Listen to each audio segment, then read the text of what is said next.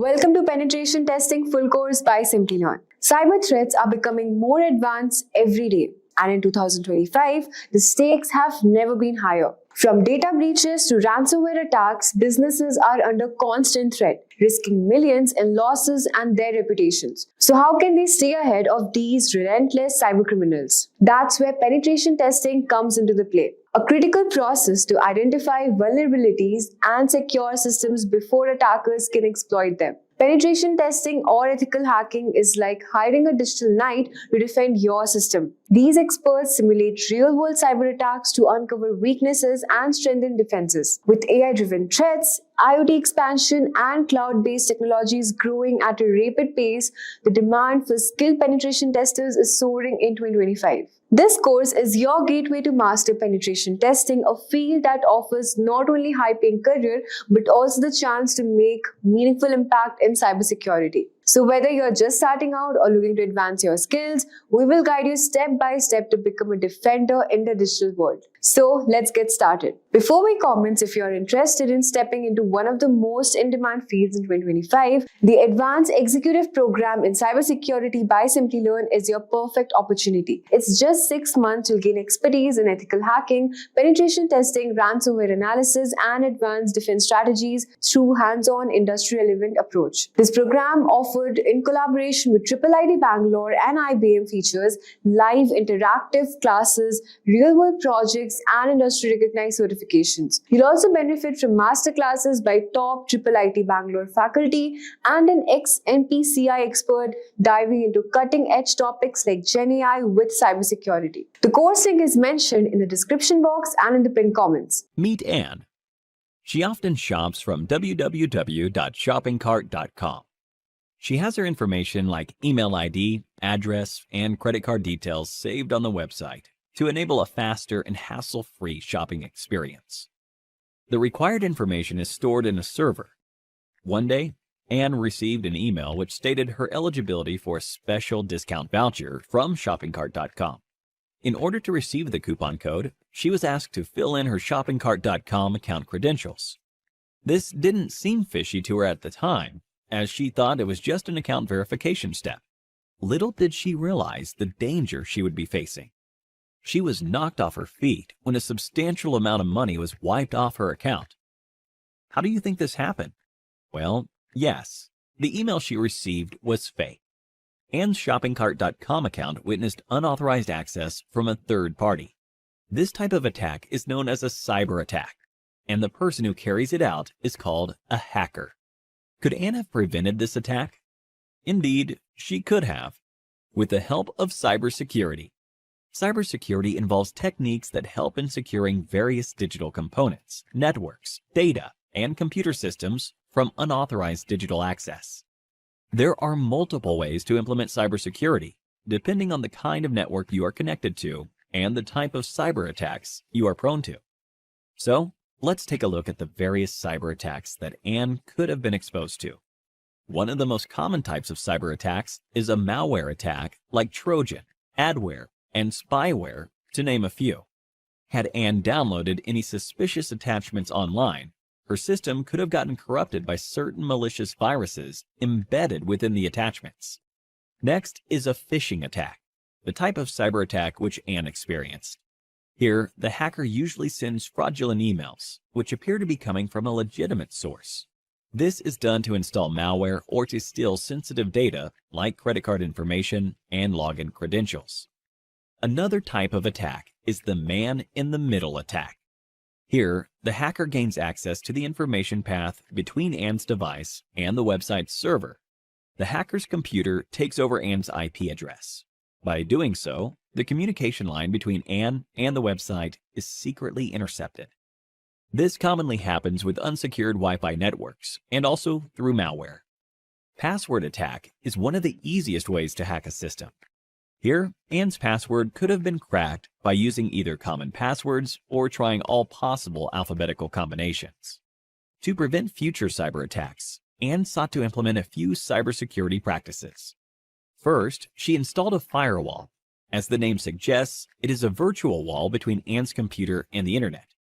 Firewalls filter the incoming and outgoing traffic from your device to safeguard your network, and they can either be software applications or hardware reinforcements. Secondly, Anne implemented honeypots. Just like how flowers attract bees, dummy computer systems, called honeypots, are used to attract attackers. These systems are made to look vulnerable in order to deceive attackers, and this, in turn, defends the real system. In addition to these, she also decided to use unique alphanumeric passwords, antivirus software, and started avoiding mails from unknown senders. That was Anne's story. Cyber attacks are not just confined to individuals, but also to public and private organizations. The cyber attacks carried out in such places are more deadly, and they result in colossal losses. Motives of such attacks are many, starting from tampering with crucial data to monetary gains. Let's have a look at a few of the cyber attacks that companies are subjected to. Various public sector organizations and large corporations face the Advanced Persistent Threat, APT. In this form of attack, hackers gain access to networks for a prolonged period in order to continuously gain confidential information. Companies also witness the denial of service attack, where networks are flooded with traffic, which in turn leaves legitimate service requests unattended. A variant of this is the distributed denial of service, DDoS attack, when multiple systems are used to launch the attack. When a hacker manipulates a standard SQL query in a database-driven website, it is known as a SQL injection attack. By doing so, hackers can view, edit, and delete tables from databases. Amidst a plethora of cyber attacks, it is indeed a challenge for organizations with several networks and servers to ensure complete security. This is not an easy task, and to help with this, cybersecurity professionals are hired to work on identifying cyber threats and securing a company's network. There are multiple job roles in the field of cybersecurity. If hacking fascinates you, then the role of an ethical hacker is something to be explored. Such professionals try to exploit a network's vulnerabilities, just like how a hacker would do, but only to identify those vulnerabilities and resolve them for protection against an actual cyber attack. But if you are looking to design robust security structures, then the role of a security architect is more apt. A Chief Information Security Officer, CISO, plays a crucial role in enterprise security and is entrusted with the overall safety of the information in an organization. So, here's a question for you. Identify the type of cyber attack where the hacker's system takes over the client's IP address. A. DDoS attack. B. Man-in-the-middle attack. C. Phishing attack. D. Password attack. Give it a thought and leave your answers in the comments section below. 3 lucky winners will receive Amazon gift vouchers. With the increase in the production of global digital data, it is anticipated that cyber attacks will quadruple in the near future. Organizations are going to need cybersecurity professionals who can prevent these attacks. A career in the field of cybersecurity is lucrative and a very smart decision for professionals now. We humans are highly tech-savvy in today's times. With the extensive use of the internet and modern technologies, there is a massive challenge in protecting all our digital data, such as net banking information, account credentials, and medical reports, to name a few. Have you heard about the deadly WannaCry ransomware attack? The attack happened in May 2017 in Asia, and then it spread across the world. Within a day, more than 230,000 computers were infected across 150 countries. The WannaCry cryptoworm encrypted the data and locked the users out of their systems. For decryption of the data, the users were asked for a ransom of $300 to $600 in Bitcoin.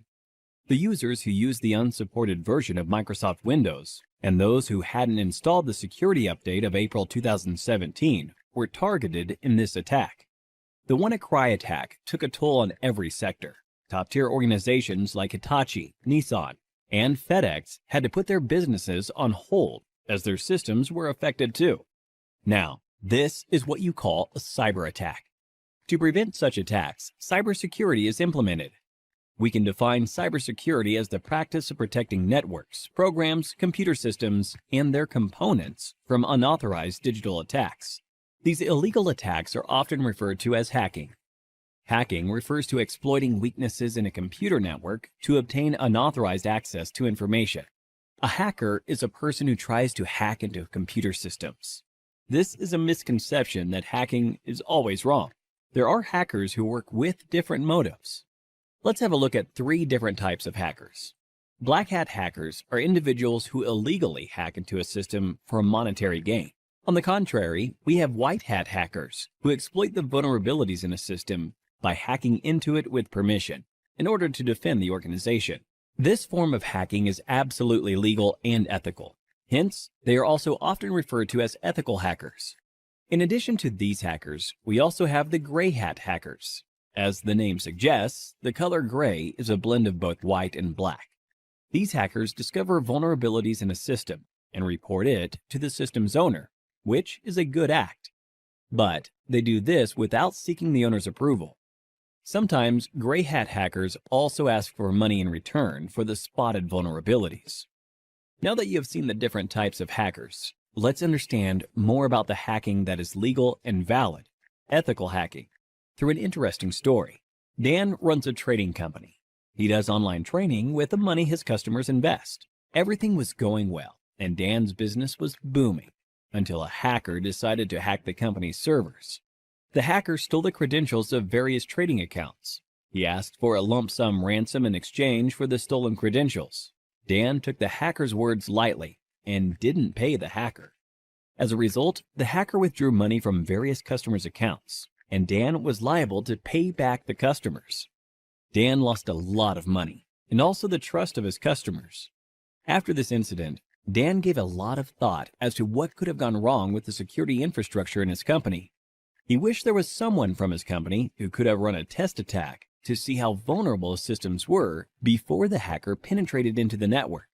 This was when he realized he needed an employee who thinks like a hacker and identifies the vulnerabilities in his network before an outsider does. To do this job, he hired an ethical hacker, John. John was a skilled professional who worked precisely like a hacker. In no time, he spotted several vulnerabilities in Dan's organization and closed all the loopholes. Hiring an ethical hacker helped Dan protect his customers from further attacks in the future. This, in turn, increased the company's productivity and guarded the company's reputation. So, now you know hacking is not always bad. John, in this scenario, exposed the vulnerabilities in the existing network, and such hacking is known as ethical hacking. Ethical hacking is distributed into 6 different phases. Let us look at these phases step by step with respect to how John, our ethical hacker, will act. Before launching an attack, the first step John takes is to gather all the necessary information about the organization's system that he intends to attack. This step is called reconnaissance. He uses tools like Nmap and hping for this purpose. John then tries to spot the vulnerabilities, if any, in the target system using tools like Nmap and Nexpose. This is the scanning phase. Now that he has located the vulnerabilities, he then tries to exploit them. This step is known as gaining access. After John makes his way through the organization's networks, he tries to maintain his access for future attacks by installing backdoors in the target system. The Metasploit tool helps him with this. This phase is called maintaining access. John is a brilliant hacker. Hence, he tries his best not to leave any evidence of his attack. This is the 5th phase, clearing tracks. We now have the last phase, that is reporting. In this phase, John documents a summary of his entire attack, the vulnerabilities he spotted, the tools he used, and the success rate of the attack. Looking into the report, Dan is now able to take a call and see how to protect his organization from any external cyber attacks. Don't you all think John is an asset to any organization? If you want to become an ethical hacker like John, then there are a few skills that you need to acquire. First and foremost, you need to have a good knowledge of operating environments such as Windows, Linux, Unix, and Macintosh. You must have reasonably good knowledge of programming languages such as HTML, PHP, Python, SQL, and JavaScript. Networking is the base of ethical hacking. Hence, you should be good at it. Ethical hackers should be well aware of security laws so that they don't misuse their skills. Finally, you must have a global certification on ethical hacking to successfully bag a position of an ethical hacker like John. Few examples of ethical hacking certification are Certified Ethical Hacker Certification, CEH, CompTIA Pentest Plus, and Licensed Penetration Tester Certification, to name a few. Simplilearn provides a cybersecurity expert master's program that will equip you with all the skills required by a cybersecurity expert. You could have a look at it by clicking the link in the description. So, here's a question for you. In which phase of ethical hacking will you install backdoors in the target system? A. Scanning. B. Maintaining access. C. Clearing tracks. D. Reconnaissance. Give it a thought and leave your answers in the comments section below. 3 lucky winners will receive Amazon gift vouchers. The endless growth of technologies in this area is directly proportional to the number of cybercrimes. Cybercrimes are estimated to cost $6 trillion in 2021. Hence, to tackle these cybercrimes, organizations are continuously on the lookout for cybersecurity professionals. The average annual salary of a certified ethical hacker is $91,000 in the US and approximately rupees 7 lakhs in India. So, what are you waiting for? Get certified and become an ethical hacker like John and put an end to the cyber attacks in the world. We humans are highly tech-savvy in today's times. With the extensive use of the internet and modern technologies, there is a massive challenge in protecting all our digital data, such as net banking information, account credentials, and medical reports, to name a few. Have you heard about the deadly WannaCry ransomware attack? The attack happened in May 2017 in Asia, and then it spread across the world. Within a day, more than 230,000 computers were infected across 150 countries. The WannaCry cryptoworm encrypted the data and locked the users out of their systems. For decryption of the data, the users were asked for a ransom of $300 to $600 in Bitcoin. The users who used the unsupported version of Microsoft Windows and those who hadn't installed the security update of April 2017 were targeted in this attack. The WannaCry attack took a toll on every sector.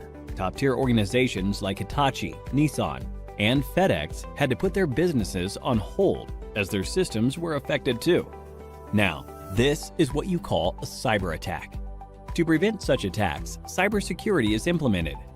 We can define cybersecurity as the practice of protecting networks, programs, computer systems, and their components from unauthorized digital attacks. These illegal attacks are often referred to as hacking. Hacking refers to exploiting weaknesses in a computer network to obtain unauthorized access to information. A hacker is a person who tries to hack into computer systems. This is a misconception that hacking is always wrong. There are hackers who work with different motives. Let's have a look at 3 different types of hackers. Black hat hackers are individuals who illegally hack into a system for monetary gain. On the contrary, we have white hat hackers who exploit the vulnerabilities in a system by hacking into it with permission in order to defend the organization.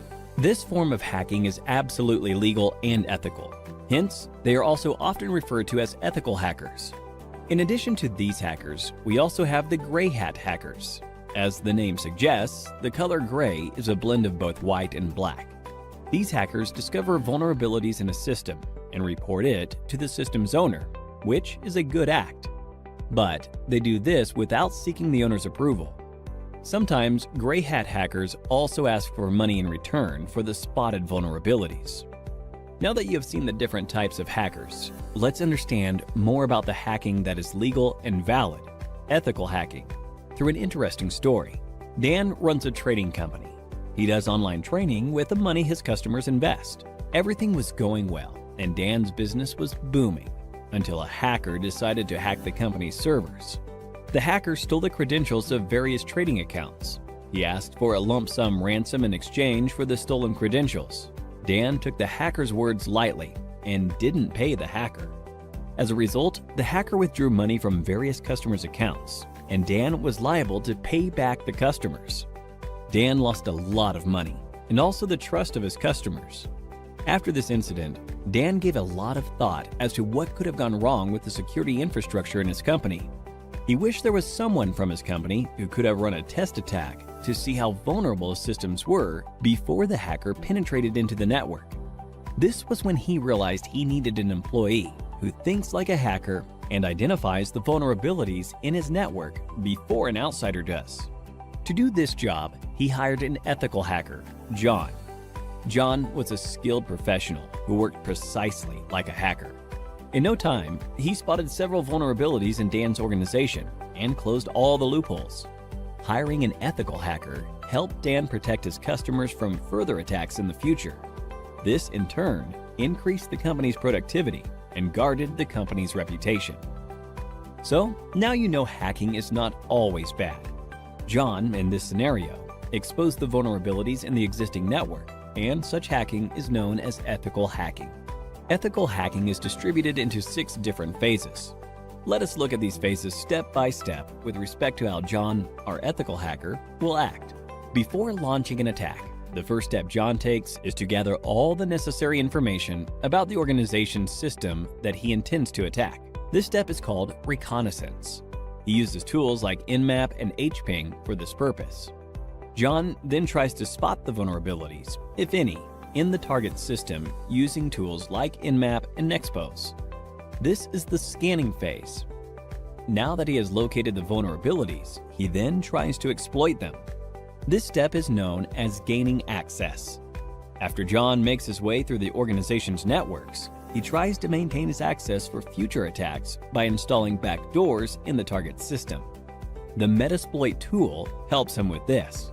This phase is called maintaining access. John is a brilliant hacker. Hence, he tries his best not to leave any evidence of his attack. This is the 5th phase, clearing tracks. We now have the last phase, that is reporting. In this phase, John documents a summary of his entire attack, the vulnerabilities he spotted, the tools he used, and the success rate of the attack. Looking into the report, Dan is now able to take a call and see how to protect his organization from any external cyber attacks. Don't you all think John is an asset to any organization? If you want to become an ethical hacker like John, then there are a few skills that you need to acquire.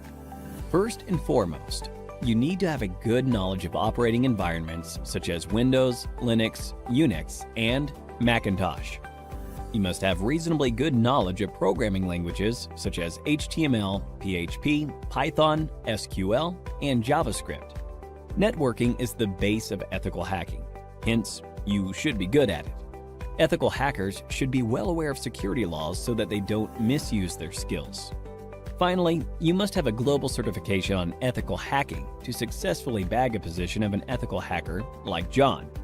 Few examples of ethical hacking certification are Certified Ethical Hacker Certification, CEH, CompTIA Pentest Plus, and Licensed Penetration Tester Certification, to name a few. Simplilearn provides a Cybersecurity Expert Master's program that will equip you with all the skills required by a cybersecurity expert. You could have a look at it by clicking the link in the description. So, here's a question for you. In which phase of ethical hacking will you install backdoors in the target system? A. Scanning. B. Maintaining access. C. Clearing tracks. D. Reconnaissance. Give it a thought and leave your answers in the comments section below. 3 lucky winners will receive Amazon gift vouchers. The endless growth of technologies in this area is directly proportional to the number of cybercrimes. Cybercrimes are estimated to cost $6 trillion in 2021. Hence, to tackle these cybercrimes, organizations are continuously on the lookout for cybersecurity professionals.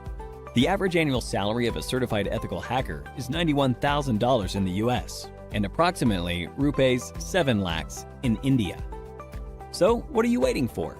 Get certified and become an ethical hacker like John and put an end to the cyber attacks in the world. Cybersecurity is not just a job, it's a war zone where organizations fight daily to protect their most valuable assets, data and systems.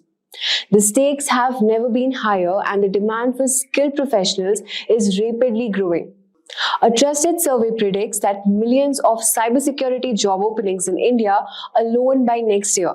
But here's the harsh reality. Most candidates lack the skills and the industry demands. This is where certifications comes in. You have probably heard people ask, why do certifications? Why not just get a degree? Wait, let me tell you the truth. College programs often fail to keep up with the fast-changing demands of cybersecurity industry. Certifications, on the other hand, are laser-focused on the skills you actually need. They are faster, more affordable, and targeted. So whether you're a fresher or a professional looking to climb up the ladder, certifications are your best bet. Let's explore the top 5 certifications that can give you an edge to help you land that dream cybersecurity job. Now you might be thinking, I'm not from an IT background, can certifications really help me? Or maybe you have graduated with a computer science degree and are wondering why bother with certifications. Let me explain why certifications are so powerful. First, if you are from a non-IT background, certifications can open doors you never thought possible. They provide you with hands-on practical skills that employers value far more than theoretical knowledge. For example, even if you have never written a single line of code, certifications like CompTIA Plus Security or Certified Ethical Hacker can teach you the foundational skills needed to land your first job in cybersecurity. On the other hand, if you're already a computer science graduate, certifications allow you to specialize. Cybersecurity is a vast field, and employers look for specialists in areas like penetration testing, risk management, or compliance.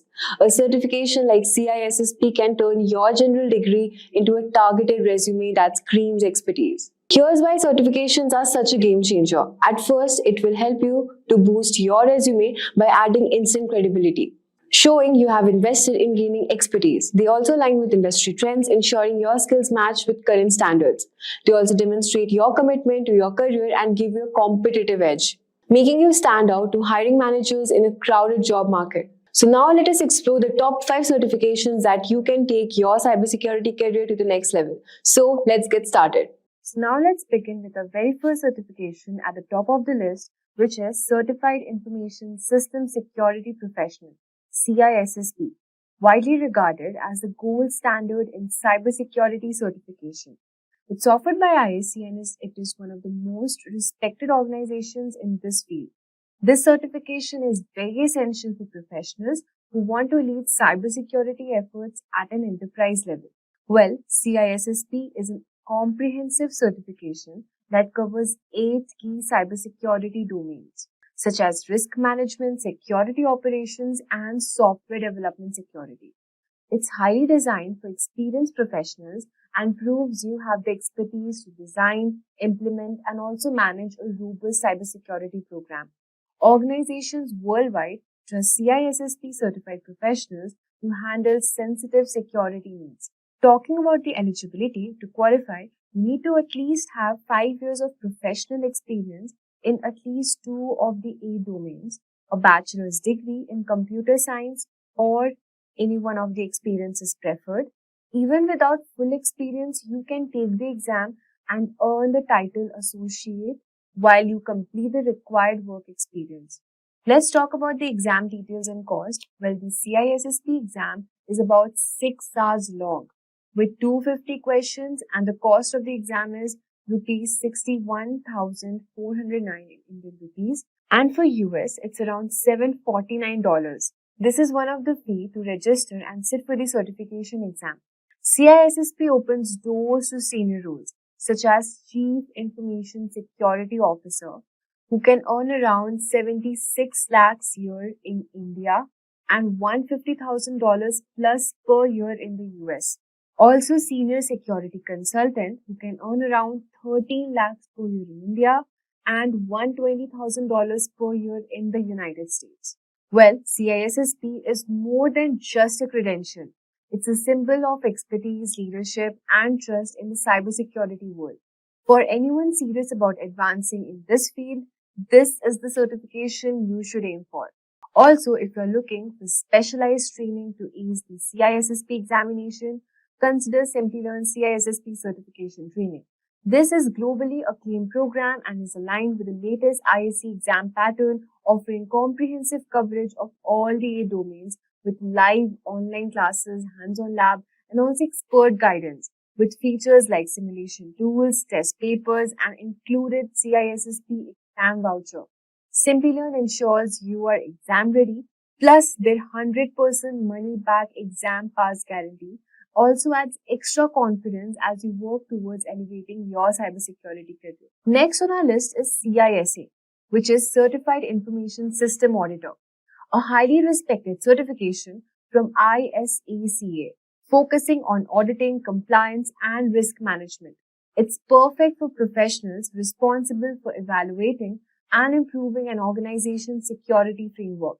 CISA is recognized worldwide, especially in highly regulated industries like finance, healthcare, and government. It demonstrates expertise in identifying vulnerabilities, ensuring compliance, and improving security controls. Let's talk about the eligibility for this certification. Well, to qualify, you need to have at least 5 years of work experience in IT audit, control, or security. You also need to have a bachelor's degree that can waive up to 2 years of this requirement. Let's talk about the exam details and cost for this certification. Well, the exam is 4 hours long, with 150 questions testing your knowledge of auditing and compliance. Exam fee is around 47,141 Indian rupees and $575 for ICACA members. And if you're not a member of ISACA, then you have to pay 62,000 in Indian rupees and $760 for USA. Let's talk about the career opportunities and salaries. Well, CISA certified professionals can secure roles like IT audit manager, who can earn around 20 lakhs per year in India and $130,000 per year in the United States. Compliance program manager also can earn around 24 lakhs per year in India and $140,000 per year in the United States. With organization increasingly prioritizing governance and compliance, CISA has become a critical certification for professionals in these areas. It's must-have for those who want to specialize in auditing and risk management. Also, if you want to boost your career in IT auditing and compliance, you can consider Simplilearn's CISA certification training. As an accredited training partner of ISACA, Simplilearn offers comprehensive preparation including live classes, by industry experts, access to the official ISACA learning kit, and simulation tests to help you master the 2024 CISA exam and domain. This training provides you up-to-date curriculum and practical insights to help you excel your career. With an exam pass guarantee and flexible learning options, Simplilearn also ensures that you're fully prepared to achieve CISA certification and advance your professional journey. Let's talk about the third certification on the list, which is Certified Information Security Manager, CISM. Coming at number 3, this is another certification from ISACA, aimed at managers and leaders in cybersecurity. It's ideal for professionals who want to transition into leadership roles.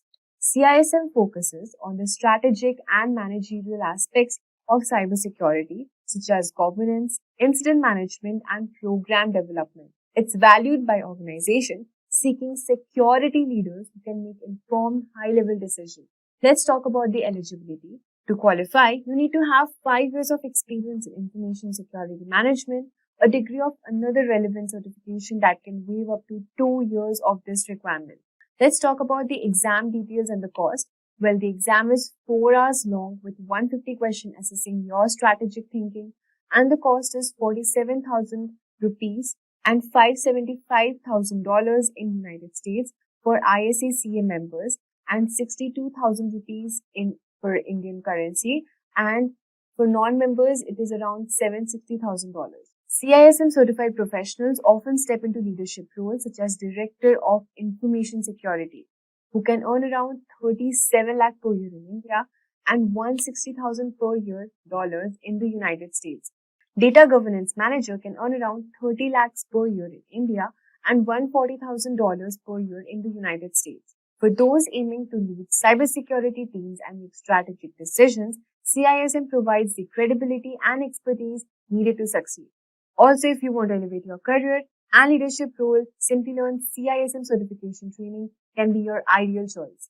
As an ISACA Elite Training Partner, Simplilearn provides an official learning kit including the ISACA Value Review Manual, QAE, and exam voucher along with live classes conducted by accredited instructors. So you can refer to this certification by Simplilearn. Let's move on to the fourth number on the list, which we have CompTIA Security Plus. the perfect entry-level certification for building core cybersecurity skills. It's a vendor neutral, which means it's recognized across industries and applies to various technologies. Security Plus covers essential topics like network security, threat management, and compliance. It's designed to give beginners a strong foundation in cybersecurity and prepare them for real-world challenges. Let's talk about the eligibility. Well, there are no strict prerequisites, but CompTIA recommends having basic IT experience or earning the Network Plus certification first. Let's talk about the exam details and cost. The 90-minute exam includes both multiple choice questions and also performance-based questions. The registration fee for the exam is 30,000 rupees and in USD it is around $370. With Security Plus, you can pursue roles like Security Engineer, who can earn around 8.2 lakhs per year in India and $95,000 per year in the United States. Cloud engineers can earn up to rupees 6 lakh per year in India and $85,000 per year in the United States. Security Plus is an affordable, impactful way to start your cybersecurity journey, making it an excellent choice for beginners.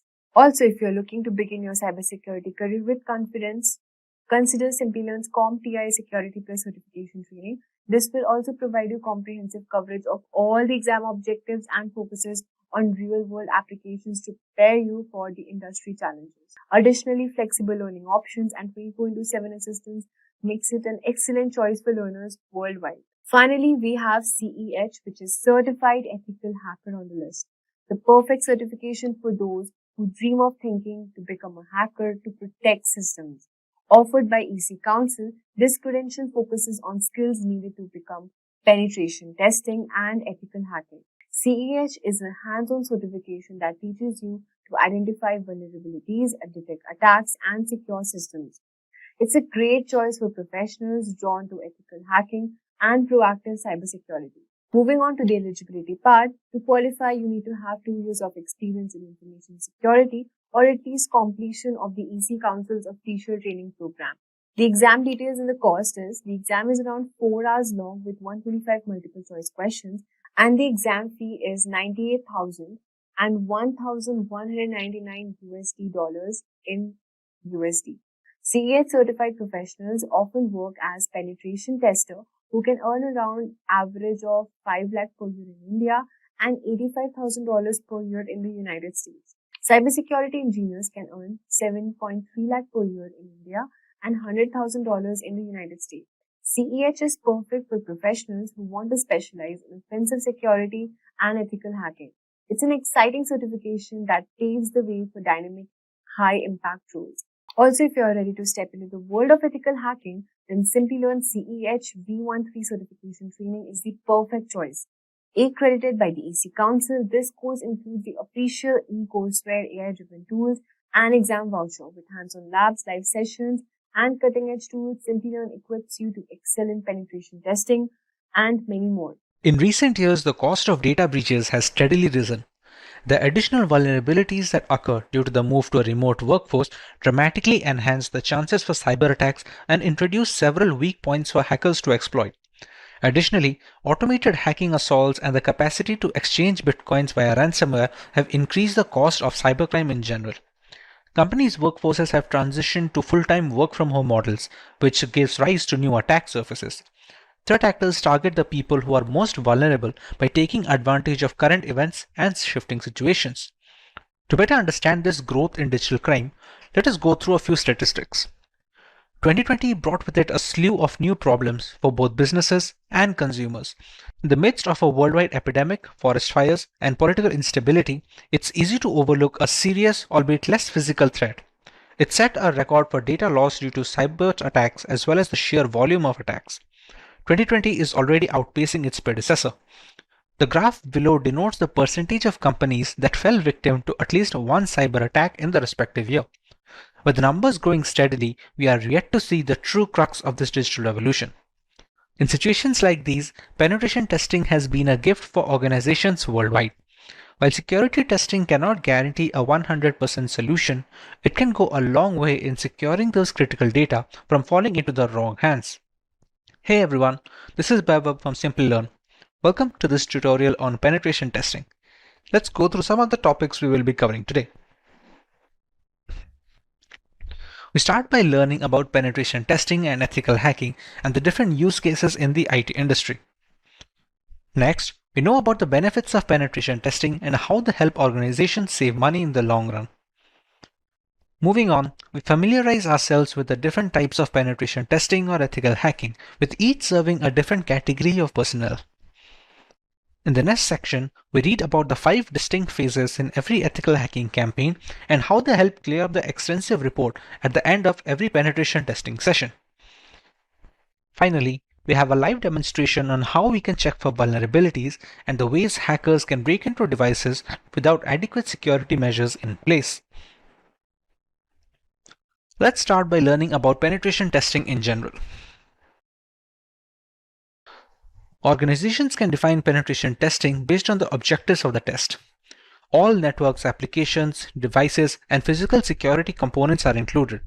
It imitates the behavior of harmful individuals or the hackers. Experienced cybersecurity specialists use penetration testing to strengthen a company's security posture and eliminate any weaknesses that leave it vulnerable to attacks. Penetration testing, when done correctly, goes beyond simply preventing thieves from gaining unauthorized access to a company's systems. It generates realistic scenarios that demonstrate how well a company's present defenses might perform in the face of a full-scale cyber assault. The simulation aids in the discovery of the sites of exploitation and the testing of IT breach security. Businesses may acquire professional, unbiased, third-party input on the security procedures by conducting frequent penetration testing. Pen testing, while relatively time-consuming and costly, can aid in the prevention of highly destructive and expensive breaches. A white hat hacker employs hacking talents to find security flaws in hardware, software, or networks. On the other hand, white hat hackers follow the rule of law when it comes to hacking instead of black hat hackers. They assist firms in conducting penetration tests to analyze their security index and make the necessary improvements.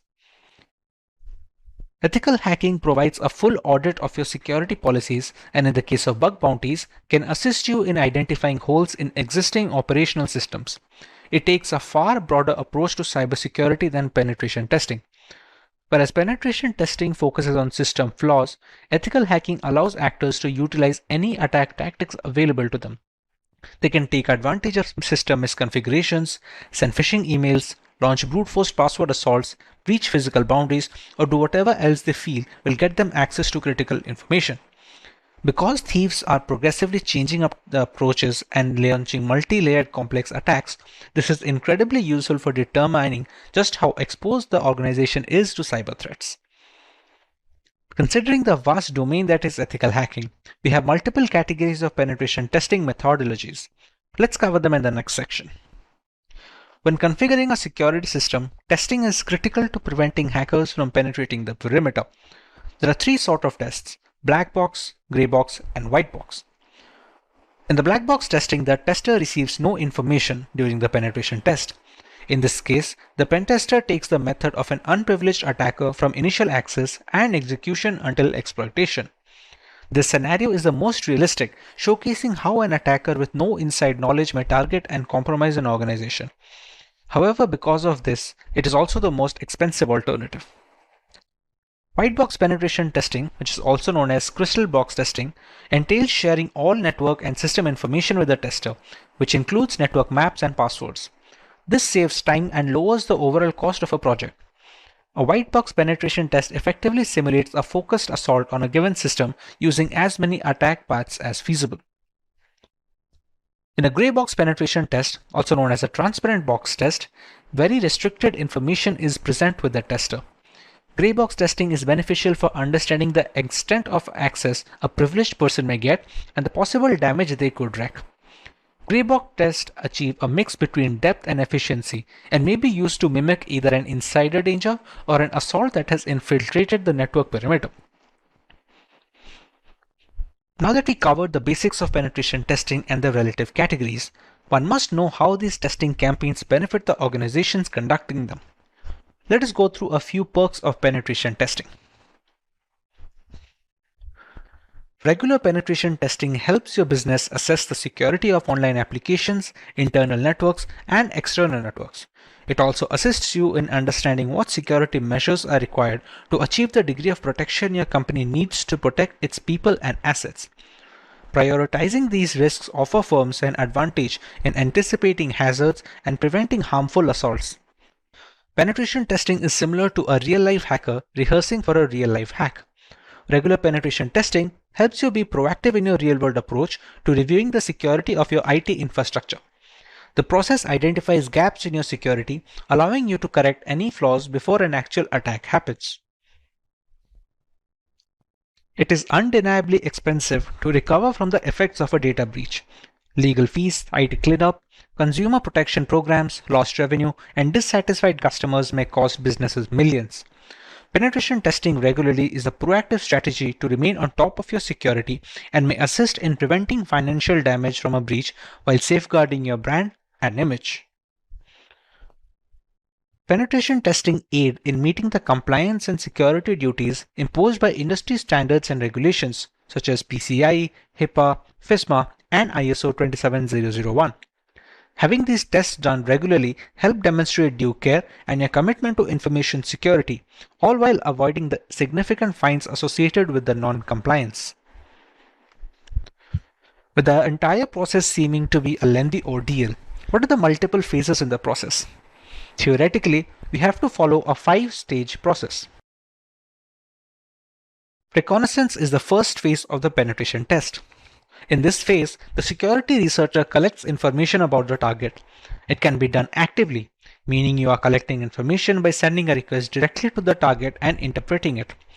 Passively, where you are collecting data without contacting the target, or both. It helps security firms gather information about the target system, network components, active machines, etc. This activity can be performed by using information available in the public domain and using different tools. The scanning phase is more tool-oriented rather than performed manually. The penetration tester runs one or more scanner tools to gather more information about the target.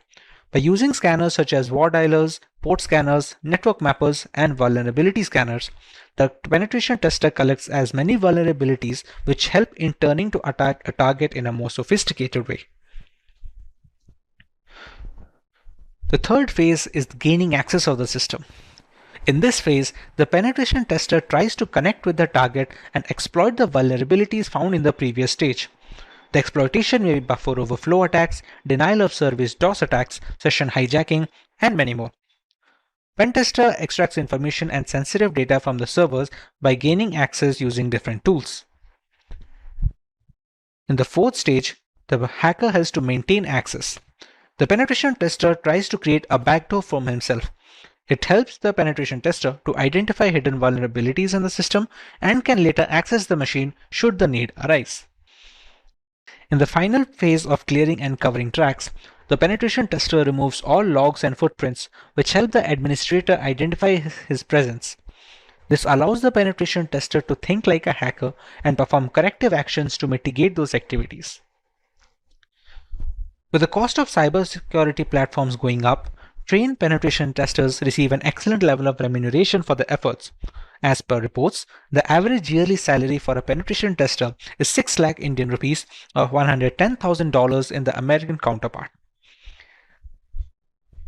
Finally, let's go over some of the ways hackers can identify vulnerable positions on a system to gather information in a live demonstration. In this demo, we will start by setting up a VPN connection that will allow us to access to a vulnerable network by creating a local virtual group over the internet. We then try to scan the victim machine for breachable entry points, find the username and password of the user in question, and eventually grab the root password from the device. To start our demonstration, we're going to need a vulnerable machine to work on. Now, this vulnerable machine can be found on the website known as TryHackMe, which is a service catered towards penetration testers. Before we connect to the machine, we need to join the network where the machine is located. We can do that using an OVPN file, which is short for OpenVPN protocol. To connect to this OVPN file, we're going to go into a new workspace on Parrot Security.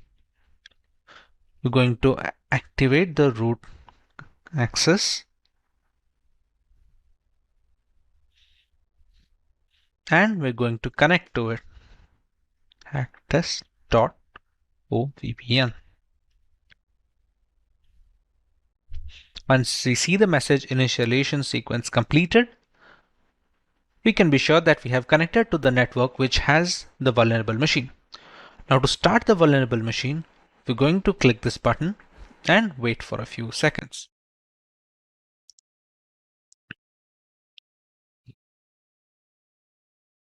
As you can see, it gives a 1-minute countdown before it shows you the IP address. Now remember, whatever the IP address we receive here, it is a machine being launched on the TryHackMe servers, but we can access that machine because of the OVPN connection that we have just set up using this file. This OVPN file can be found on the TryHackMe servers profile section, which I downloaded beforehand. As you can see, we now have the IP address of our victim machine. Let's try if we can reach this machine or not. We're going to copy the IP address and we're going to try and ping to the machine. If the connection is successful and we have joined the network, we should be able to see some response over here.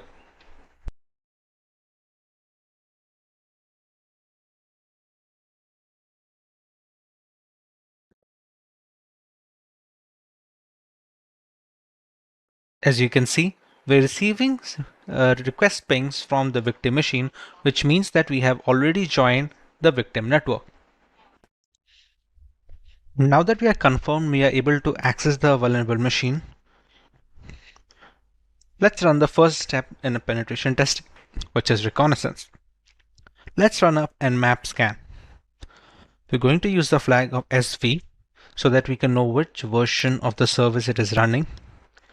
We're going to take up the IP address and paste it here.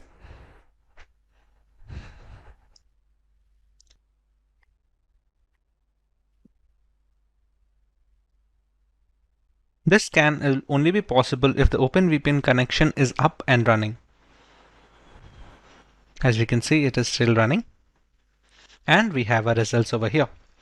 We're running this scan so that we can find the services running on the host machine that we will run nmap against. We conclude that a web service is running actually on port 80, as we can see over here, which is using the Apache server system. In addition to this, there is a SMB Samba service as well, running on ports 139445. Now that we know that we have an Apache server, we can use this IP address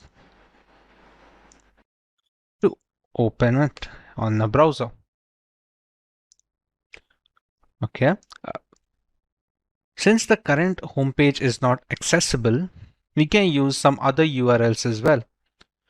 As far as Apache servers are concerned, there are a certain set of URLs that can be used to open.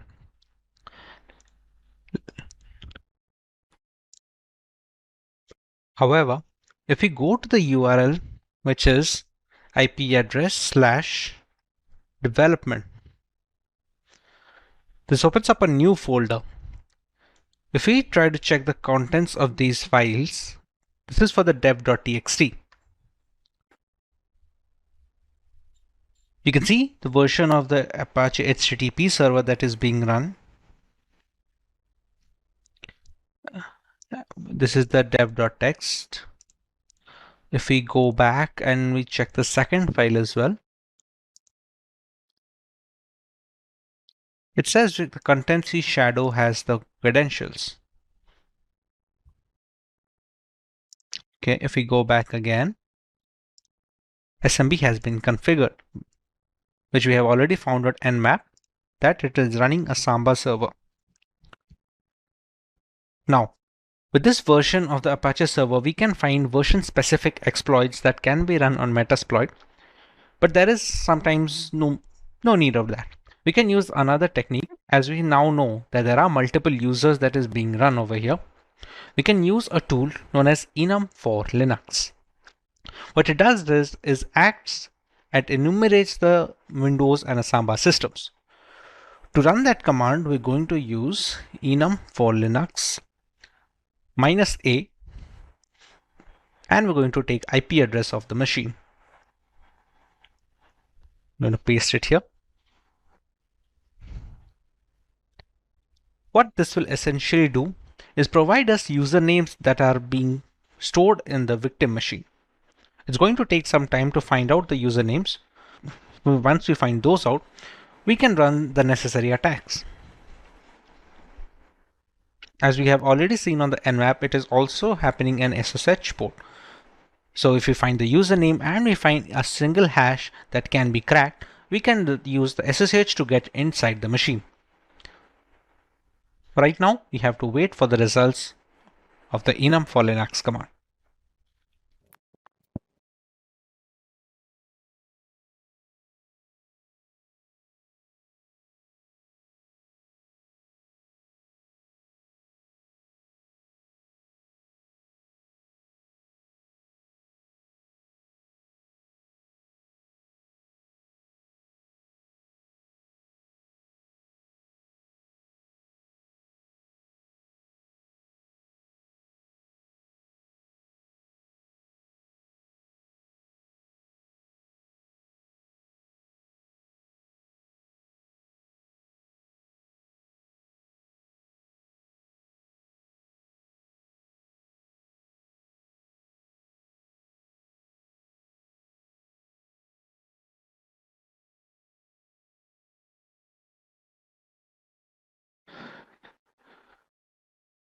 As you can see, we have found two users of the machine known as K and Jan. I think we can stop the enumeration right now since we have the two users of this machine. Next step, what we can do is we can try to SSH into the machine.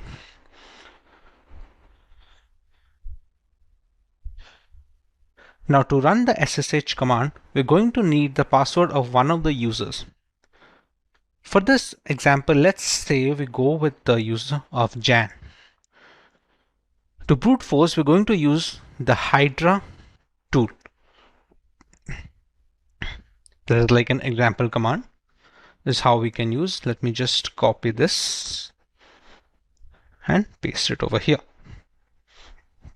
All right. Hydra -l user, as we had already decided, we're going to use the user Jan, and we're going to use SSH. For the IP address, we're going to copy it from here and paste it here. Now for the password list, we're going to use a word list which has a few passwords already present in it. For this example, I'm going to use the rocku.txt file, which has like millions of passwords already stored in it. What the Hydra will do is it will try to bypass the SSH console on the machine using the passwords present in the rocku.txt file. We will give the path of rocku over here like this.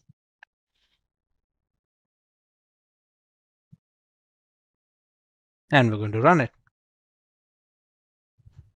As you can see, it's mentioned that it's attacking SSH at this IP address. Now this attack is going to take a while, and after this attack is done, we are going to get the SSH password, which is basically the credentials of the Jan user in the victim machine. For now, I'm going to stop this attack.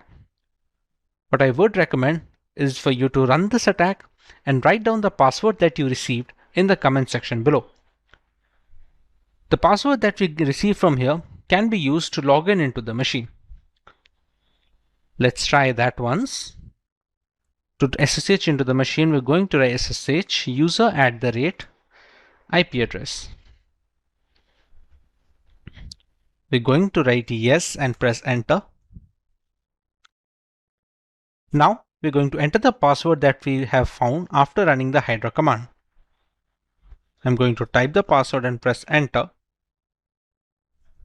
And we have logged in, as you can see. Now, if we try to look around, there are no directories over here. Okay, so let's go one step back.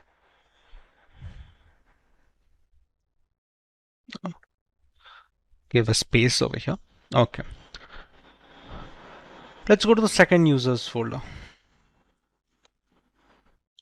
Okay.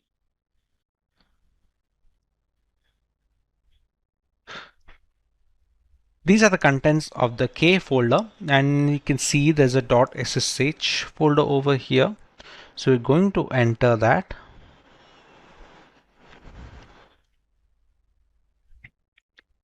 Let's have a look the files in this folder, and we can file an RSA ID over here, which, if I'm not wrong, should be an RSA private key, which can be used to SSH into the machine. Here we go. You can see it's a begin RSA private key, and it should end here as well. Now what this private key does, this hash will be used to log SSH into the machine when using the user K. Once this hash is cracked using Hydra or any other cracking software like John the Ripper, we can easily use the passphrase to log in into the machine with the user of K.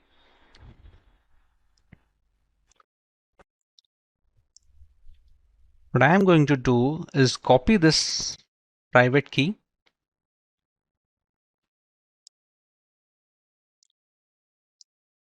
I'm going to launch a new terminal. I'm going to create a new file known as nano ID, paste the private key over here, and save it. As you can see, we have saved the file over here. Now this hash can later be used to crack into the machine using the user of K. This hash can be cracked using either John the Ripper, Hydra, or there are other cloud mechanisms that can be used to crack this machine. After it is cracked, we can use the passphrase derived from it to SSH into the machine. To perform the SSH entry, we're going to use this command, ssh-i. We're going to use the same file which we received. We're going to write the username, which is k 10.10. We can just copy it from the here. Right. Minimize this and paste the IP address over here. Or we can do one more thing. We're going to use a sudo command together as well. It's better. Sudo ssh, enter the system password.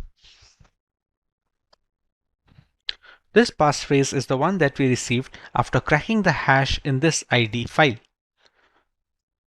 Whichever password you received after cracking this using Hydra or John the Ripper, please write the password in the comment section so that we can know that we have successfully cracked the password.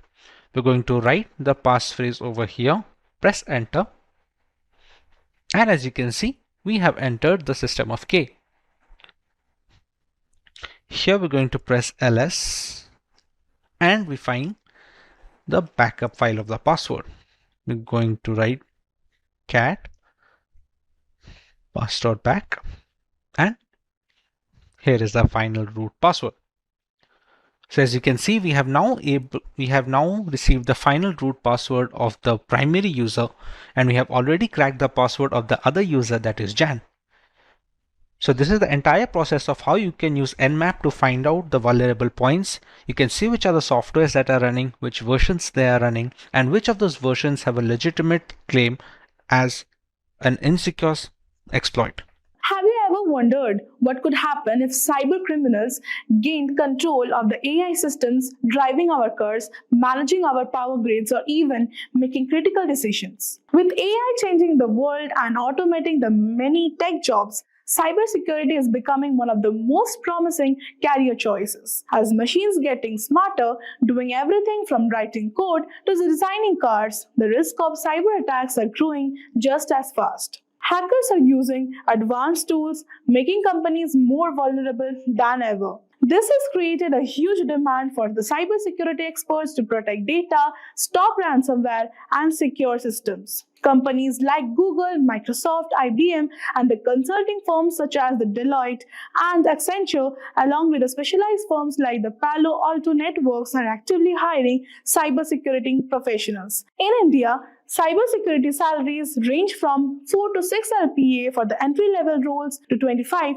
to 50 plus LPA for the senior positions. While in US, they range from $70,000 to $90,000 per year for beginners to $200,000 for senior roles like CISO. Quite impressive, right? So in this video, we will learn step by step how you can land your very first cybersecurity job from starting with zero knowledge to mastering the skills needed to get hired. I have broken down the entire roadmap into easy to follow weekly milestones. So stay tuned as we cover everything you need to know in one powerful video. Your future in cybersecurity starts here. So let's move on. Now let's start with who is a cybersecurity engineer. A cybersecurity engineer is a tech professional responsible for designing, implementing, and maintaining secure systems to protect an organization's data and infrastructure from the cyber threats. They act as the first line of defense against hackers like malware and data breaches, ensuring that the sensitive information stays safe. Now, let's understand their roles and responsibilities. The roles and responsibilities of a cybersecurity engineer are as follows. Number 1 is design secure systems. Building security architectures and implement firewalls and encryption is their first and foremost roles and responsibilities. Coming to the second one is to monitor threats, detect and respond to suspicious activities and breaches.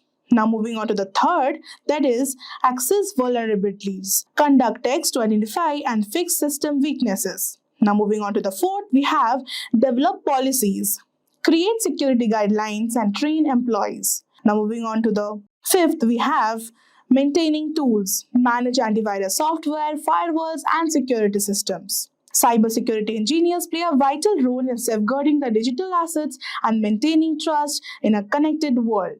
Now, moving on to the skills required to become a cybersecurity engineer. If you are aiming to become a cybersecurity engineer, there's a mix of technical and soft skills you will need to master. So let's break it down into bite-sized, relatable pieces.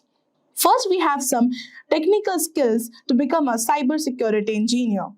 The first one is networking. You need to have a strong grip on how the internet and the network function works. Think TCP/IP, DNS, VPNs, and firewalls. These are the building blocks of security. If you don't know this, it's likely trying to guard a house without knowing where the doors are. Now moving on to the second, we have operating systems. Be a pro at securing Windows, Linux, and Mac. Each OS has its quirks, and understanding their security setups is key to defending against the attack. Now moving on to the third, we have programming. You don't need to be a coding wizard, but familiarity with Python, Java, or C++ will give you an edge. Even scripting with Bash or PowerShell can help automate the security task. Now, fourth, we have cloud security. Companies are in the cloud, so you need to know how to secure platforms like AWS, Azure, or Google Cloud. The future of data is here and it needs protection. Now, moving on to the cybersecurity tools under the skills required to become a cybersecurity engineer. You will spend a lot of time with the tools like SIEM, for example, the Splunk and the QRadar, IDS and IPS antivirus software, and endpoint protection systems. These are your shields and swords in the fight against the cyber threats. Now we have risk management. Every system has weak spots. Your job is to find them. Learn to conduct vulnerability assessments and penetration tests, and then fix those issues before hackers can exploit them. Now, you should have a knowledge of security standards. Understand the compliance frameworks like ISO 27001, GDPR, HIPAA, and NIST. Think of this as the rule book that keeps companies' security practices in check. Now, moving on to the soft skills section. In the soft skills section, we have analytical thinking. Cyber threats are like puzzles. Your job is to solve them. Quick thinking and problem solving are your superpowers. Now moving on to the second one is communication. You will often need to explain the complex tech issues to the people who don't speak tech. Simplify, clarify, and get them on board. Now third, we have attention to detail. Spotting the tiniest vulnerability can save a company from massive losses. Your eagle eyes will make all the difference. Now, Continuous learning. Cyber threats evolve every day, and so should you. Stay ahead by keeping up with the latest trends, tools, and attack methods. In cybersecurity, learning never stops. It's what keeps the job exciting. Master these skills, and you will not only be ready for a cybersecurity role, but also thrive in a fast paced, ever changing field. Ready to take on the challenge?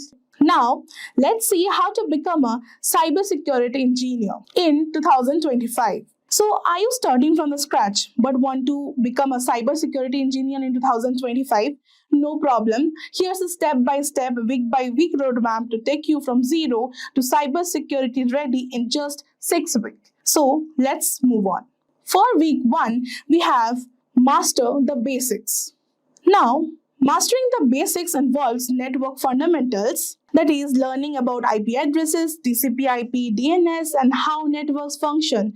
Tools like Cisco Packet Tracer or YouTube tutorials are a great starting point. Secondly, we have operating system. Understand Windows and Linux basics. Install a Linux distro, for example, the Ubuntu, and explore terminal commands.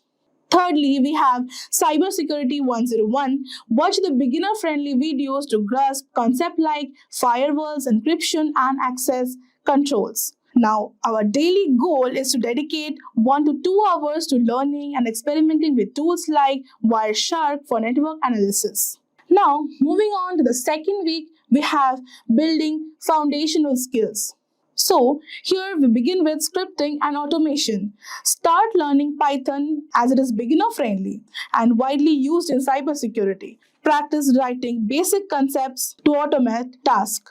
Secondly, we have basic security practices. Understand how antivirus software, VPNs, and firewalls work. Practice configuring a firewall on your system. Hands-on practice. Build your first simple security project like scanning for the open ports using Python. Then, our daily goal is to work on one practical exercise daily, such as creating a simple script or configuring a security setting. Now, moving on to the third week, we have exploring tools and techniques. Firstly, we will start with cybersecurity tools. Get familiarized with essential tools like SIM, Splunk, QRadar, and endpoint protection software. Then we have vulnerability assessment. Learn about the penetration testing and practice with the free tools like Kali Linux and Metasploit.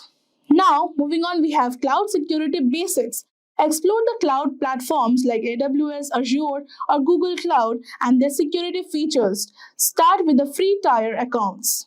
Now, our daily goal is to set up and test at least one cybersecurity tool each day. For example, run a vulnerability scan. Now, moving on, we have the fourth week as earn your first certification. So, we will begin with the certification preparation. Begin preparing for the beginner-friendly certifications like TIA Security Plus or Certified Ethical Hacker SEH. Use free resources or enroll in a boot camp if needed. Then we have practice exams. Take mock tests to familiarize yourself with the certification format. Hands-on labs. Use platforms like TryHackMe or Hack the Box for real-world practice. Now, our daily goal is to study for 1 to 2 chapters of the certification syllabus and practice related skills. Now, moving on, we have the fifth week as work on projects for your portfolio. Now, creating a portfolio like a penetration testing report for your home lab, a Python script that automates the basic security tasks like the password strengthen checker, a case study on a famous cybersecurity breach and how it was resolved. Now, you must be thinking why it is so important. Like why the projects are so important. Projects demonstrate your practical skills to potential employers, and that's why it is so important. Now moving on to the sixth week, we have the job ready preparation, our ultimate goal in 2025. So start with creating your portfolio. Showcase your certifications of Simplilearn, projects made in this live class and achievements, include details about your hands-on experience. Then comes resume and LinkedIn, like the projects, building a professional resume tailored for cybersecurity roles. Optimize your LinkedIn and highlight your skills. Now, apply for jobs. Target the entry-level roles like the SOC analyst, security analyst, or IT support with a focus on security.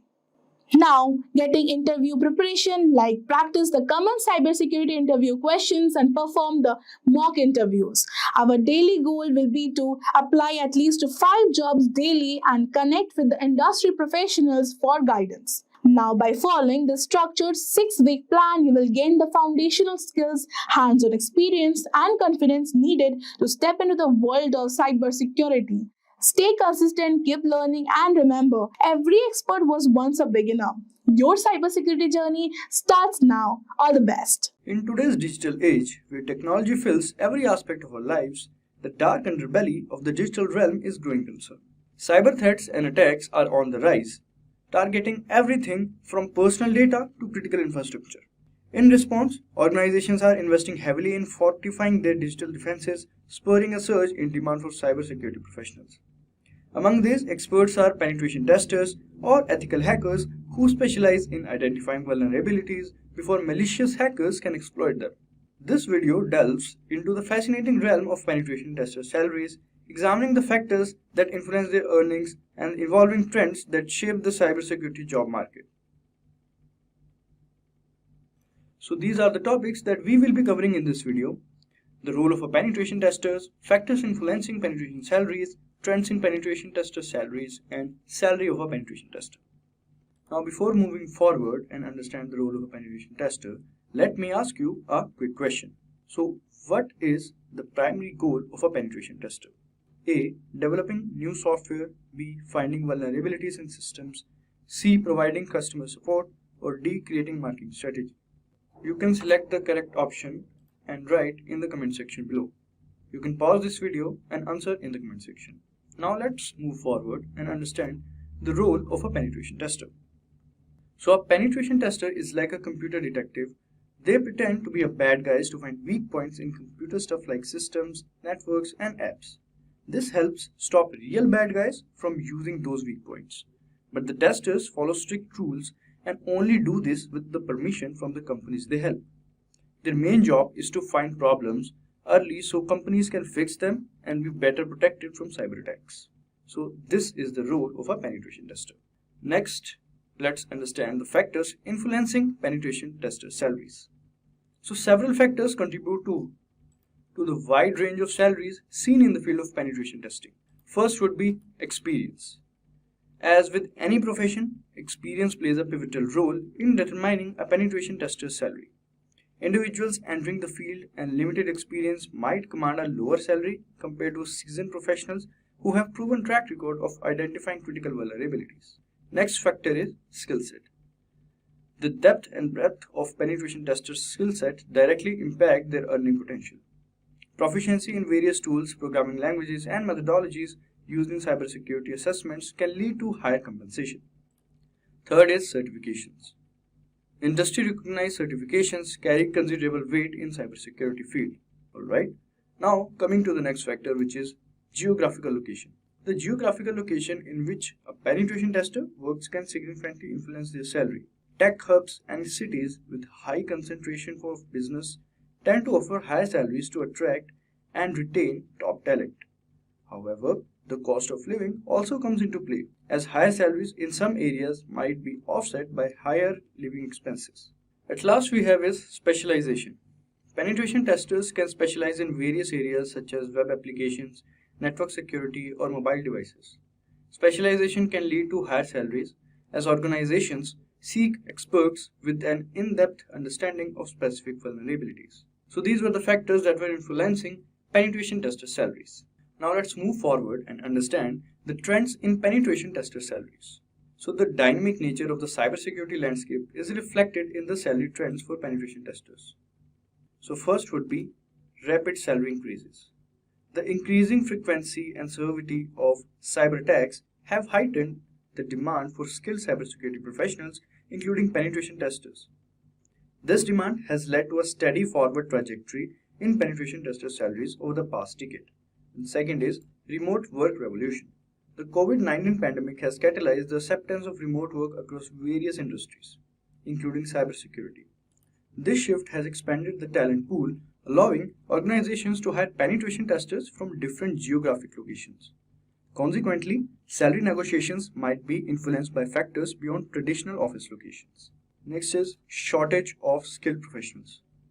The shortage of skilled penetration testers remains a significant challenge for organizations seeking to strengthen their cybersecurity defenses. The scarcity of qualified candidates has created a competitive job market, prompting companies to offer enticing compensation packages to attract and retain top talent. So these were the trends in penetration tester salaries. Now let's come to the interesting part, which is salary of a penetration tester.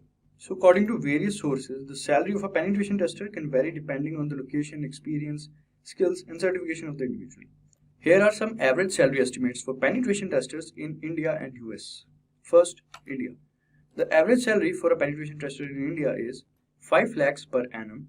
The salary range is from 4 lakhs to 20 lakhs per annum. The pay also depends on the skills and certifications of the penetration tester. The next is USA. The average salary for a penetration tester in US is $128,000 per year. The salary range is from $107,000 to $166,000 per annum. The pay also depends on the location, experience, skills, and certifications of the penetration tester. So as you can see, penetration testing is a rewarding career option for those who are interested in cybersecurity. However, it also requires a lot of technical knowledge, creativity, problem-solving skills, and ethical standards. If you're considering becoming a penetration tester, then do check out our course. The link is mentioned in the description box.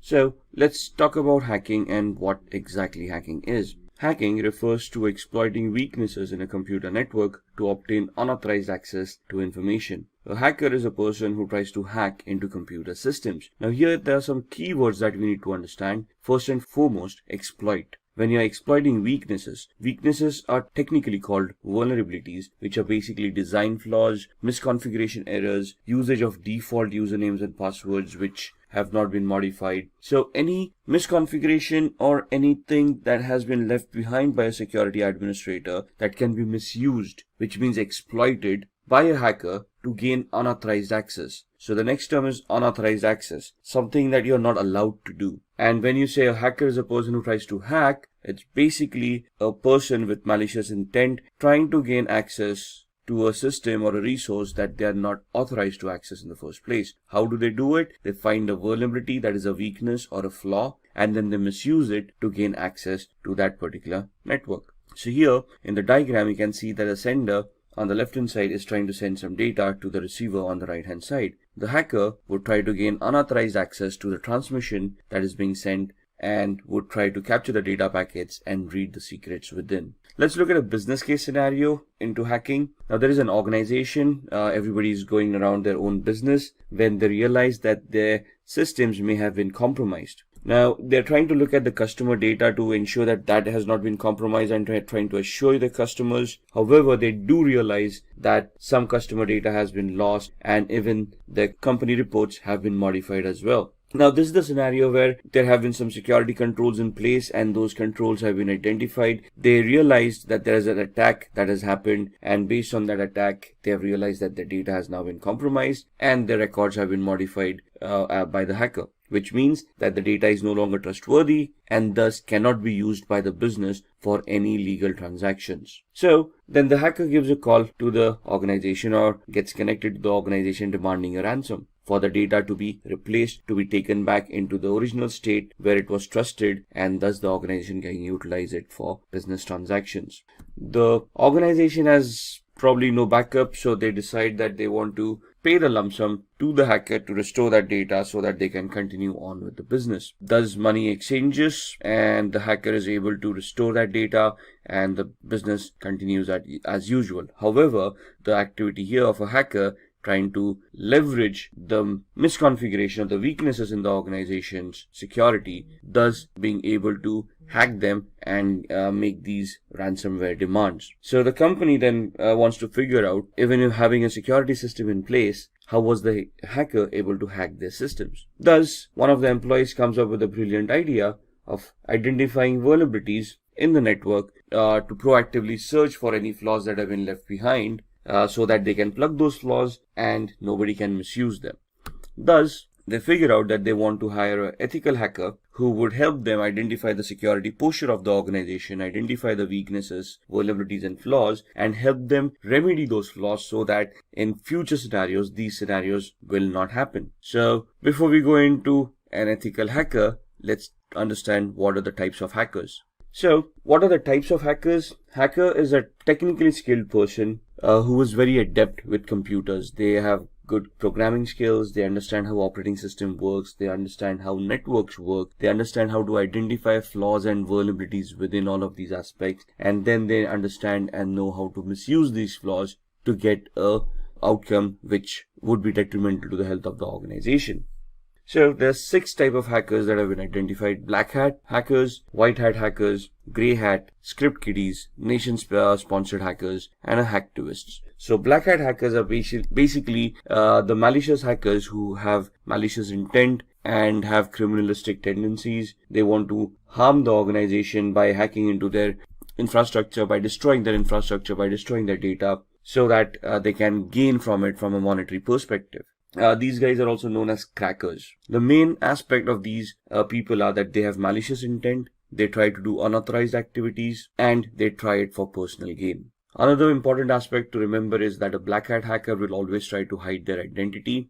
They will spoof their online digital identity by masking it, by spoofing their IP addresses, MAC addresses, and try to remain anonymous on the network. A white hat hacker, on the other hand, is also an ethical hacker or a security analyst who's an individual who will do exactly the same thing that a black hat hacker would do, minus the malicious intent, plus the intent of helping the organization identifying the flaws and remedying them so that nobody else can misuse those vulnerabilities. So they are authorized to act on the company's behalf. They are authorized to do that activity which would help the company identify those flaws and thus help the company mitigate those flaws, improving on their security posture. So these kind of security experts or ethical hackers would help organizations defend themselves against unauthorized attacks. Grey hat hackers is a blend of both white hat and black hat hackers. So here they can work defensively and offensively both. They can accept contracts from organizations to increase their security posture. At the same time, they can also get themselves involved in malicious activities towards other organizations to personally gain or benefit from them by doing unauthorized activity. Script kiddies are people who are technically not much aware about what hacking is. They rely on existing tools that have been created by other hackers. They have no technical knowledge of what they're doing. It's just a hit or miss for them. So they just get their hands on a tool. They try to execute those tools. If the hack works, it works. Otherwise, it doesn't. So these people are basically who are noobs or newbies who are trying to learn hacking, or just people who with malicious intent who just want to have some fun or trying to impress people around. Then we have the nation or the state-sponsored hackers. As the name suggests, these hackers are sponsored by their government. Now, this may not be a legitimate job, but most of the governments do have hackers enrolled in their on their organizations to spy on their enemies, to spy on various countries and try to figure out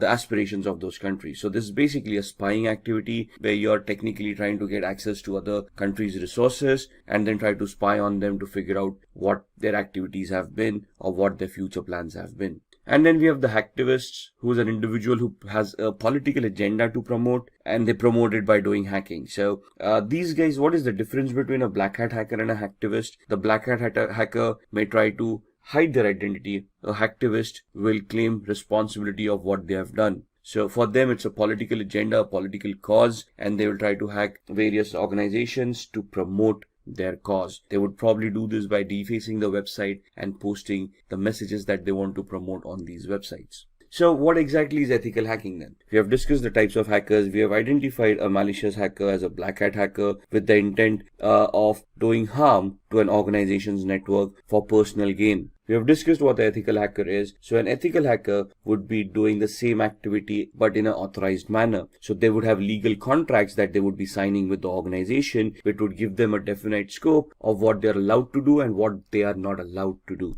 And the ethical hackers would function within those scopes, would try to execute those test scenarios where they would be able to identify those flaws or those system vulnerabilities, and then they would be submitting a report to the management of what they have found. They would also help the management to mitigate or to resolve those weaknesses so that nobody else can misuse them later on. They might use the same techniques and the same tools that black hat hackers do. However, the main difference here is that these guys are authorized to do that particular activity. They're doing it in a controlled manner with the intent of helping the organization and not with the intent of personal gains. So who's an ethical hacker? Again, an ethical hacker is a highly intelligent, highly educated person who knows how computers function, how programming languages work, how operating systems work. They can troubleshoot. They're technically very adept at computing. They understand the architecture. They understand how various components in a computer work. They can troubleshoot those components, and they can basically be very good with programming as well. Now, when I say programming, we don't want an ethical hacker to be a good developer of applications. We want them to understand programming in such a way that they can create scripts, they can write their own short programs like viruses, worms, trojans, or exploits which would help them achieve the objective that they have set out for. So here you can see the ethical hacker. They are individuals who perform a security assessment of their companies with the permission of concerned authorities. So what is a security assessment? A security assessment is finding out the exact security posture of the organization by identifying what security controls are in place, how they've been configured, and if there are any gaps in the configurations themselves. So an organization will hire an ethical hacker. They would give the ethical hacker the information about what information is, or what security controls, what firewalls, what IDSS, IPSS, intrusion detection or intrusion prevention systems, antiviruses are already in place, and then they will ask the ethical hacker to figure out a way to bypass these mechanisms and see if they can still hack the organization. What is the need of an ethical hacker? The need of an ethical hacker is proactive security. The ethical hacker would identify all the existing flaws in an organization and try to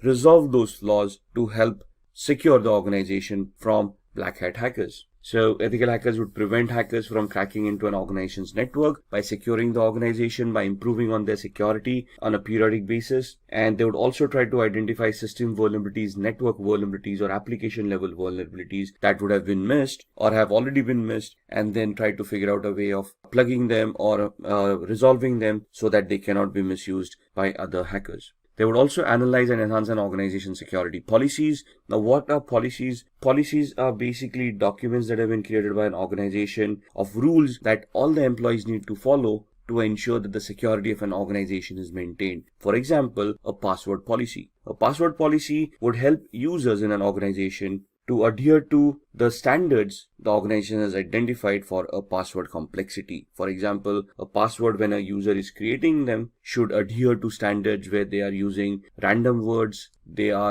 contain the alphabet A through Z, uppercase and lowercase, 0 through 9 as numerics, and special characters, and they are randomized so that the password becomes more stronger to prevent from brute force attacks. So what would an ethical hacker do at this point in time? They would try to test the strength of the passwords to see if brute force attacks or dictionary attacks are possible, and if any of these passwords can be cracked. They would ensure that all the employees are following the policies and all the passwords are as secured as the policies want them to be. If there are any gaps in the policies or the implementation of the policy, it is the ethical hacker's responsibility to identify those gaps and warn the organization about it. Similarly, they would also try to protect any personal information, any data that is owned by the organization that is critical for the functioning of the organization, and they will try to protect it from falling into the hacker's hands. Now, what are the skills that are required of an ethical hacker? These are the following skills. So first and foremost, they should have good knowledge with operating systems such as Windows, Linux, Unix, and Mac. Now, when we say knowledge about operating systems, it's not only about how to use those operating systems, but how to troubleshoot those operating systems, how these operating systems work, how these operating systems need to be configured, how can they be secured. For example, securing an operating system is not only installing a firewall and an antivirus, but you need to configure permissions on an operating system of what users are allowed to do and what users are not allowed to do. For example,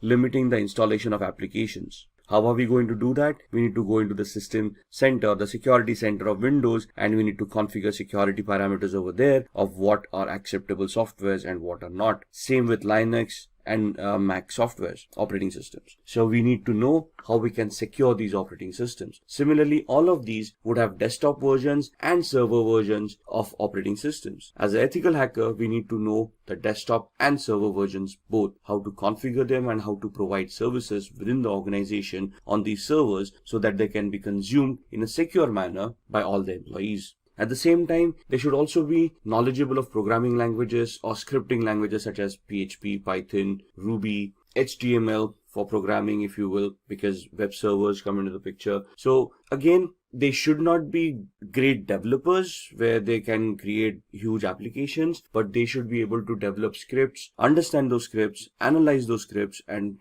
figure out what the output should be of those scripts to achieve the hacking goals that they have set out for. An ethical hacker should have a very good understanding about networking. No matter whether you're in application security, you're in network security, or you're in host-based security, since a computer will always be connected to a network, either a local area network like a LAN or the internet, we should know how networking works. We should know the 7 layers of the OSI model. We should know which protocols work on those 7 layers. We should identify the TCP/IP model and how a OSI model can be mapped to the TCP/IP model. We should understand how TCP and UDP work, how each and every protocol is crafted, how they are supposed to behave for us to analyze and understand any network-based attacks. We should be very good in security measures. So we should know where those vulnerabilities would lie, what are the latest exploits available in the market, and we should be able to identify them. We should be able to know the techniques and the tools of how to deal with security, how to analyze security, and then how to implement security to enhance it as well. Along with that, it is important that a security analyst or ethical hacker is aware of the local security laws and standards. Why is that? Because an organization cannot do any illegal activity. Whatever responses that they have, whatever security mechanisms, whatever security controls they will implement, they need to be adhering to the local law of the land. They should be legal in nature and should not cause undue harm to any of the employees or any of the third-party clients that they are dealing with. So the ethical hackers should be aware of what security laws are before they implement security controls, or even before they start testing for security controls. And all of these should be backed up by having a global certification or a globally valid certification related to networking, related to security, ethical hacking, the law of the land, anything and everything. Maybe even programming. It's good to have a certification in PHP, Perl, Python, Ruby, and so on and so forth. Why? Because most of the organizations, when they hire ethical hackers, look out for these certifications, especially globally valid certifications, so that they can be sure, or they can be assured that the person that they are hiring has the required skill set. So let's talk about a few of the tools that an ethical hacker would utilize in their testing scenarios. To be honest, there are hundreds of tools out there. What you see on the screen are just a few examples of them. Nessus is a vulnerability scanner. What is a vulnerability scanner? It is an automated tool that is designed to identify vulnerabilities within hosts, within operating systems, within networks. So they come with their ready-made databases of all the vulnerabilities that have already been identified, and they scan the network against that database to find out any possible flaws or any possible vulnerabilities that currently exist on the host or the operating system or on the network. Similarly, there would be application scanners like Acunetics or Arachne that would help you scan applications and identify flaws within those applications as well. Now, all of these are automated tools. The essence of ethical hacker is when these tools churn out their reports, the ethical hacker can understand these reports, analyze them, identify the flaws, and then craft their own exploits or use existing exploits in a particular manner so that they can get access, or they can bypass the access security controls mechanisms that are already in place. How can they do that? With the tool called Metasploit. You see that big M there on the right hand side? That M logo is for a tool called Metasploit, which is a penetration testing tool. What is a penetration testing tool? It is that tool that will allow an ethical hacker to craft their exploits or choose their exploits for the vulnerabilities that have been identified by Nessus. Since we are interacting with computers, we will always be interacting using tools, right? So the first tool, Nessus, identifies the flaws and the possible list of vulnerabilities. We do a penetration test using Metasploit to validate those flaws and to verify that those flaws actually exist. and try to figure out the complexity of those flaws. And that's where Metasploit helps us do that. Wireshark would be used in the background while we are doing both the activities using Nessus or Metasploit to keep a track of what packets are being sent and received on the network, which will help us analyze those packets. So whenever I run a Nessus scanner, I would run a Wireshark in the background. It will capture the data packets, and I can go through those data packets and analyze that data packets to identify what Nessus is actually trying to do. Similarly, when I try to attack a machine using exploit on Metasploit, I will keep on Wireshark running in the background to capture the data packets that have been sent and the responses that I've received from the victim, so that I can also go through those packets and analyze the responses and analyze the attack, whether it was successful, to what extent was it successful, and basically will also give me a validation, a proof of the activity that has happened. Nmap is another automated tool that allows me to scan for open ports and protocols. So why would I use Nmap? Because ports and protocols become an entry point for a hacker to gain access to devices. For example, when we connect to a web server, we connect through a web browser, but we automatically connect to port 80 using HTTP and port 443 is using HTTPS. So if I'm connecting to a web server using HTTPS, it is safe to assume that port 443 on the web server is open to accept those connections. Similarly, there would be other services that may be left open on the web server because nobody thought about configuring it, or they misconfigured the web server and they left unwanted services running. So Nmap will allow me to scan those ports and services and allow me to understand what services are being offered on that server, so then I can start analyzing that server, identify those flaws within those services, and then try to attack them. If the application that I'm analyzing is connected to a database and I want to do a SQL injection attack, or if Nessus tells me that there is a SQL injection attack that may be possible on that particular application, I can use an automated tool called SQL Map or SQL Map that would allow me to automatically craft all the queries that are required for a SQL injection attack and help me do that attack at the same time. So here I do not have to manually create my own queries. The SQL map tool would automatically create them for me. What I would do is I would use Nessus to identify that particular flaw. If Nessus reports that flaw, I would then go use the tool SQL map, configure it to attack that particular web server, and when I fire off the tool, it will then automatically start directing queries, SQL injection queries, to the database to see if those databases are vulnerable, and if yes, what data can be retrieved from those databases. So all of these tools in a nutshell would help me hack networks, applications, operating systems, and host devices. And this is what an ethical hacker does. They use these kind of tool sets, they identify what attacks they need to do, they identify the right tool for that particular attack, and they write their exploits, they create those attacks, and then they start attacking, analyze the response, and then give a report to the management, providing them feedback about how the attack was created or crafted, what was the response to that attack, and whether the attack was successful or not. If successful, they would also give recommendations of what to do to prevent these attacks from happening in the future. So when we are doing these attacks, or when we want to launch these attacks, what is the process that we would follow? So there are 6 steps that we would do as an ethical hacker. If you're just a hacker, you probably wouldn't do the 6th step, which is a reporting step. So the first step that would be done is the reconnaissance phase, which is the information gathering phase, which is very important from an ethical hacker's perspective or a hacker's perspective. Because if I want to attack someone or something as a digital device, I need to know what I'm attacking.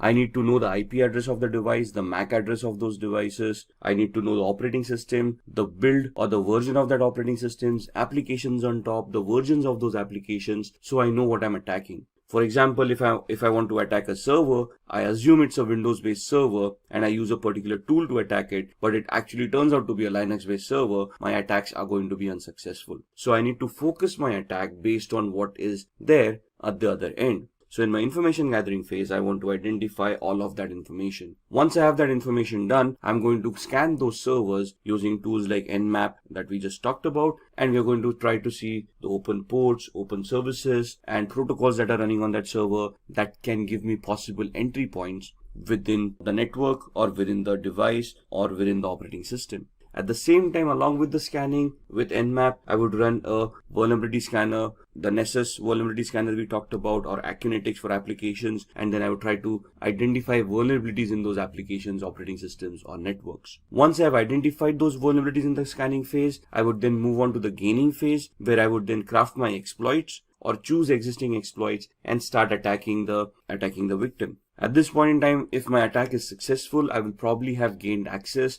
by either cracking passwords or escalating privileges or exploiting a vulnerability that I may have found during the scanning phase. Once I have gained my access, I want to maintain my access. Why? Because the vulnerability may not be there for long. Maybe somebody updated the operating system and hence the flaw was no longer existing, or somebody changed the password that I may have cracked, thus I no longer have access. So what do I do to maintain my access? I install Trojans or backdoor entries to those systems, using which I can secretly, in a covert manner, get access to those devices at my own will, at my own time, as long as those devices are available over the network. So that's where I maintain my access. I have hacked them. Now I want to maintain my access, so I install a software which would give me a backdoor entry to that device no matter what. Once I have done this, I want to clear my tracks. So whatever activity that I've been doing, for example, installing a Trojan is also a software that would create directories and files once installed on the victim's machine. So I want to hide that. If I have accessed data stores, if I have modified data, I want to hide that activity, because if the victim comes to know that something has happened, they would start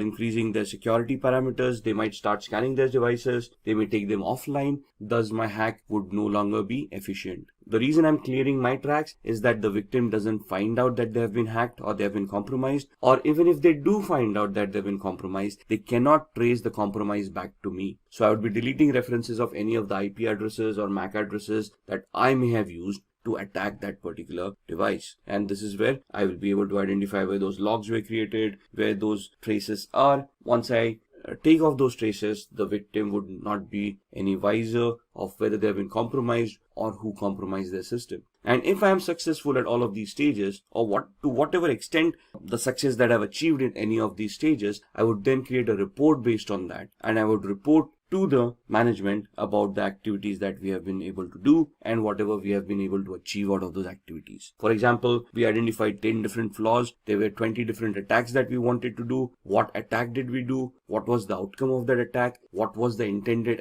or the expected output of that attack? I'll create a report which would give a detailed analysis of all the steps that were taken, along with screenshots and evidences of what activity was conducted, what was the output, what was the expected output, and I would submit that report to the management, giving them an idea of what vulnerabilities and flaws exist in their environment or their devices that need to be mitigated so that the security can be enhanced. So these are the 6 steps that the ethical hacking process would take.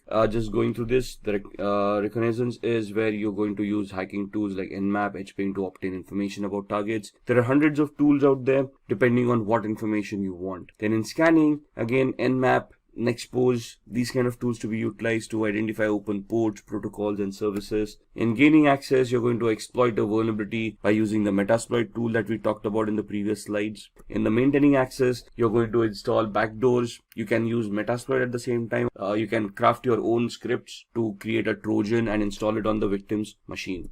Once you have achieved that, clearing tracks is where you're going to clear all evidences of your activity so that you do not get caught or the victim doesn't even realize that they have been hacked. And once you're done all of this, we are going to create reports that are going to be submitted to the management to help them understand the current security evaluation of their organization. So now let's see how we can hack using social engineering. Now, what is social engineering? Social engineering is the art of manipulating humans into revealing confidential information which they otherwise would not have revealed. So this is where your social skill and your people skills come into the picture. If you are able to communicate effectively to another person, they would probably give up more information that they intended to give out. Let's look at examples, right? If you see on the screen, phishing activity. What is phishing? We receive a lot of fake mails on a regular basis. We have always received those emails where we have won a lottery of a few $1 million, but we have never realized that we didn't purchase a lottery to win a lottery in the first place. We have always had those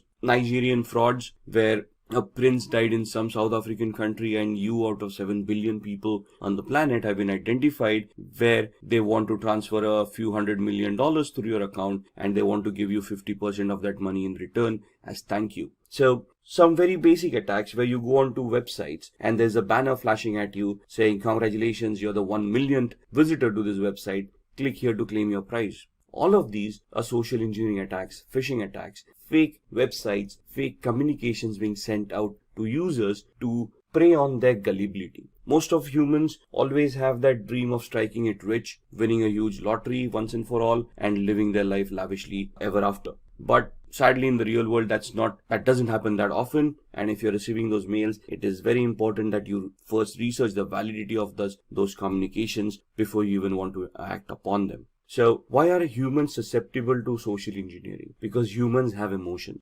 Machines do not. Try pleading with a machine to give you access to an account that you have forgotten a password to. The machine wouldn't even know what you're doing. Try pleading with a human, sympathy or empathy, where you could try to create a social engineering attack where you can plead with them saying, if I do not get access to this account immediately, I might lose my job. And then that would put my family into problems. Somebody would feel empathy or sympathy towards you and help you reset that password and give you access to that account. It's how good the attack is and how convincing you are for the success of this attack to happen. So what is a familiarity exploit? Attackers interact with victims to gain information which will benefit the attackers to crack credentials. As passwords, if we want to reset our passwords, what do we have as a mechanism to resetting passwords? We have some security questions that we set up. Those questions are nothing but personal information that we would know, but through a social engineering attack, it would be easily be able to gather the information that you have set for your security questions. The security questions can be as simple as the first school that you attended. You probably have that listed on your LinkedIn profile,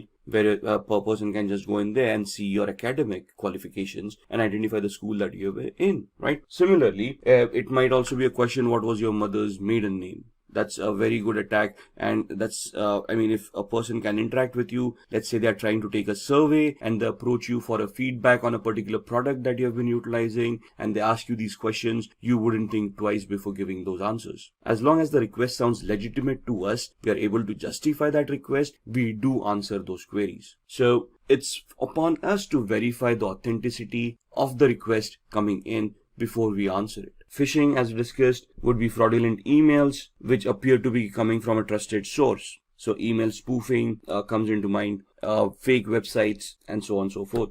Exploiting human curiosity. Curiosity killed the cat, right? So there's so many physical attacks where hackers just keep pen drives lying around in a parking lot. Now this is a generic attack. Whoever falls victim will fall victim. So if I just throw around a few USBs in the parking lot, obviously with Trojans implemented on them, some people who are curious or who are looking for a couple of freebies might take up those pen drives, plug them in their computers to see what data is on the pen drives. At the same time, once they plug in those pen drives on their computers, the virus or the Trojan would get infected and cause harm to their machine.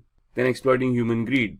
We just talked about the Nigerian frauds and the lotteries, those kind of attacks, the fake money-making gimmicks. Now, basically, this is where you prey upon the person's greed kicking in, and they are clicking on those links in order to get that money that has been promised to them in that email. So one of the safest mechanisms to keep data private and to keep yourself secure is using encryption. Now, encryption can happen through cryptography. What is cryptography? Cryptography is the art of scrambling data using a particular algorithm so that the data becomes unreadable to the normal user. The only person with the key to unscramble that data would be able to unscramble it and make sense out of that data. So we're just making it unreadable or non-readable by using a particular key or a particular algorithm, and then we're going to send the key to the end user. The end user using this same key would then decrypt that data. If anybody compromises that data while it is being sent over the network, since it is encrypted, they would not be able to read it.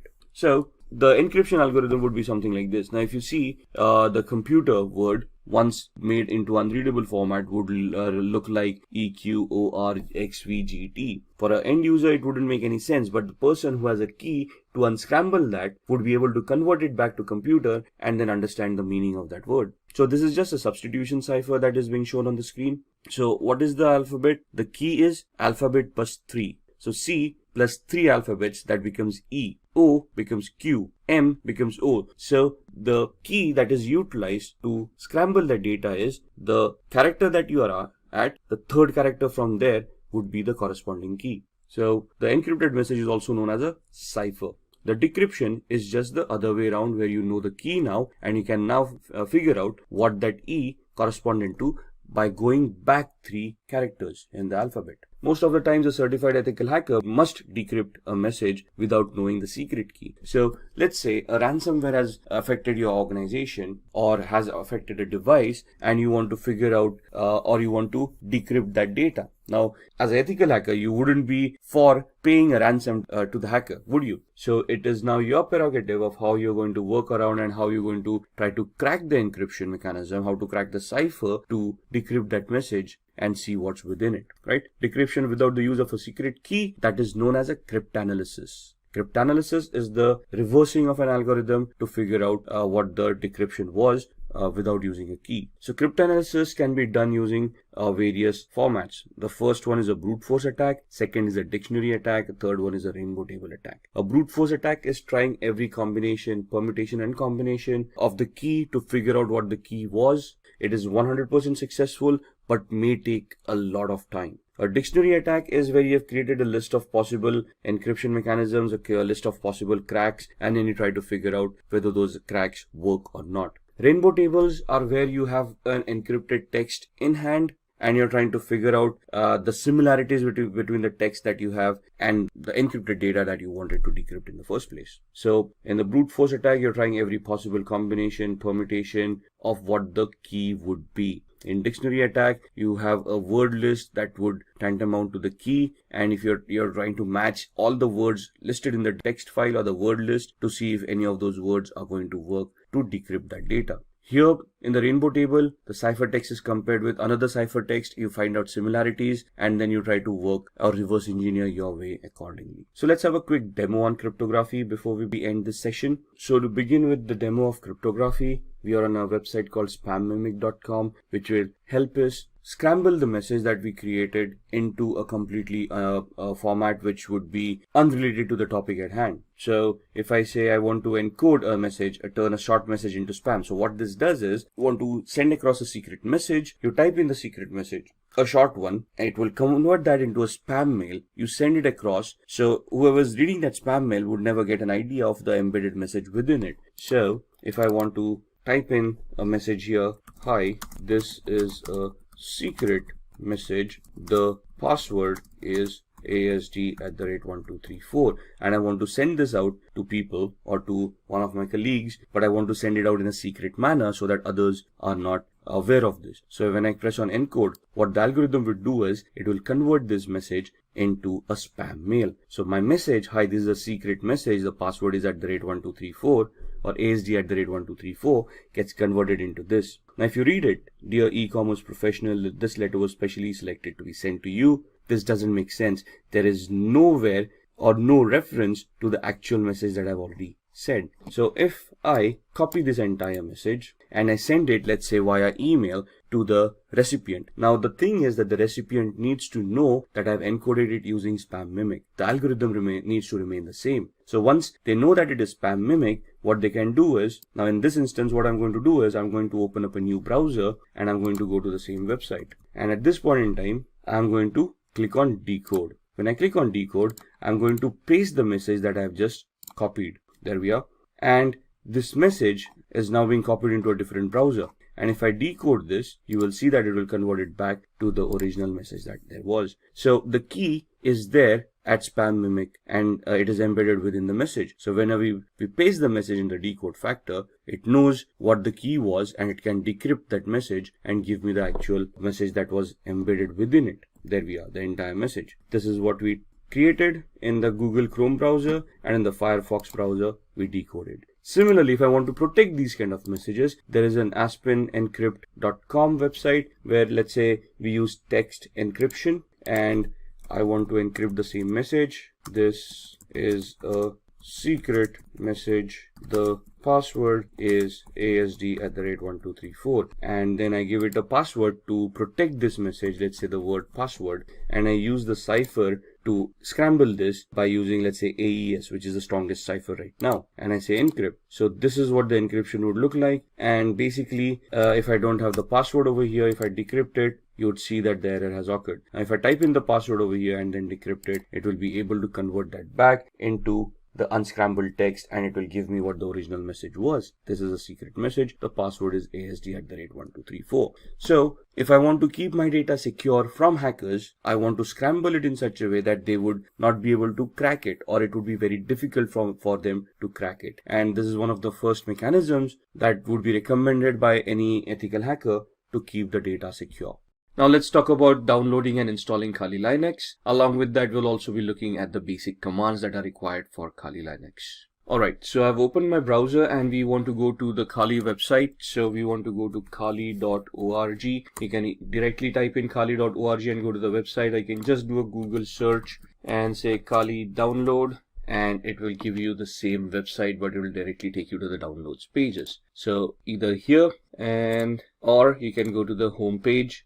Cookies are being installed on your machine, so see which cookies you want to allow. I'm only going to use the necessary cookies to support this site, and you can see that this gives you the latest Kali Linux news and tutorials, gives you the latest release, what is in that release, and gives you a lot of documentation which will help you understand what tools have been developed and what functionality has been given in the latest version.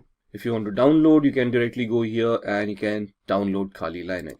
Now, Kali Linux is a 2.6 gigabyte download, so it's going to take time, the latest version being 2019.4. And we click over here. I'm using a download manager to manage all these huge downloads, and you can see it's pointed to the operating systems folder, and it is going to be a 2.57 GB download. So we click on download, and in the background, you can see this is going to be downloaded, and we're going to minimize this. And it will take a few minutes for that to download, but this is an ISO image, so we need to install it on a virtual machine. So what we need is we need to use a hypervisor which will allow us to create virtual machines. So we can either use VMware Workstation, which you can download from here. However, this is paid version, so you can see it is around $250 or something for this software, but it is a very good software to have. So if we click on download now, it is going to start the download. It's a 30-day trial period if you want to use it. After 30 days, you'll need to enter the key, which you'll get after purchasing the software. If you do not want to utilize this, the free version that you have, you can either download VMware Player, but there are some limitations for VMware Player that you might want to look at. You want to compare these products before you want to purchase them, right? Otherwise, you can download Oracle VirtualBox, which is a free hypervisor. It's not as robust as VMware Workstation, but it does the trick, right? So the free version 6.1 is free, and you can then create your own virtual machines over there and install operating systems on them. What I I already have a VMware Workstation installed, so I'm just going to open that up. And that's my VMware Workstation. As you can see, I already have a lot of virtual machines created over here. What we are going to do is we are going to configure a virtual machine for the Kali Linux operating system that we are downloading, which should be somewhere here. Let's see, it's at 43%, so halfway there. Till then, let's create the virtual machine. So I click on File, create a new virtual machine. I'm going to customize the machine. So click on Next. This leave it default. We don't want to change that. And then we want to install the operating system later. We don't want to point it out right now. So I'll just click on I will install the operating system later. Click on Next. We want to install Linux. Now in the drop down, you would not see Kali Linux over here. However, you can choose Ubuntu 64-bit. That's what I'm going to choose. There it is. Next. What is the name that we want?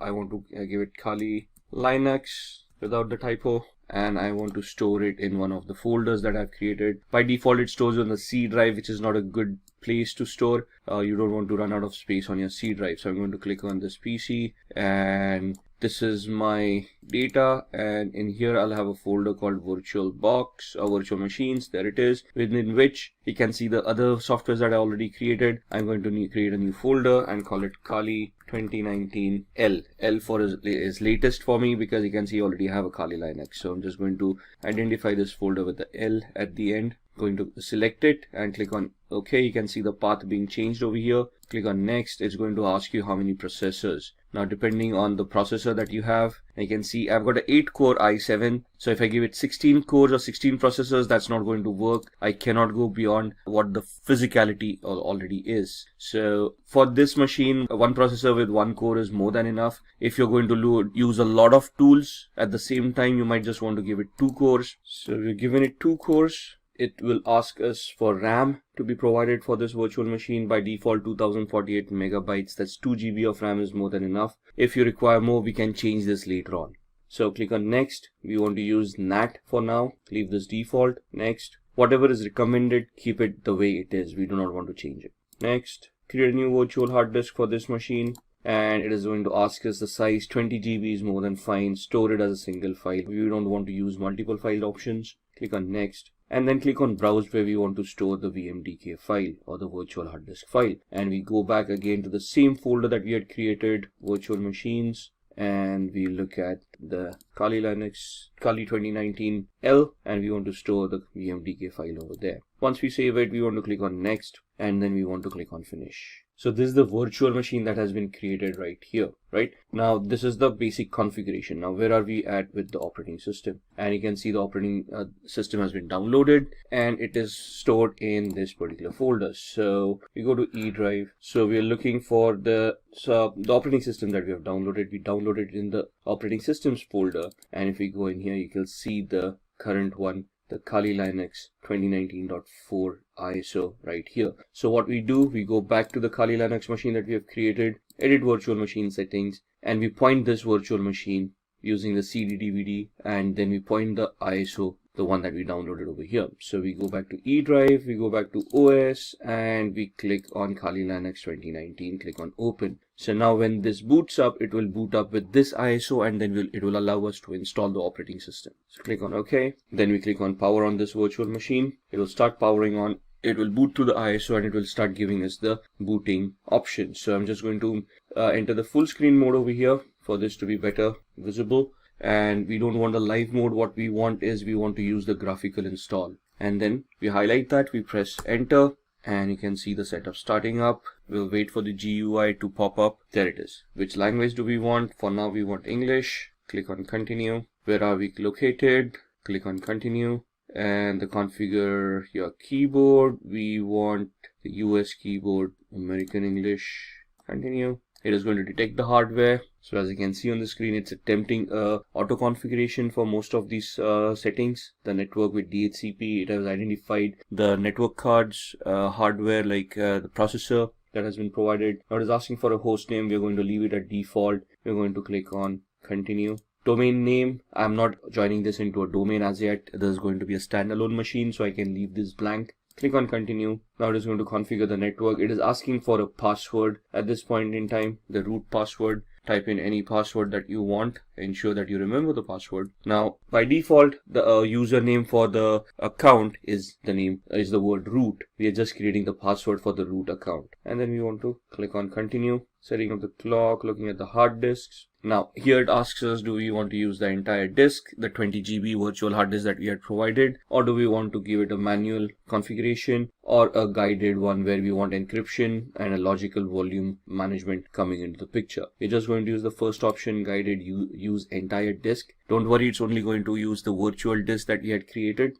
Click on continue. It will give us that it's a 21.5 GB VMware virtual disk that we had. And click on continue. All files in one partition, that's what we want, recommended for new users, whatever it is. We don't want to change these folders. Continue. And this is what we have configured. Once we click on continue, it is going to say, are you sure you want to make these changes? Click on yes. Click on continue, and it will start installing Kali Linux on your device. Now this is going to take a few minutes for the installation to work. Alright, so that's the installation that's completed. Now it's asking us to configure a package manager. A network mirror can be used to supplement the software that is included on the installation media. This may also make newer versions of software available. Do you want to use a network mirror? We can click no for now and then click on continue. Now this is going to install the grub bootloader. This might take a few minutes as well. Install the grub loader to the master boot record. Yes. Click on continue. Click the hard disk that you have just utilized. This is the one. Click on continue. It will install the grub bootloader, running through the last phases of the installation, and now it says the installation is complete. We want to click on continue, finishing the installation, and then it will do a reboot.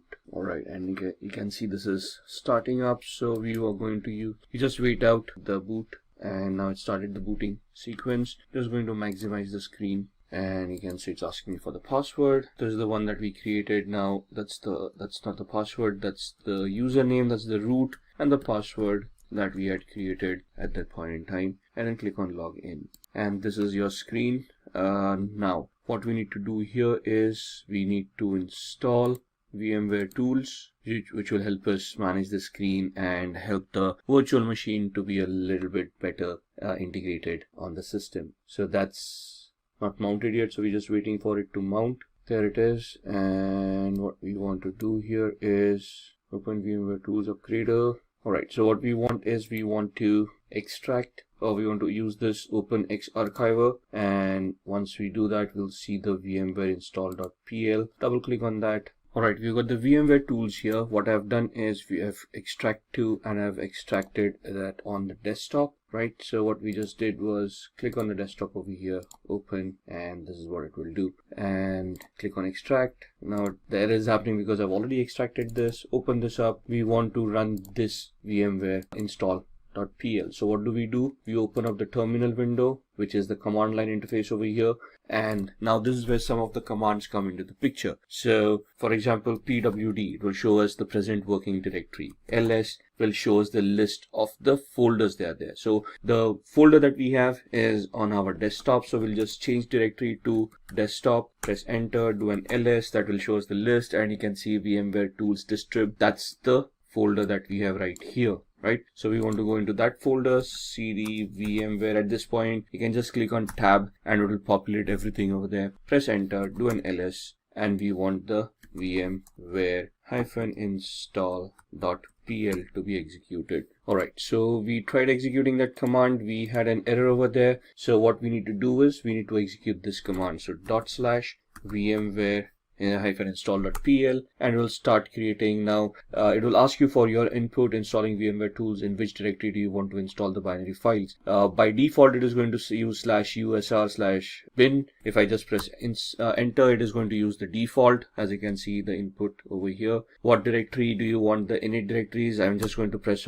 keep on pressing enter for the defaults to come in. This part does not exist. It is going to create it. Default yes, defaults everywhere, and then it tries to start initializing it to maximize the screen, and this is where it is installing. And you can see by just installing that, it automatically adjusted the screen, and now we got a full screen of Kali Linux right here. Right, and that is what VMware tools does for us once we have installed the operating system. And now you can see the entire screen. On here you will see the tool sets that are given here. Now why are we using Kali Linux in the first place? Because this comes in with a bundle of thousands of softwares that are ready to be utilized for ethical hacking. Right, and they have been categorized over here for information gathering, vulnerability analysis, web application analysis, and so on and so forth. So you can see from forensics onwards, reporting tools, and as you scroll down, you can see your development tools, graphics coming in, internet, and the system configuration coming into the picture. These are your settings for your operating system. So these are basically your tools. We are right now in the favorites. If I click on information gathering, you will see that other tools for information gathering start appearing over here.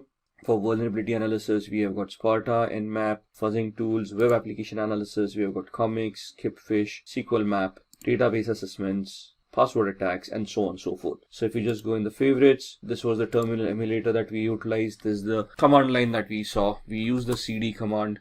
We use the pwd command. We did the ls command as well to give us the list of the directory that we are in. Similarly, there would be commands like cat. So let's go to cd downloads. Let's see what's there. You can see this case sensitive. So if I type in a capital D and then do a tab ls, there's nothing over here on download. So cd ... will take us back one directory. Now you can see we are back from downloads to root.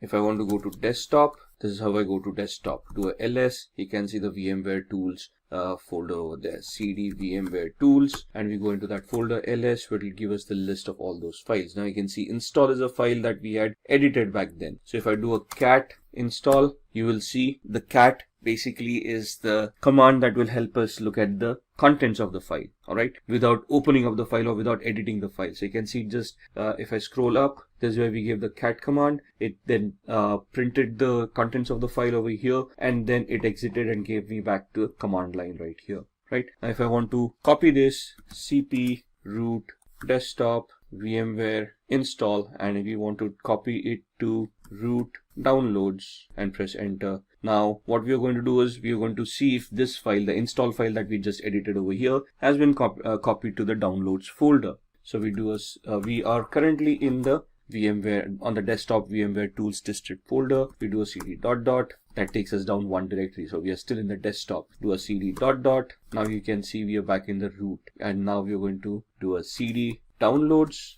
do an ls, and you can see the copied file right here. So if I do a cat install, you can see the same content of that file coming in. So these are some of the commands that we would need to learn as we go ahead. The remove command is, let's say we've got install, we do a man rm. Man is the manual page command that gives us the pages with the description of how that particular command is to be utilized. So rm is remove files or directories. Synopsis, the description, the options, -f for force, -i for prompt, -I prompt once before removing more than 3 files, and so on and so forth.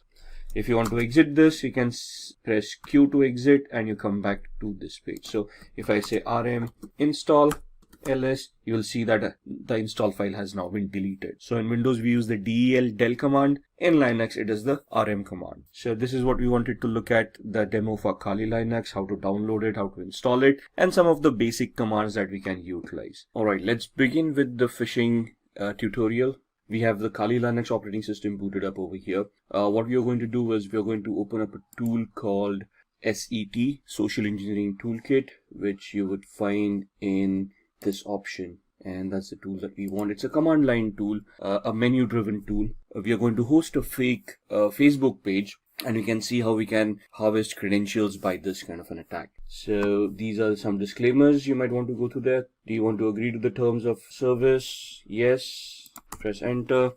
And that's your social engineering toolkit. And we are talking about a phishing attack which comes under the social engineering attack. So like I said, it's a menu driven tool. So we just have to look at these options and then just type in the number of the option that we want. So we want to do a social engineering attack. So I type in 1, press enter. In that it is asking me whether I want a spear phishing attack, a website attack vector. We are going to choose a second option. So I type in 2, press enter, and then it asks me what I want to do. I want to take the third option here, credential harvester attack methodology, and we want to do the third attack. Now it is asking whether we want to use the in-house website templates that it already has, or do we want to clone a site, or do we have a customized site that we have prepared that we want to migrate into this tool. If you're going to do the site cloning option, so we're going to type in 2, press enter, and then it is going to ask me the IP address where it wants to capture and store the credentials. By default, this is the IP address that I'm using, so if I leave it blank, it will take my default IP address. So I'm just going to press enter,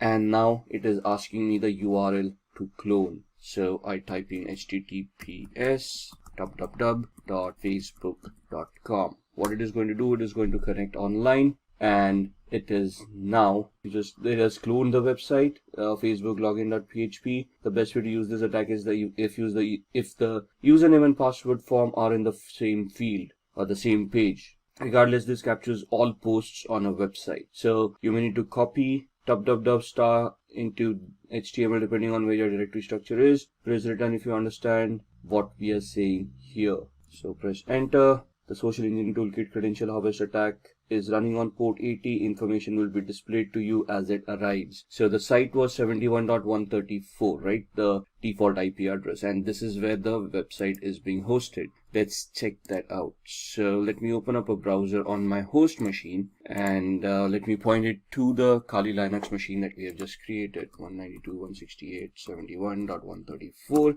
and you should see a login to Facebook coming up right here. Looks genuine. It is genuine because we just went online and downloaded this. Let's just have a recap. Let's have an explanation of what we are trying to do. I am trying to host fake Facebook page on my server which has an embedded script in it which is going to do credential harvesting. So the attack here is, let's say if I'm now hosted this, I can craft a fake email, send it across to a victim saying your Facebook account has seen some unforeseen activity, create a hyperlink using HTML coding. Within that, click here to access your account and verify that the account is secured. And when they click on that link, they will be redirected to my fake page, which is here. You can see the IP address is my virtual machine's IP address, but I'm seeing a Facebook login page, and I'm going to type in someone at somewhere.com, and the password I'm just going to type in the regular ones that I use. And if you see it, when we typed in the username and password, the page just refreshed and gave us the login page again. But now if you look at the URL, I'm actually on Facebook's login page, which is exactly the same that I was hosting. So a layman wouldn't probably figure out they've been hacked by now. They just would figure out, okay, they probably typed in the incorrect password and the page refresh or something like that, and they're just going to log in and they're actually going to access the Facebook page. Thus,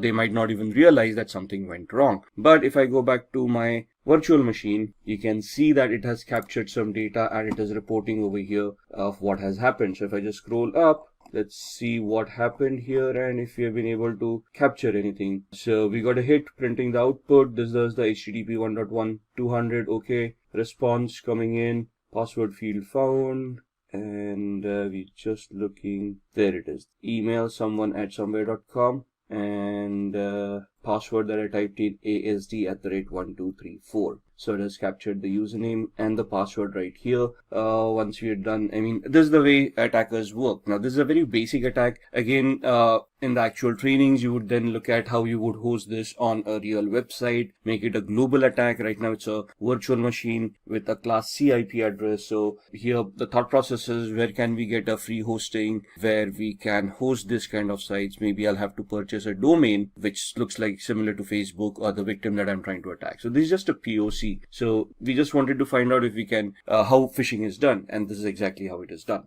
right? So pressing Control C would exit this tool and takes you back to the actual menu. Press 99 to exit, and there it is. Close the window, and that's the phishing practical. After phishing, let's talk about SQL injection. SQL injection stands for structured query language injection, which is a database attack, though it resides within the application. So it's the application vulnerability that we are trying to look at to try to bypass authentication. As the name suggests, a SQL injection vulnerability allows an attacker to inject malicious input into a SQL statement. What is a SQL statement? A query that is used by an application and is fired off to the database. Database executes that query, gets that information that is required, and sends it back to the user if the user is authenticated. So we're going to look at the SQL injection attack demo here. And what we are going to do is we are going to go back to our VMware workstation.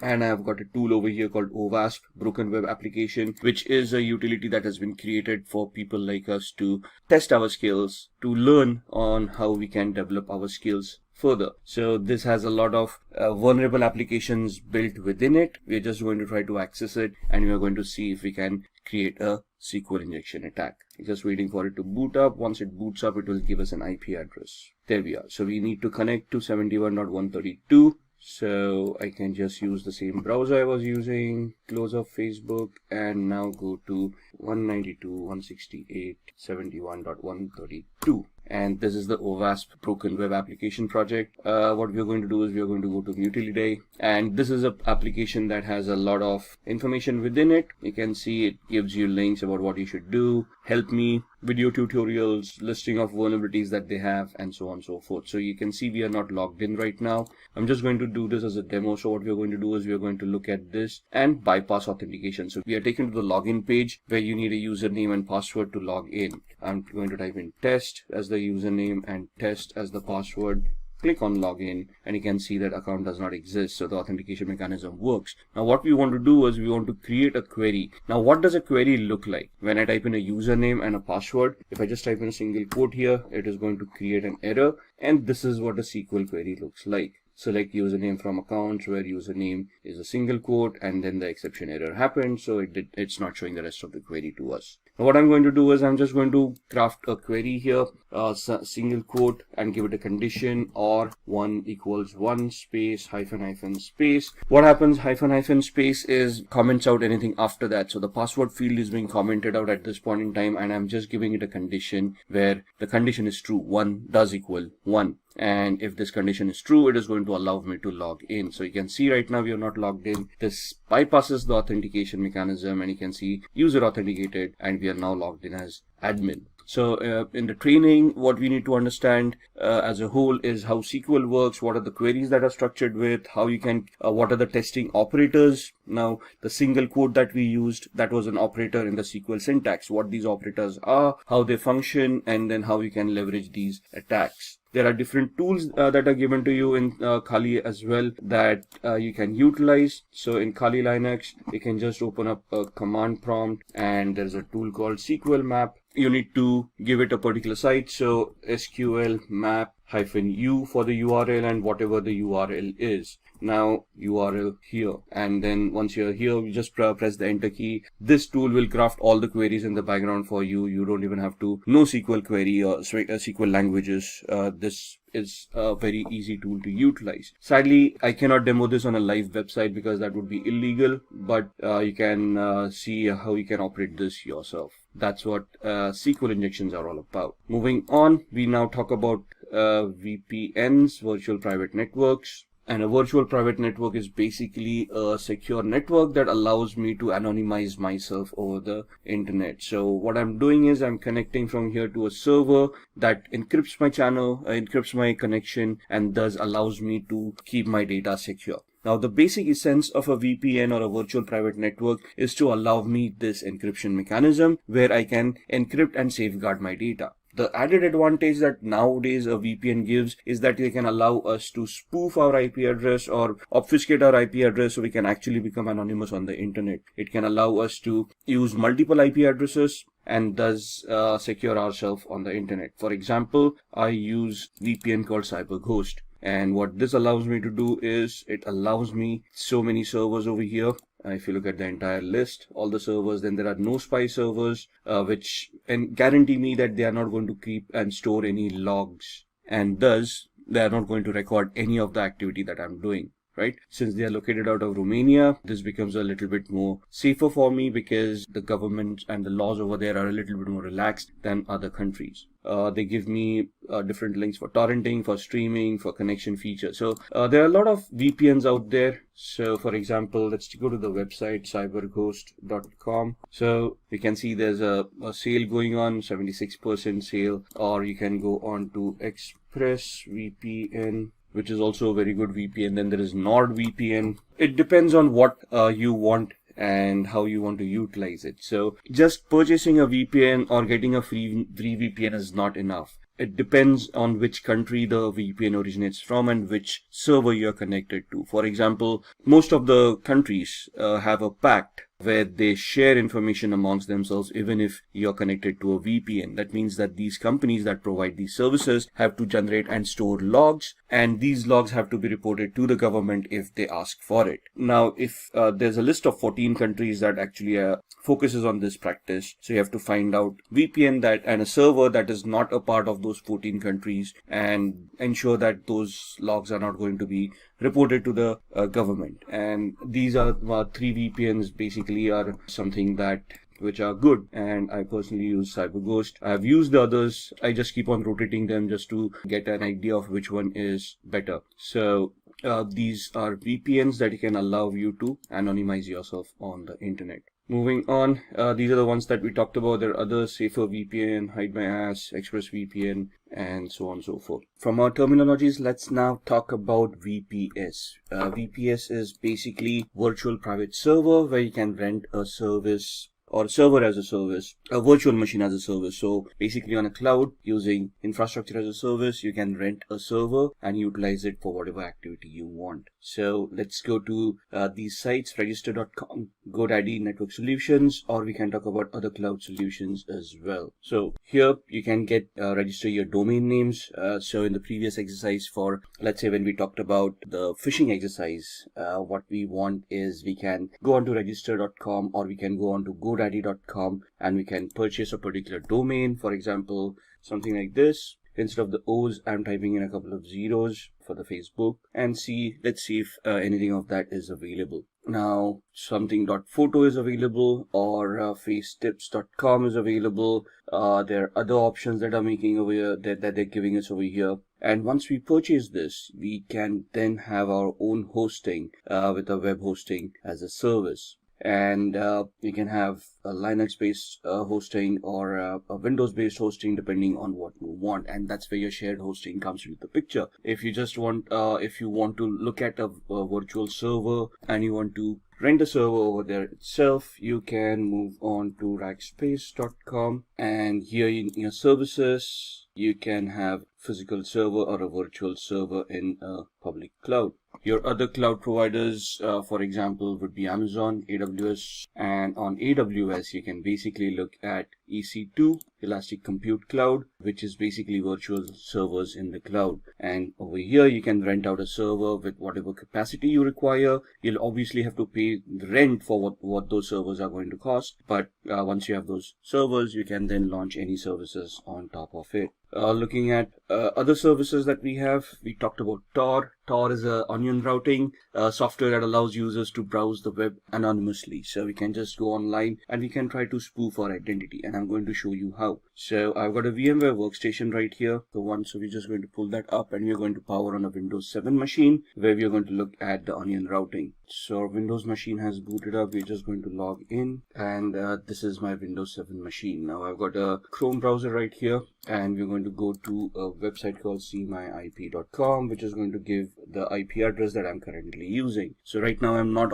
connected to any VPN or anything, and you can see that's my IP address that I'm utilizing. Now if I want to anonymize myself, what I'm going to do is I am going to use Tor, and that's the Tor browser that's set up right there. If I click on it, it's going to open up the software, and it's going to create a new network, and it's going to connect to the Tor network and allow me to anonymize myself. Right, so that's the Tor browser opening up and giving me a new browser over here.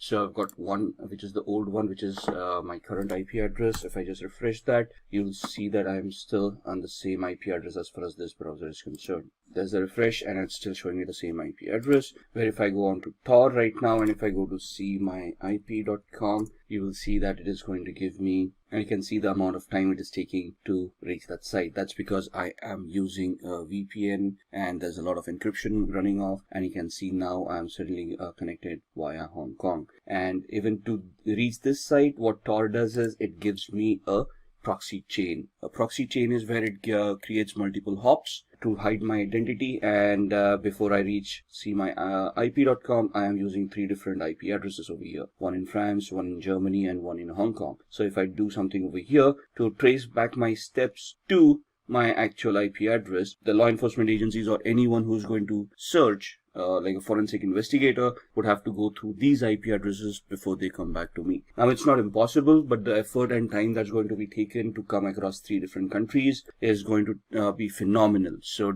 it may just defeat the purpose of having so much resources spent to identify who did what. So that's what Tor does for us. Alright, moving on from Tor, we are going to look at keyloggers. Keyloggers are basically softwares that run in the background and record all the keystrokes of the user. So if I've got a keylogger installed right now, whatever I type will be stored in a text file for the hacker so that they can look at it later on. And just to give you an example of that, we go back to my VMware workstation and we open up another Windows 7 machine. I'm going to power this on, and I'm going to close this one till then. So this virtual machine has booted up. We are going to use user 1, log in as user 1, just close all these softwares which are not required. And once this machine is booted up, what we're going to do is I'm just going to open up a random websites and see what we're doing. Basically, there's a keylogger that's there in the startup that's going to record our keystrokes. And we just want to see what it actually does. Now, Firefox is getting updated, so let's hold on. Now, this is the latest version of Firefox, right?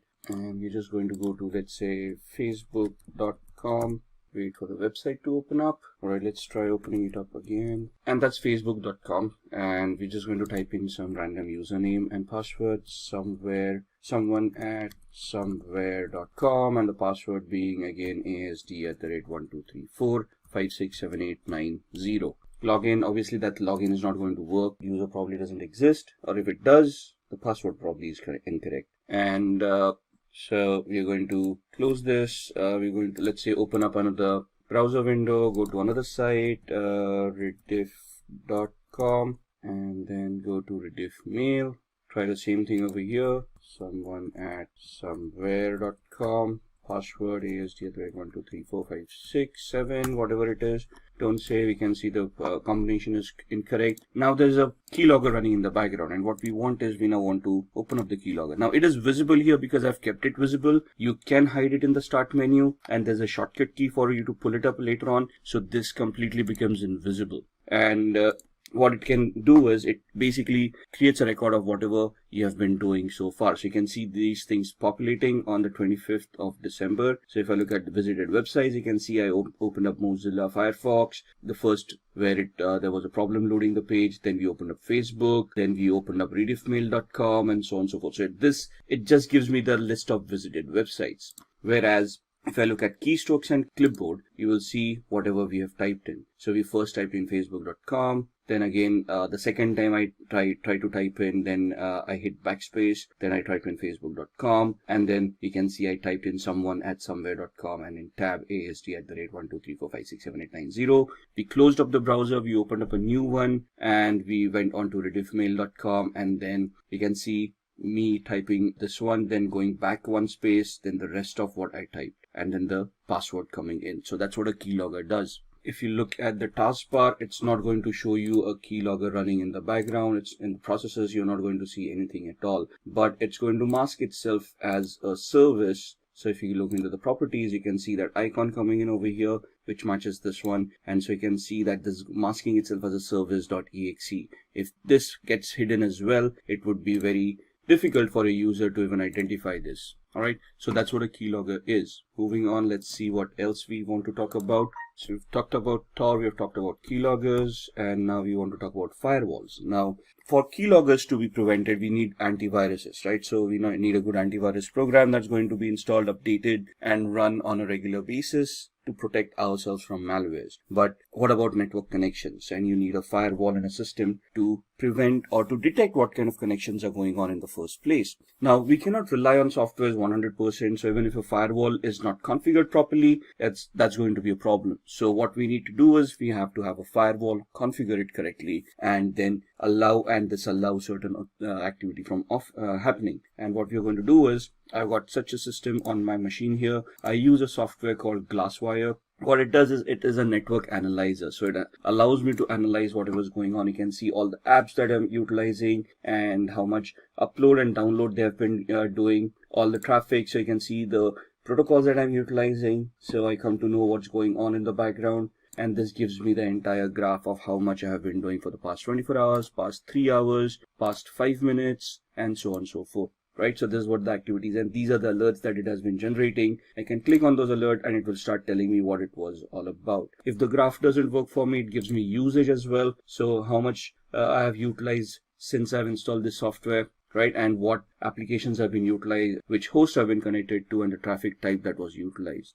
And then the things on my network. So these are the devices that I have currently on my network that have been identified. And then comes the firewall. So on the firewall is clicked on. You see all those services that have been identified, and you can just click on a particular service to lock that service. So this becomes a discovery tool, identifies whatever networking is going on, gives me all that information, and then I can look at, and I can just click on any of these services that I find it as malicious and block them. I can create different profiles for different applications as and when I want them. And these are the alerts. So you can see that this was the first time a network connection was looked at from VMware. And what this allows me to do is whenever I execute a file, it can upload it to virustotal.com and scan it as a third-party antivirus to ensure that there is nothing malicious on it. So I already have an antivirus over here, but if this ever gets compromised, I still can rely on a third-party service where in real time when I execute my applications, they would be verified and I would be assured that nothing is wrong with my system. And this software that I'm utilizing, Glasswire Basic, is free, and then there are paid versions as well. It's just glasswire.com is where you're going to find this. Moving on, rootkit. Rootkits are also malicious softwares that you allow an unauthorized user to have access to a computer to restrict areas of its software. Now, a rootkit in its sense is a malicious software that infects a machine and prevents some functionality from it, like hiding data or preventing users from running antiviruses. And it's basically a malicious software that is used to hide information from the victim so that they would not realize that they have actually been compromised. It's going to be a difficult showing of a rootkit, so I cannot show that demo to you. So we're just going to move on, and we are going to talk about ethical hacking techniques now. Now, when we say ethical hacking techniques, we want to look at what kind of audits are available when we want to do ethical hacking. So there's a black box audit, a white box audit, and a gray box audit. So if I'm invited in an organization to conduct a test, to conduct a audit, to conduct a vulnerability assessment or a penetration test, to identify vulnerabilities and then try to plug them out, they are going to give me 3 different variations. In a black box audit, they're not going to tell me about the infrastructure, they're not going to give me any information, and they want me to start from the basics of gathering information, identifying the systems, and based on the information that I gather, whether I'm able to develop any hacks and compromise their infrastructure. So it will be a simulation of a hacker who's sitting outside the organization and trying to find a way in. Whereas a white box audit is where full infrastructure knowledge is given, anything and everything that is required for an audit is given. And this is a simulation of an insider attack, a person sitting inside the organization misusing their permissions and then trying to compromise, trying to get access to data that they do not have access to. So the simulation is from a malicious insider. A gray box is where some partial knowledge is available, and from that partial knowledge, you're going to try to build up more information, and then you're going to try to get access to those resources. What are the tools that we utilize? So we have already had a couple of demos on keyloggers, SQL injection, SQL map, and so on and so forth. Metasploit is a very much used tool for penetration testing, and having knowledge on Metasploit is very much necessary as far as ethical hacking is concerned. Nmap, this is a tool used for network discovery. Nessus, a vulnerability scanner. Wireshark is a packet capturer that allows you to capture packets and analyze whatever is going on. SQL map is something that we have seen, a SQL injection attack tool which generates its own queries. And John the Ripper is a password cracking tool. Backtrack used to be an operating system that was utilized for penetration testing. However, Backtrack has now been replaced by something called Kali Linux, and that's the operating system that we have utilized in all our demos where we try to look at SQL map and those injection attacks that we did. So what are the areas of ethical hacking?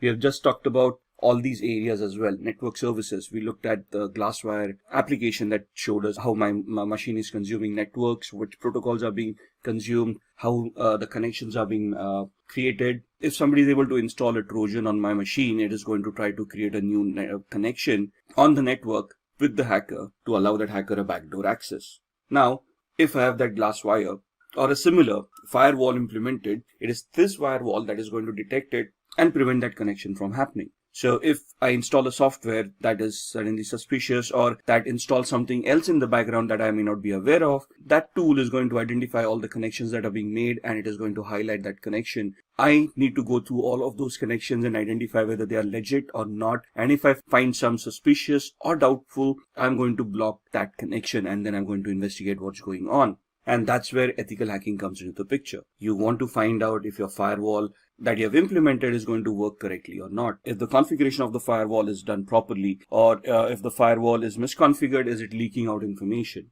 right? At the same time, you're looking at web applications. We looked at the OWASP broken web application where we did some SQL injection attacks, right? So that was a weakness or a vulnerability in that application, which would allow us to bypass authentication and get access to resources that we were not authorized for. And then client-side attacks would be where you install keylogger at the end of the client system, and then you try to capture whatever data the user is typing in, like usernames and passwords on the Facebook and the rediffmail.com website that we saw, and then try to misuse that information to get access to those resources. Then Wi-Fi networks, right? Wi-Fi is something that we use on a regular basis. We got our smart devices nowadays, smartphones, tablets, phablets, that we can connect to Wi-Fi and start using all our services, our banking applications on our smartphones. And thus we want to ensure that wireless connectivity is simple and is secured. So you want to use encryption mechanisms, you want to use tools on your smartphones, antiviruses, firewalls on your smartphones to ensure that whatever you are utilizing is going to remain secure.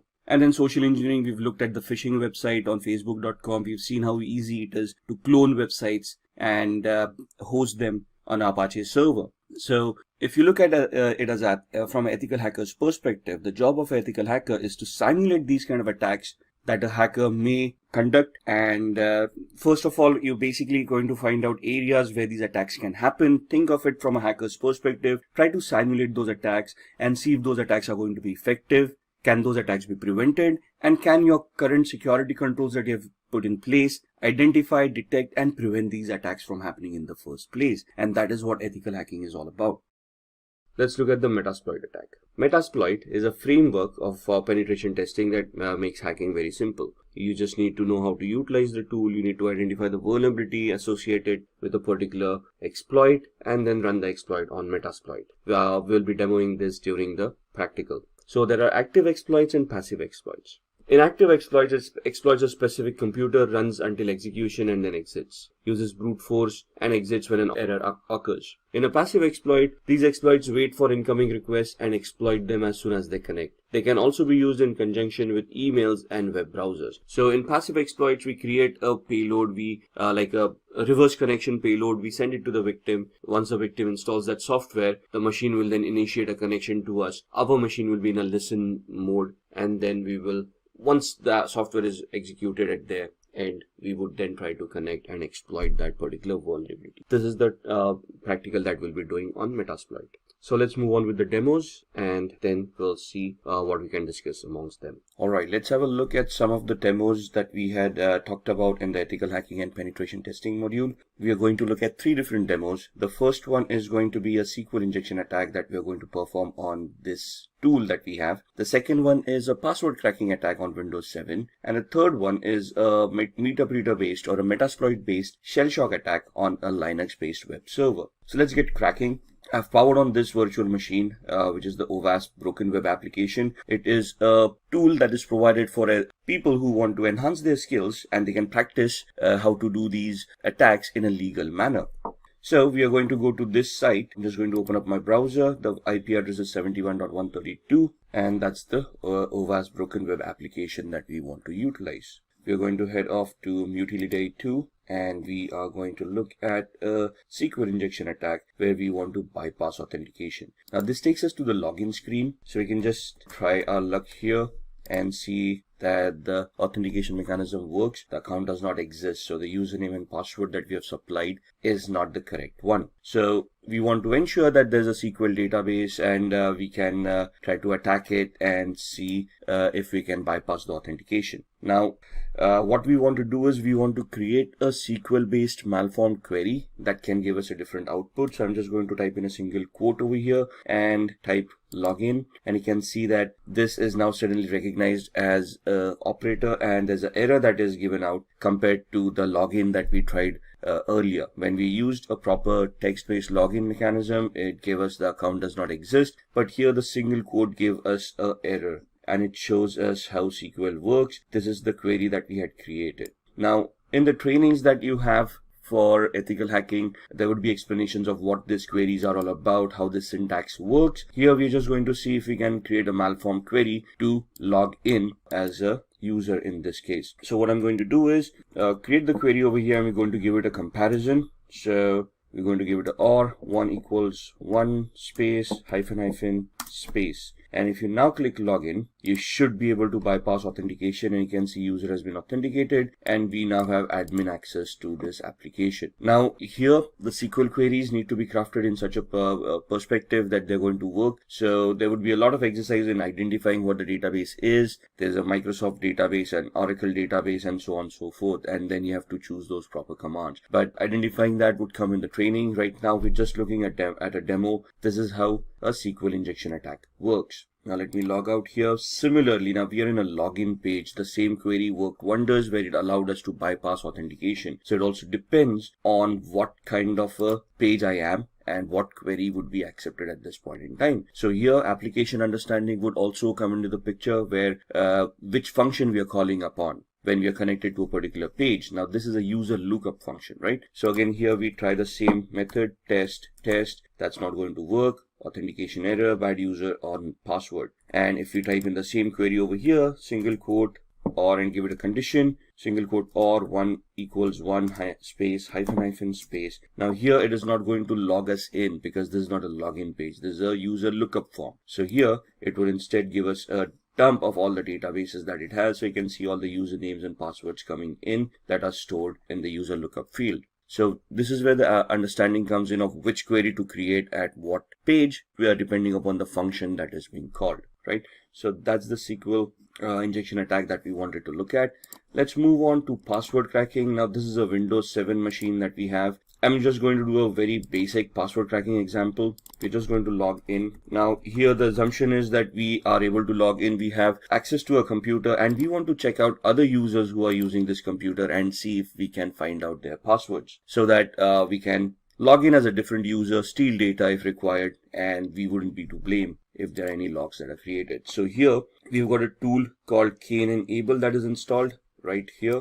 Now I'm already an administrator on this machine. I'm checking out other administrators who share the same privileges, or any other user who may be on this system whose password I can crack, and thus I would be able to get access through their account and then do any malicious activity, right? So this allows me to go into a cracker tool, and it allows me to enumerate this machine and identify all the users and passwords that are there in this particular machine, right? So I'm just going to click on the plus sign and I'm going to import hashes from a local system. So where are these files stored? Where does Windows store its passwords? In what format are they stored? And what this tool does to retrieve those? That's something that we all need to know as an ethical hacker, right? So import the hashes from the local system, click on next. It's going to enumerate that file and it is going to give you a list of all the users that are there. So you can see the users are hacker admin, test, the one that we are logged in as, and then there's a user called virus as well. And you can see that this is the hash value of the password that is being utilized. Now there's a particular format for a hash value for Windows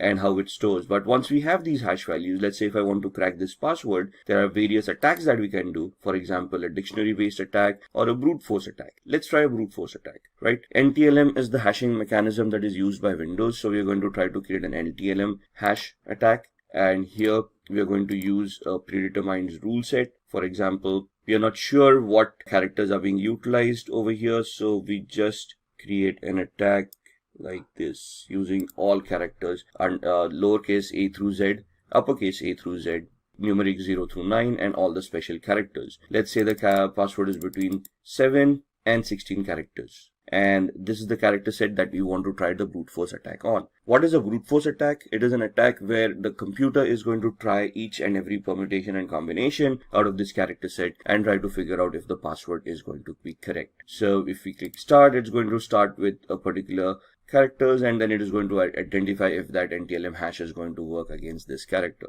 And you can see the time is going to be phenomenal over here. So it's not necessary that this attack would be viable. It will be 100% successful given the time frame.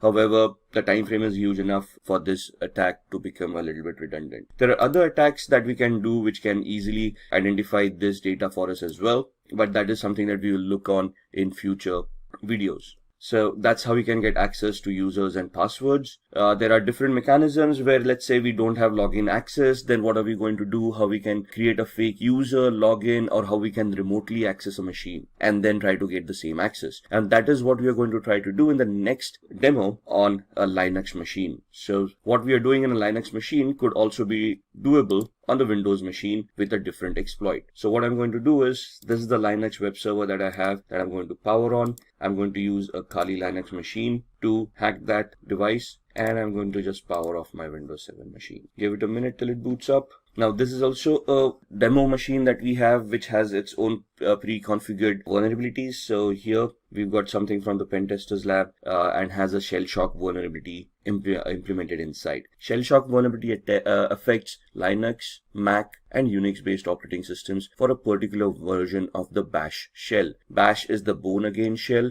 which is the command line interface in these operating systems. So what we are trying to do here is we are going to use the Kali Linux machine, try to find out the vulnerability over here, and if it exists, we are going to use Metasploit to attack this machine. Now the first and foremost thing is we want to identify the IP address. We have no idea what the IP address is. We are in the same subnet, so we are assuming that we are able to connect to this machine. So what I'm going to do is I'm going to open up a tool called ZenMap.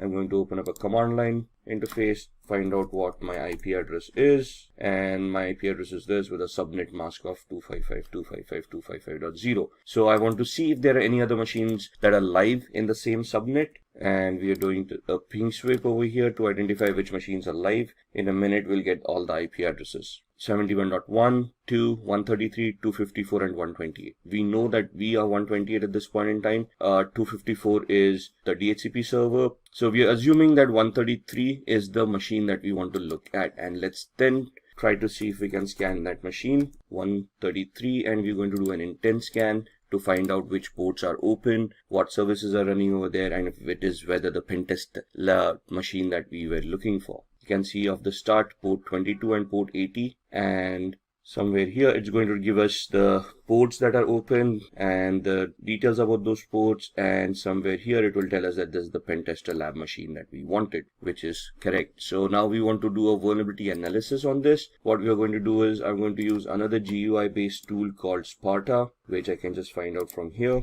Sparta uses two tools in the background, Nmap tool and a tool called Nikto. So we're just going to start scanning. 192.168.71.133 was the IP address. Add to scope, and over a period of time you can see all of these will start populating with information. There we are. That's the Nikto tool coming in, scanning on port 80, which means that it's a web server using HTTP. It tells us it's an Apache HTTPD 2.2.21, and gives us the 22 port number as well. If we head over to the tab of Nikto, or let's look at the screenshot first. This is what the website would be looking like, and Nikto gives us the options over here. It tells us that there is a vulnerability over here for shell shock, and this is the path where the vulnerability is going to exist. So what we are going to do, we go back to the command line, we open up a new one, minimize all these other windows, and we are going to open up Metasploit. Metasploit is a penetration testing tool that is used by most hackers and ethical hackers to test applications and test existing exploits and vulnerabilities. So just give it a minute till it starts. You can see there are already around 1700 exploits right here. We are going to see all those exploits with these commands. There we are, sorry for the typo. And it will just give us a list of all the exploits that are stored in Metasploit in this version. So all of these are Windows based. If we scroll up, we will be looking at other vulnerabilities as well, or exploits, the Unix based exploits, Linux, OS X, multi-exploits. And we are looking for an exploit for multi-based Apache or HTTP. Let's go up, let's look at, so this is the one that we are looking for, Apache mod CGI bash environmental executable. So what we're going to do is we're just going to copy it, go back to the bottom, say use exploit, and paste the one that we wanted. Press enter, say show options. So it will ask us to configure this. I'm just going to configure it based on the knowledge that we have. Set our host, which is the remote host, the victim's machine. So we put in the IP address. It asks us for the target URI. So that's the path that we saw. Set target URI to cgi-bin/status. Enter. Now with the exploit, we need to find a payload that is going to give us the output that we want. So we say show payloads, and it will give us a list of all the compatible payloads with this exploit. And we want to create a reverse TCP connection, which is this. So we know it's a Linux operating system. We want this payload to be set. So set payload. Press enter. That's the payload coming in. Show options. Now that we have set the payload, this is the options for the exploit, and now we want to set our options for the payloads as well. So we are creating a reverse TCP connection, which means we are remotely executing code at the victim side, and we are making the victim connect back to our machine, which means we need to set up a listener. So I need to put my IP address over here, set localhost or lhost 192.168.71.128, which was our IP address. Show options again just to ensure everything is fine, which looks like it is, and we then type in the word exploit so that it will start this attack. I can see that it has created a meter session at the victim side, and it has opened up a session. So if I do a pwd, now pwd is a Linux command for present working directory, and it will show us that we'll connect it to var cgi-bin. Do an ls, it will list all the files. That's the status file over there. Do a cd /, it will take us to the root of this machine. Now remember, we saw the passwords on a Windows machine. Similarly, we can head over to the cd etc folder, ls, and you can see these files, psswd and shadow. Now psswd is the file where Linux stores its usernames, and shadow is the file where passwords are shown. So do a cat command, psswd, and you can see these users coming up. So you can see the last user, Pentest Lab, and you can see there are no passwords. So let's do a cat shadow, and that's your hash value for the password that we have for the user Pentest Lab. So these are the different attacks that we need to understand and we need to create based on the vulnerabilities that exist on different machines. So if we just looked at Windows and Linux and how we can exploit them depending on existing vulnerabilities. As an ethical hacker, this is what we need to learn in our trainings, and then we need to clear our exams based on this knowledge of how these things work, so that we get certified and then we can position ourselves for the penetration testing jobs. Now let's begin with who is a certified ethical hacker. A certified ethical hacker is a person who's also known as an ethical hacker. An ethical hacker is just the opposite of an hacker. A hacker is a person who, with malicious intent, tries to misuse vulnerabilities that they have identified in an organization structure and then gain access to unauthorized data. Whereas an ethical hacker does the same thing. They try to locate the weakness, they try to locate the vulnerabilities, and they see how they can be misused. However, the intent is completely different. And that is what differentiates a hacker from an ethical hacker. Hacker would be a criminal with a malicious intent who would try to misuse and personally gain by doing criminal activity from that particular activity that they have done. Whereas an ethical hacker would try to help the organization in an authorized manner. So that's where the permission comes into the picture. The ethical hacker has permission from the organization to conduct some activity that would identify vulnerabilities or weaknesses in the information technology structure of that organization. And then once they have been identified, the ethical hacker would then help the organization to plug those vulnerabilities rather than misuse those vulnerabilities. So any person who completes CH version 10 certification is known as a certified ethical hacker. So this is a certification. Once you complete that, once you pass the exams, you can essentially call yourself as a certified ethical hacker, and you're going to get a certificate with the same terminology. So as you can see in the diagram, your responsibility would be as a certified ethical hacker would be with the proper permission of the organization. With the authorization coming in, with contracts coming in, you would legally help the organization to identify those weaknesses and vulnerabilities. And once you find them, you're going to report them to the organization, and you're going to help the organization with remediation plan, which would help them remediate, mitigate, and resolve the vulnerabilities that you have identified, thus making the organization's security structure a lot better, based on which black hat hackers or malicious hackers would be unable to attack the organization. So what is CH version 10? Now this course was initially introduced in September 2015, and I think if you look at the versioning, this is the 10th version that is there in the market. So essentially CEH, or the Certified Ethical Hacking course, as the course itself has been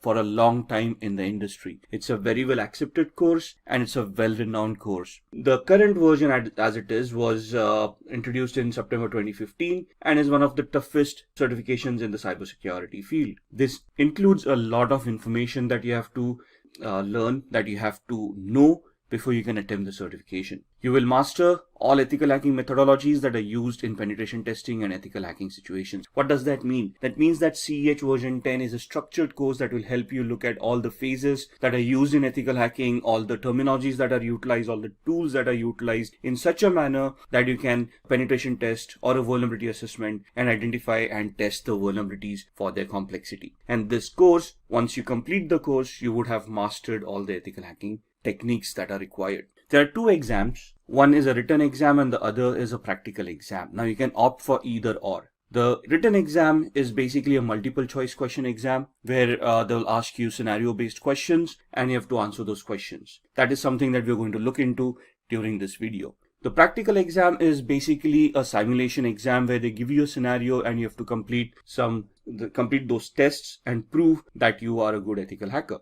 Based on the report that you give, if the report tallies to what the test was, you would be clearing that exam. So practical exam is a little bit tougher. It's more hands-on. It tests the actual skills that you would perform in a hacking scenario or a ethical hacking scenario. Thus the practical exam going to be that much tougher. The written exam, to give it credence, tests you a lot on your mentality, on your thought process, on your judgment characteristics. So they will give you a scenario and ask you what do you think is happening, what does this attack tantamount to, or would be what would be the next step in the particular attack that they're describing. Thus it's more of an intellectual test where when your thought processes are being checked and you are giving those exams. So what would be the difference between these exams? In a practical exam, you would be conducting all those steps yourself and you would be reaching a conclusion. So here essentially you're being tested on the skills that you have developed on the execution part of it and to see whether you can execute a test end to end. Whereas in a written exam, you would be put in the middle of a test where you have to assume something, where you have to understand what the steps would have been performed in the previous steps and what would be the expected result, and you're supposed to analyze that and then come to the correct answer. So if there is a question which exam is better, written or practical, the answer to that is from an intellectual perspective, a written exam would be a lot tougher than a practical exam, and from an execution perspective, a practical exam would be tougher than a written exam. So it depends on us which exam we want to give. Both of them are widely accepted and well respected in the information security field. So it's just the option that we choose which exam we want to give. Now, this course, the version 10 course, is purely attack-based course. Okay, it is an offensive course. There is no defensive mechanisms. So if you're looking for questions of how to secure yourself on the internet, how to securely configure an operating system, or how to securely configure a server, how to configure a firewall, this is not the certification. This basically talks about attacking those devices. So if you come across a firewall, how would you test a firewall? How would you identify vulnerabilities in those, and how would you bypass a firewall? Similarly, if you come across a server, how are you going to attack and hack the server? Let it be Windows or Linux based. So this basically becomes an attack based course. You're looking at offensive mechanisms over here and not defensive ones at all. So what's new in this version? In this version, there's a new module for IoT, Internet of Things. It focuses on emerging attacks, vectors like cloud, artificial intelligence, and machine learning. It basically talks about smart devices. And it talks about the vulnerabilities, the risks that the smart devices face in today's world. For example, it will tell you about the industries that are utilizing all these smart devices, why are they utilizing it for, what kind of devices they are utilizing, and what are the risks within those devices. It will also give you a lot of tools for you to practice upon to identify such IoT devices. What would constitute an IoT or an Internet of Things device? Any device which has an IP address and can connect to the internet and create data. So even your smartwatch, your smartphone, your cars that have internet connectivity nowadays, your Google Homes, Amazon Alexas, all of these devices would come under the IoT umbrella. And have you ever wondered about sitting at home, having a Wi-Fi, having all of these devices, even a smart TV, if you will, connected to the Wi-Fi? And have you ever questioned how a hacker would then be able to access your home through all of these devices, record information, and basically just spy on you? Similarly, an organization where they are utilizing IoT, they would be vulnerable for the same vulnerabilities. And this course does include IoT security to a certain extent, where we talk about vulnerabilities and how to identify those vulnerabilities in IoT. Then there's a new vulnerability analysis module where it gives you risk assessment. It talks about CVSS scoring systems. It talks about how to do a vulnerability management program in the first place. What are the steps required in a vulnerability management program? How should it be repeatable and how it should be measurable as a program? And what should be the outcome? So basically, it will give you a structured way of how to do a vulnerability management assessment and how do you want to achieve the end goal, thus leading you to a penetration test. So all the modules are leveled up. What do you mean by leveled up? That means they've been updated to the latest tools, latest standards, latest technologies. So you've got cryptographic attacks, you have got attacks on applications like SQL injection, we will be talking about packet sniffing using various tools. All of these are upgraded, which means they are up to the latest operating system. So even when we do this course, You'll be looking at operating systems like Windows 10, Windows 8, Windows Server 2012, Windows Server 2016, Kali Linux machines, Android machines, and Ubuntu desktop as well. So all of the operating systems are latest, the tools are latest, and you will be interacting with these tools. And then there's a mobile security toolkit as well, which will help you do a penetration test on a mobile device.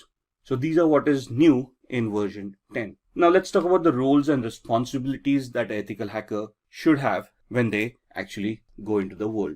Now, what are the responsibilities, roles, what are the capabilities that we should have? That we should be able to look at scripts that would test for vulnerabilities. So for example, a SQL injection attack, it's a script-based attack. Let's say a cross-site scripting attack, that is again going to be a script-based attack. So we maybe we want to go ahead a little bit, look at Windows systems and do a PowerShell attack and know about PowerShell scripting a little bit. If you look at Linux Windows, there's a bash shell where there is bash scripting, and you'll want to learn that scripting as well. Now the course doesn't include all these scripting languages. It does help you understand what these scripting languages are, and it does have some basic introduction to how these languages can be utilized to create those scripts. Then we also want to develop tools to increase security. You want to look at those commands that are utilized on all operating systems. You want to look at the capabilities of the operating systems, of how to create security parameters and ensure the operating systems and applications devices are secure. You should be able to perform risk assessment.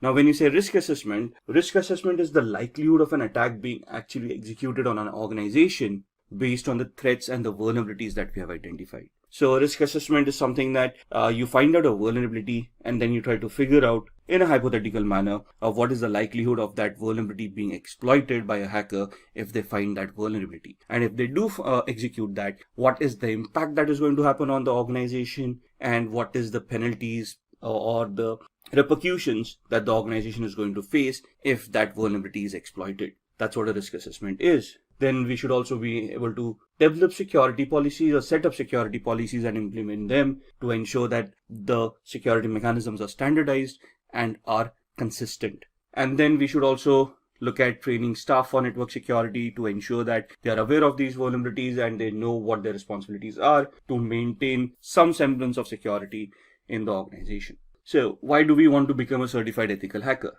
Now, since you're watching this video, it's easy to assume that we all are interested in security, we all are interested in hacking, but hacking is not a real job. For us to get a job in the industry on a security parameter or information security parameter, we want to become a certified ethical hacker. So if you look at the popular hacking cases that have happened, in 1990s, there was a national crackdown on criminals. Microsoft NT operating system was hacked. Now this was back in the 90s when security wasn't that much evolved. And there were a lot of attacks back then that crippled infrastructure, that crippled banks when they started realizing that computing isn't as easy as it seems. Of course, if you use a computer, the functionality is always there, but if the functionality is not properly configured, you're just exposing yourself to cyber criminals where they're going to steal information and your organization may just go bankrupt because of that. In 2013, an example, Adobe reported 2.9 million accounts as stolen. In 2016, Kaspersky, which is an internet security firm, announced that there were 758 million malicious attacks that occurred worldwide. Imagine that, 758 million malicious attacks that were identified and reported. In 2018, Facebook reported a loss of 30 million accounts that were stolen. 2018 again, Quora reported 100 million customer accounts being stolen. And in 2018 again, Marriott, 500 million travelers' accounts stolen and manipulated. Now, when you say accounts were stolen, how does it affect the organizations? Now, first and foremost, if those accounts were stolen, that means usernames and passwords were cracked, and those accounts may have contained credit card information or may have contained some personal information that would identify the person and thus make them gullible for a social engineering attack or an identity theft attack. So it has a cascading effect. If I would have been affected, or you would have been affected with these attacks, the repercussions would have been catastrophic. Your credit card information being stolen, that means somebody else would have misused it and you would have seen a huge bill come your way. Now, you can go back to the bank and dispute that, but that's again a dispute that you're trying to have with the bank for something that you didn't do, which requires a lot of energy and a lot of time. And at the end of it, somebody has to pay for that particular loss. Now, in this scenario, the bank would have had to bear the loss, but then that's a loss for the bank and bank doesn't want to do that. And that's where they would try to hire certified ethical hackers who would try to test these vulnerabilities and plug them in so that the end consumer is also secured, the bank is also secured, right? In this case, Marriott, there were 500 million travelers accounts that were stolen. A lot of credit card information was leaked out. Email accounts were hacked and compromised, and thus there was a lot of repercussion that happened. Now, the thing is that there are also laws that these organizations need to adhere to that tell the organizations how to keep their information secure, and also have penalties in place if the organization gets hacked. And the penalties are pretty severe. So organizations do not want to get hacked or do not want to get compromised, not only from the customer's perspective, where they would be losing customers, losing reputations, and then thus facing losses, but also from a legislative perspective, where they would have to pay fines to the government for the frauds that have happened. So these are some of the popular hacking cases that have cost these organizations quite a lot of money, and thus they have a lot of security in mind.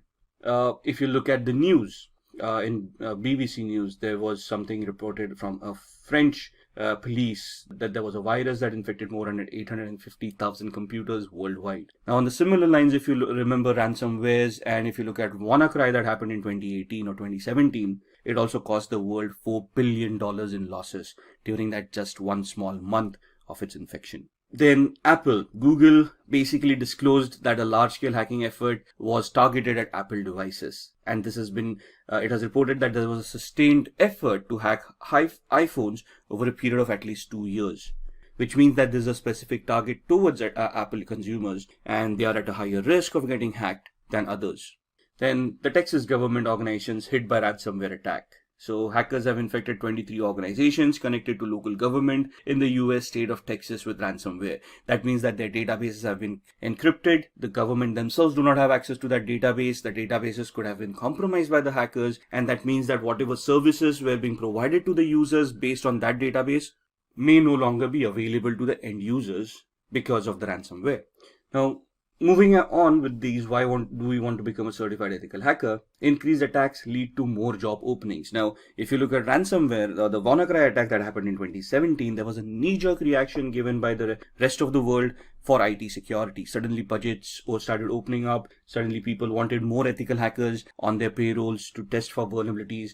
In UK and Europe, we have GDPR, which is again another law that imposes severe penalties on organizations that get hacked and for not having proper security and a vulnerability assessment and penetration testing program in place. So that leads to a lot of job requirements as well, where organizations look at people with this special skill set to help them mitigate the vulnerabilities, to safeguard them and their customers from hackers, and also from penalties from law enforcement and governments. So thus the demand keeps on increasing for ethical hackers, which automatically means that the salaries are going to increase as well. So more the demand, lesser the supply, higher the salaries. That's plain economics. Then challenge hacker with malicious intent. So from an ethical hacker's perspective, it is our duty to safeguard an organization, which means that we'll be pitched against hackers, and we have to ensure that those hackers would be challenged to the maximum limit before they even try to get access to any of the resources that we are trying to protect. It offers a boost in your career. So more efforts that you put in, more vulnerabilities that you find, the better the career prospects that you have, and the better job aspects that you're going to get. And this also lets you keep yourself updated on the latest technology. As the technology progresses, as we evolve on technology, security will also evolve, and the ethical hacker would need to keep themselves updated on these technologies. So this is what is a plus point to become a certified ethical hacker. So why do we want to get the certification, and what would it mean by being a CEH certified individual?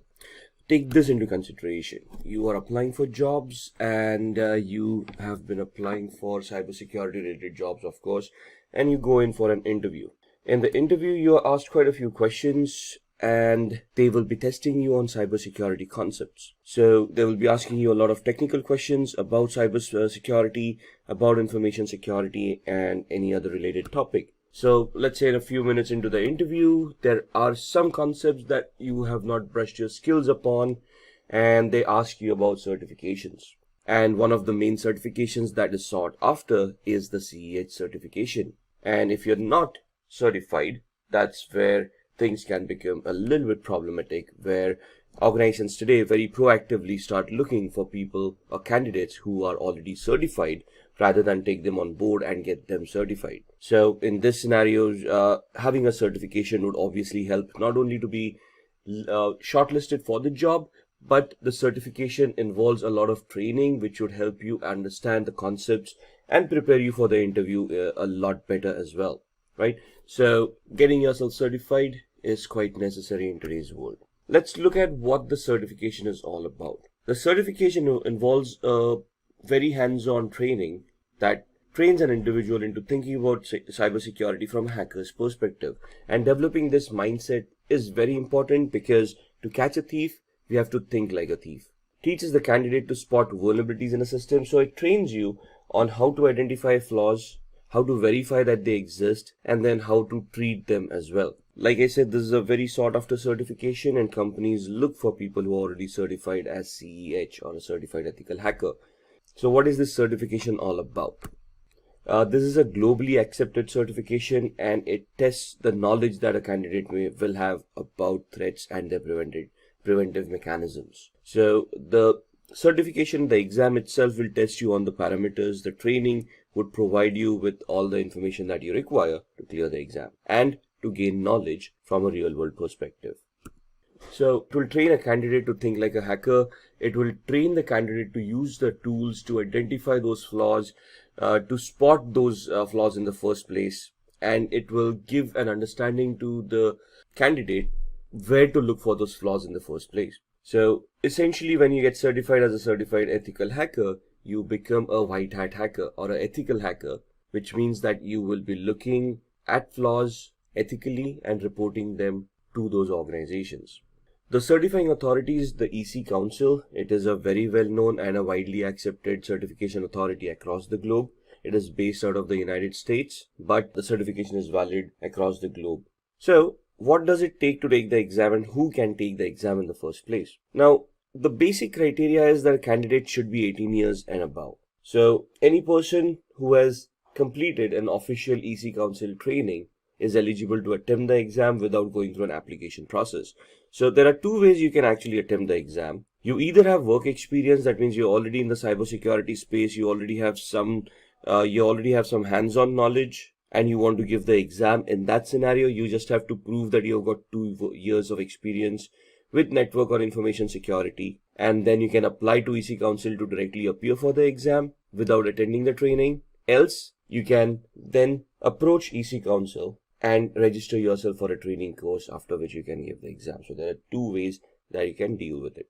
What are the fees for this exam? Now, the fee itself is $500 for the exam. Candidates who take the second route, where they prove that they have experience and they directly want to appear for the exam, there is another additional $100 of application fee that they have to pay to EC Council for them to verify that you actually have that experience and then allow you to appear for the exam. So what are the exam questions like? What is the exam all about? The exam code is 312-50, and there are 125 questions that need to be answered in 4 hours. Now that sounds like a lot of time, but trust me, it isn't. The questions are descriptive in nature. They give you a scenario. You have to identify those keywords based on the knowledge and the understanding that you have, and then gauge the correct answer for that particular scenario. And the scenarios could be a little bit complex, could be a little bit confusing. The exam will be a multiple choice question exam, so 1 question with 4 answers.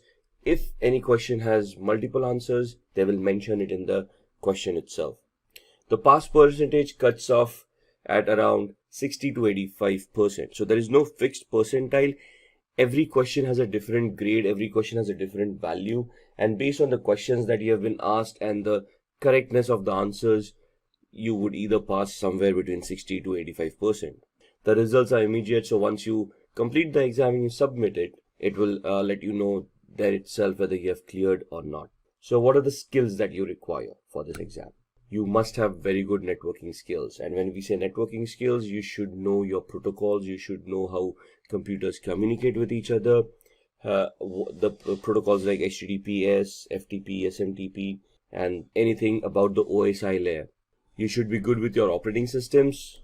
The candidate should also have a very good knowledge about operating systems. And when we say operating systems, we want the candidate to know about troubleshooting methods and how the operating system work in the first manner. So you should have some basic skills about operating systems and the configuration of these operating systems. You should also know the different types of cyber attacks such as social engineering, phishing, and how to prevent these attacks. So this is the exam skills. The training prepares you with all these skills.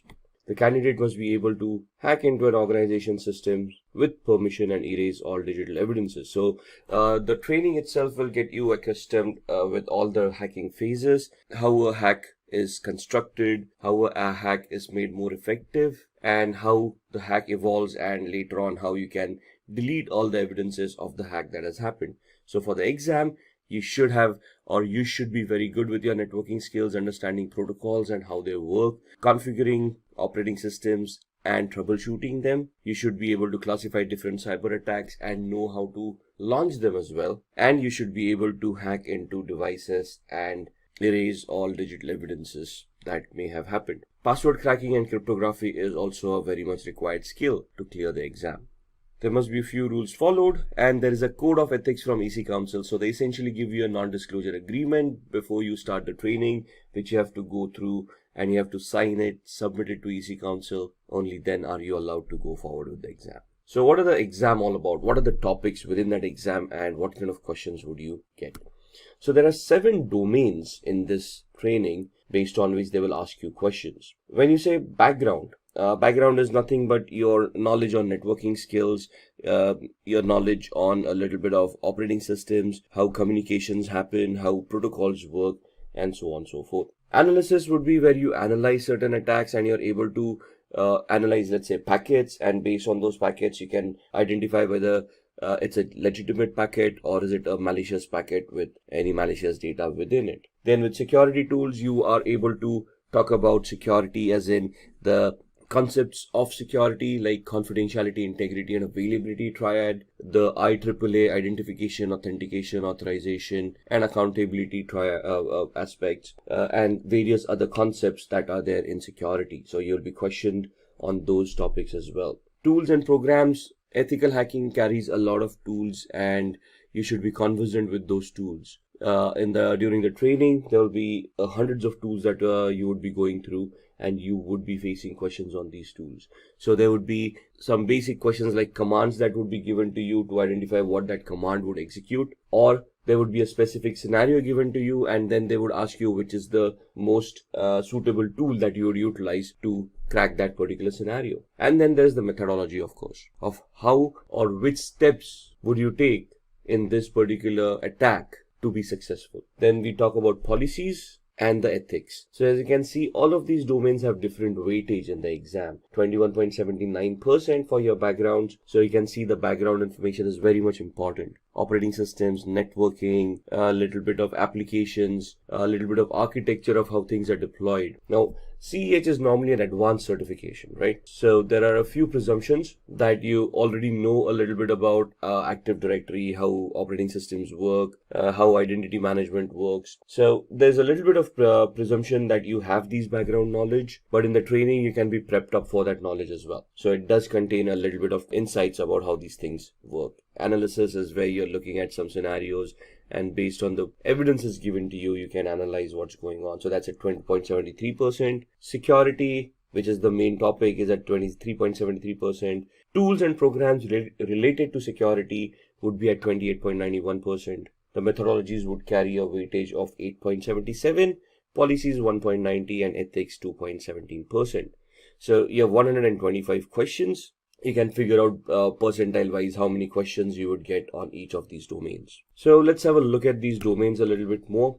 The background is about network and communication technologies. Again, like I said, protocols, procedures, services, how computers work. So ports on a computer, how ports are utilized by services, and how communications happen over these services and these ports. How we can scan these ports to identify what's going on, and then try to find out vulnerabilities within them.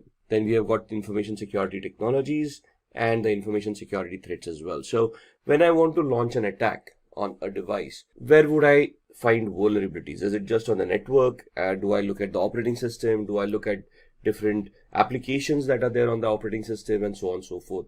So where are the threats? That's something that we need to identify, and that's what this domain deals with. So 27 questions from this domain. Then analysis and assessment, information security assessment and analysis, and the security assessment process. So let's say you're in a penetration test and you want to launch an attack. What is the assessment that you want to do before you launch that attack? What is the process you want to conduct?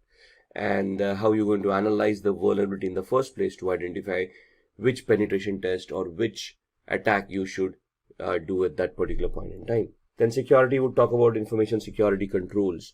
Controls would be all the security elements that you can implement to prevent hacking. So firewalls, IDS, IPS, antiviruses or endpoints, all of these would be included in this domain. Information security attack detection. So it's not only about how you can attack, you also want to know if you're being attacked in the first place. So analysis would basically identify how you're being attacked, and the detection is where you first detect that something is wrong, after which you can analyze it, right? And how you can prevent security attacks happening at your organization as well. So which firewall would fit at what OSI layer, what in the architectural aspect, where do you want to place an IDS or an IPS, where would you want to place a firewall, where would you want to place a UTM, to have a layered approach, a structured approach towards security, where a hacker would have to peel off layers of security to reach the data that they wanted to get access to in the first place.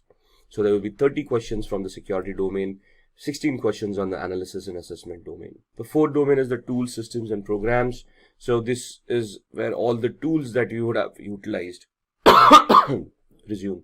So this is where all the tools that you have utilized in the ethical hacking scenario, and there will be questions asked about those tools. So in the training, there are some tools that are prescribed in the course where you'll have to concentrate on those tools. You'll have to get your hands on those tools to understand how those tools work, and then give appropriate answers in this domain. So there would be 36 questions for tools, systems and programs.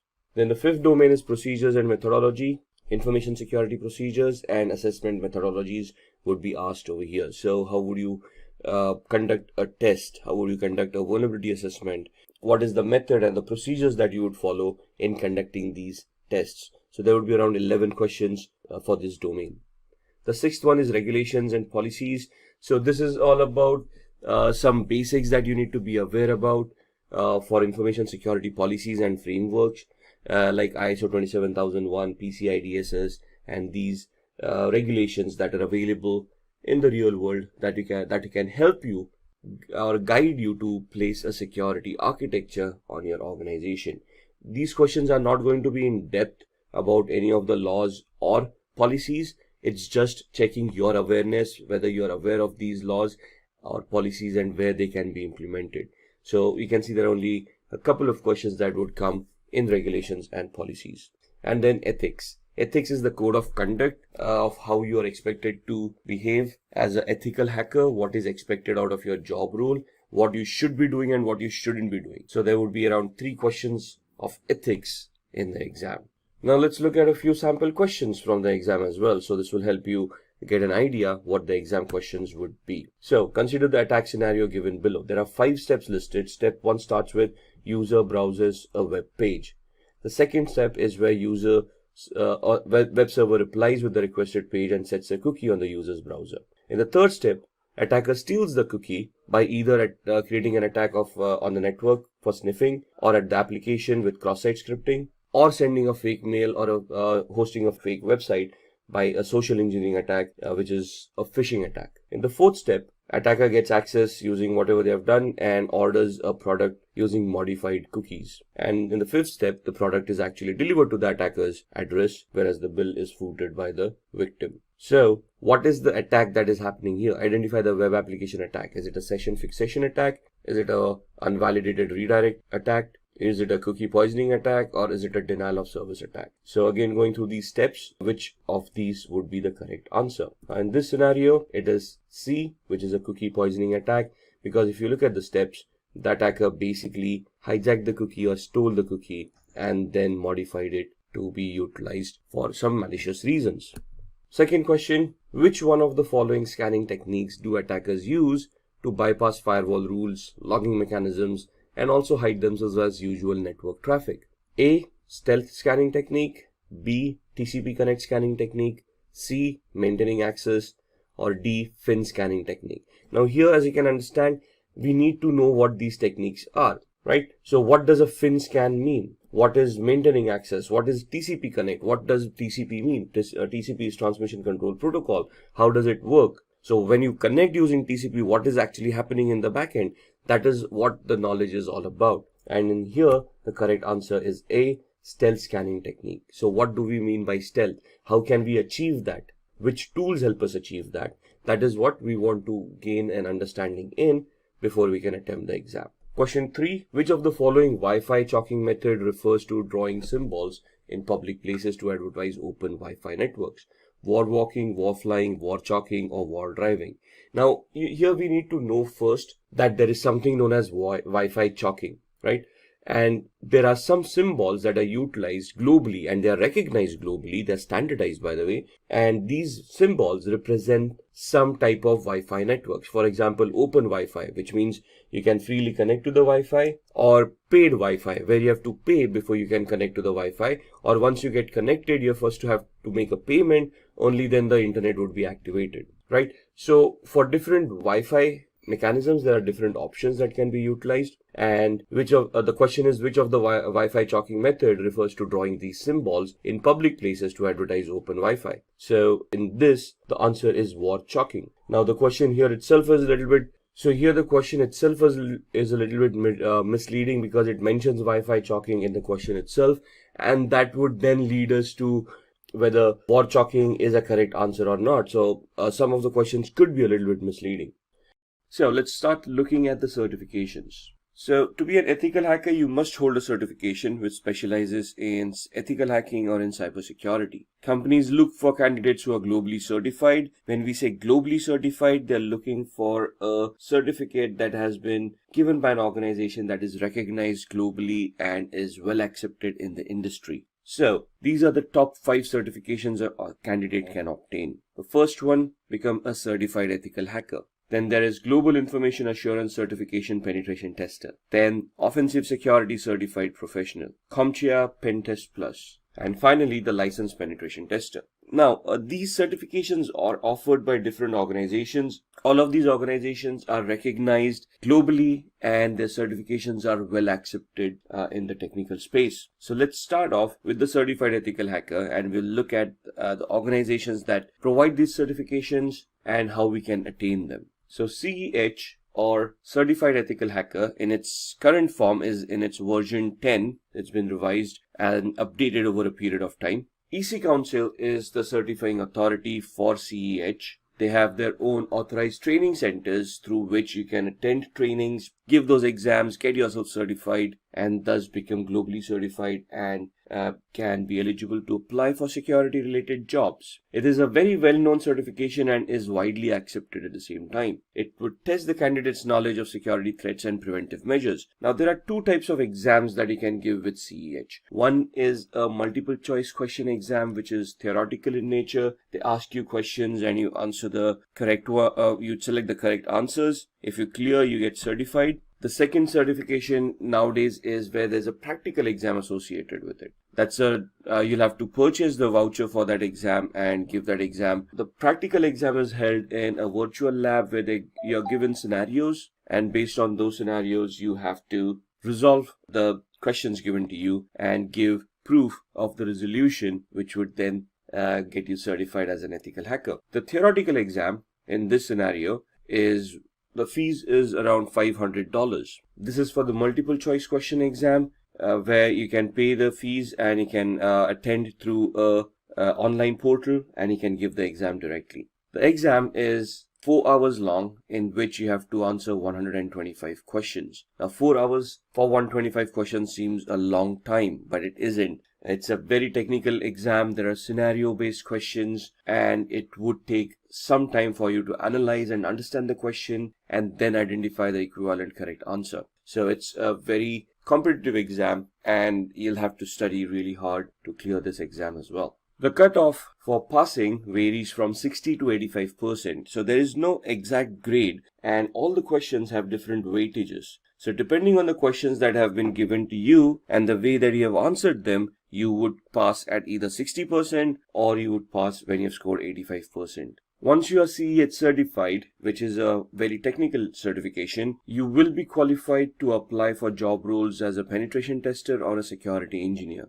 These are job roles where you would be responsible of ethically trying to attack applications, servers, switches, and try to find out vulnerabilities within them. The training of this certification will make you adept in most of these tools that are required. There are a lot of practicals in this training, and if you successfully completed those practicals, clearing the exam is a easy task. With the practicals comes your knowledge and would help you understand how you would be performing penetration tests in the real world. An average annual salary in the USA for a CEH certified person is around $91,000 and in India is around 4,76,000 odd rupees. The salaries would vary as far as organizations are concerned. More established organizations can afford to pay a little bit more, but these are average salaries that we have seen across the market. The next certification is the GPEN, also known as the Global Information Assurance Certification Penetration Tester. This certification looks into the different pen testing practices and methods, also focuses on the various problems and pen testing. So again, this is where you're getting certified as a penetration tester. So it's again a technical certification where your knowledge on networking, applications, and security of which will be tested.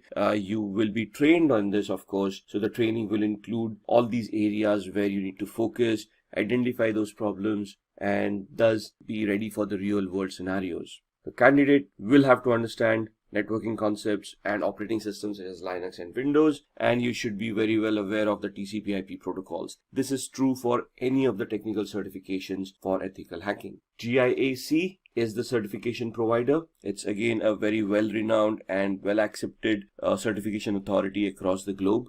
The exam fees are $1,899. 82 to 115 questions to be answered in 3 hours. Now, why 82 to 115? It depends on the test that has been associated, and depending on how you're answering those questions, you would be given those many number of questions to begin with. But all of these need to be answered in 3 hours. 74% is the pass percentage that is required to clear this exam. The average annual salary in the USA is around $96,000, while in India it is around similar to certified ethical hacking. Then looking at the next certification from Offensive Security called the OSCP, Offensive Security Certified Professional. This is another penetration testing certification, highly technical in nature, and it is an entirely hands-on certification. The previous 2 certifications that we saw, we talked about CEH, where there are 2 different exams. You could either take the theoretical exam and give your MCQs, or you could take the practical one. Here you don't have an option. This is a practical exam.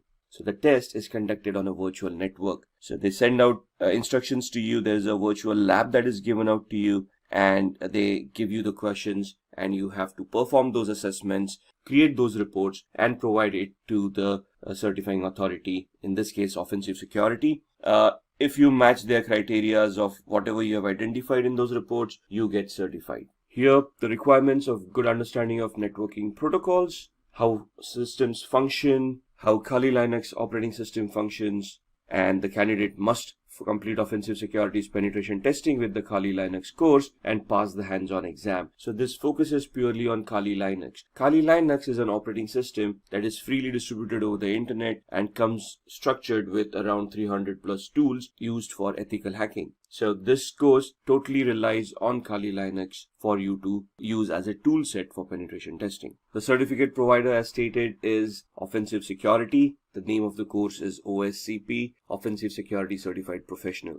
Exam is around $800 to $1,550. Now understand that this exam is technical and is hands-on. So for you to prepare for this exam, they come up with virtual labs where you can start practicing and honing your skills. Depending on the number of days for which you have purchased the access to that particular labs, the amount will vary from $800, which would be the minimum access days available, to $1,550, where the maximum number of days would be given to you for practicing. Once you're ready, even during the time span of where you have that access, once you're ready for the exam, you can attempt the exam and clear. The average annual salary is similar, around $91,000 for the US market and 905,000 rupees in the Indian market. Then looking at the CompTIA Pen Test Plus. CompTIA is another certification authority or a certification provider, a training provider that will help you get yourself certified in the ethical hacking space. So they have certification called Pen Test Plus, which is focused towards penetration testing. So it is an intermediate level certification. It assesses the vulnerability assessment and the penetration testing skills of a candidate. Here, the training will provide you with all the essentials where it will help you identify how to do vulnerability assessments, how to identify those vulnerabilities, and then which tools to utilize for what kind of a penetration test. For the requirements, a minimum of 3 to 4 years of hands-on experience in the information security field. Also, a CompTIA Security Plus or a Network Plus or equivalent knowledge is required. So in the Network Plus, they talk about securing networks, and they help you understand the OSI layers, the TCP/IP layers, and help you understand the protocols and all of those things. So having that knowledge is an added advantage. The certificate provider is CompTIA, and the cost of the exam is around $349. Maximum number of questions is 85, and I think it's a 3-hour exam. The passing percentage is scoring 750 marks out of a possible 900. So the scale is, the minimum you can ever score is 100. If you're completely unprepared, the maximum you can score is 900.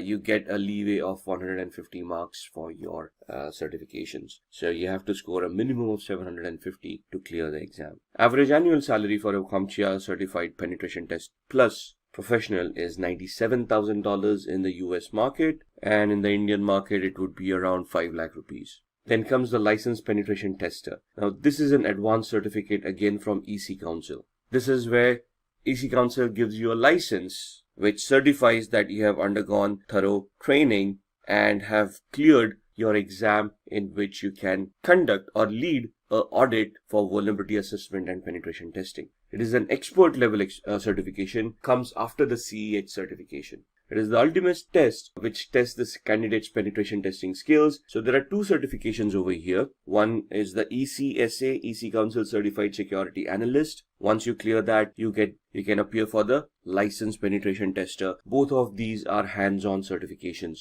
So you will be given a virtual lab, you will be given a scenario in which you'll have to perform some assessments, create reports, submit it to the EC Council. They will analyze your reports. If they meet the criteria that have been identified, you would then be certified as a licensed penetration tester. The candidate must be above 18 years of age. A recertification is required every 3 years. So the validity is 3 years. After 3 years, you will have to be recertified, or there is a continuing point education system over there where you can score points by publishing articles, by attending trainings or giving out trainings, and you can get yourself recertified. It is preferred that the candidate has CEH and the ECSA certification. So the previous certification that we saw, Certified Ethical Hacker, and then the ECSA, EC Council Certified Security Analyst, after which you can appear for the LPT, the Licensed Penetration Tester. The certificate provider again is EC Council. The Licensed Penetration Tester exam has a different process. The candidate must purchase an exam dashboard for $899, which is valid for a year. So once you purchase the voucher, the validity is 1 year. You can prepare within that 1 year and then give the exam and attain the certification. Only once you're ready, the exam can be scheduled and you can give that exam. The exam consists of 3 different levels. Each level has 3 different challenges. The candidate must pass at least 1 challenge in order to qualify for the next level. And for each level, the exam is 6 hours. So this is a grueling exam. This is hands-on. They're giving you challenges and they are going to test you on your skills as a penetration tester. So be ready to be very hands-on for this kind of a certification. Average annual salary in the US is around $100,000 and above, and in India, $825,000 and above. Next, Shruti will guide you through the career of an ethical hacker.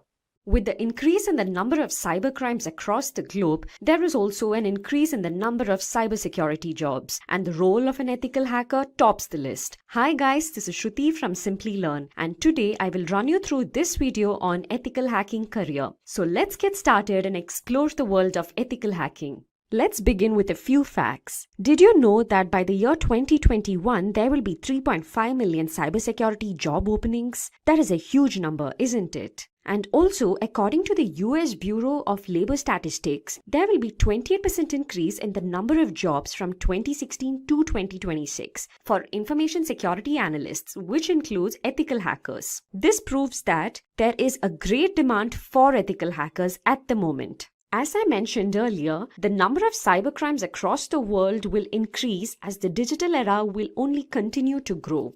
Organizations will be on the lookout to hire professionals who can fight these cybercrimes and protect the company's data. And to fight these cybercrimes, we will require individuals who can think like a hacker. And who is that? Well, to do this job, we have ethical hackers. As you might be knowing, an ethical hacker is trained to discover system vulnerabilities. An ethical hacker is also known as a white hat hacker. He or she is given authorization from the company to perform security assessments. And at the end, an ethical hacker would have to report the findings back to the company so that the vulnerabilities can be fixed. An ethical hacker performs these security assessments with the help of various hacking techniques and tools. Let's now move on to our next topic, that is the steps to become an ethical hacker. You might wonder how to start your ethical hacking career, right? Well, I will take you through that step by step. Firstly, the candidate must have a computer science or an information technology bachelor's degree. It is also possible to become an ethical hacker without these degrees, but provided you have the required skill sets and experience. The next requirement to be an ethical hacker is that the candidate must have a minimum of 2 years of experience in the information security field. You have to start your career with a software or a networking job, and only then can you move on to the ethical hacking field. You have to start your career with a software or a networking job, and only then can you move into the ethical hacking field. Coming to the certifications, it is necessary for the candidate to hold various cybersecurity certifications. Certifications play a vital role in the field of cybersecurity. Your job opportunities can solely depend on these certifications. To become an ethical hacker, you can start off with the foundational level certifications such as the CCNA and CompTIA Security Plus certifications. Finally, the last step to become an ethical hacker is to clear the Certified Ethical Hacker examination. CH certification is provided by the EC Council. It trains the candidate to protect a company's network by using the same tools and methods that a hacker would use. The CH exam will have a duration of 4 hours with 125 number of questions. If the candidate clears this exam, then he or she will become a certified ethical hacker. Now that you know the steps to become an ethical hacker, let's look into the skill sets which are required to help you achieve these steps. First and foremost, an ethical hacker needs to have an in-depth knowledge of the working of the operating systems. Knowledge of Windows, Linux, and Macintosh operating systems is required. For penetration testing, creating exploits, and bug hunting, programming will be important. So knowledge of programming languages such as C, C++, HTML, Python, and PHP will be very helpful. Basic knowledge of networking, TCP/IP protocols, and OSI model is necessary as networking is the foundation of cybersecurity. For securing databases, knowledge of SQL, NoSQL, PostgreSQL is necessary. Cryptography is used to secure information. It is the process of converting data from a readable format to a non-readable format and vice versa. Cryptanalysis is decryption without a secret key. In most cases, certified ethical hacker would need to perform cryptanalysis. Hence, ethical hacker has to be comfortable with cryptography and cryptanalysis. Ethical hackers should be proficient in network security control measures such as intrusion detection and intrusion prevention techniques. Now let's move on to the responsibilities which are taken care of by an ethical hacker. Let's have a look at these responsibilities. An ethical hacker is responsible for scanning systems, open and closed ports using tools like Nessus and Nmap. Vulnerabilities and threats are identified by doing this.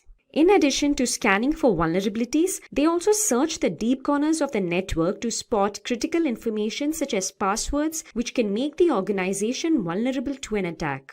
In addition to building and maintaining IDS, IPS, and firewalls, they also try to evade these security measures to gauge the performance of the systems. A lot of times, a company's online fraud or online theft incidents are looked into by an ethical hacker. An ethical hacker also checks for sniffing networks and hijacked web servers and applications. Those were the responsibilities of an ethical hacker. Now let's look into the various job roles an ethical hacker can apply for. It is a misconception that an ethical hacker will perform only penetration testing. Well, there are a number of other jobs an ethical hacker can apply for. The different job roles such as that of a penetration tester, information security analyst, security consultant, and an information security manager. Let's have a look at each of these job roles one by one. A penetration tester performs the typical responsibility of an ethical hacker. That is, he or she tries to exploit a security system's vulnerabilities. This is carried out using different hacking tools and techniques.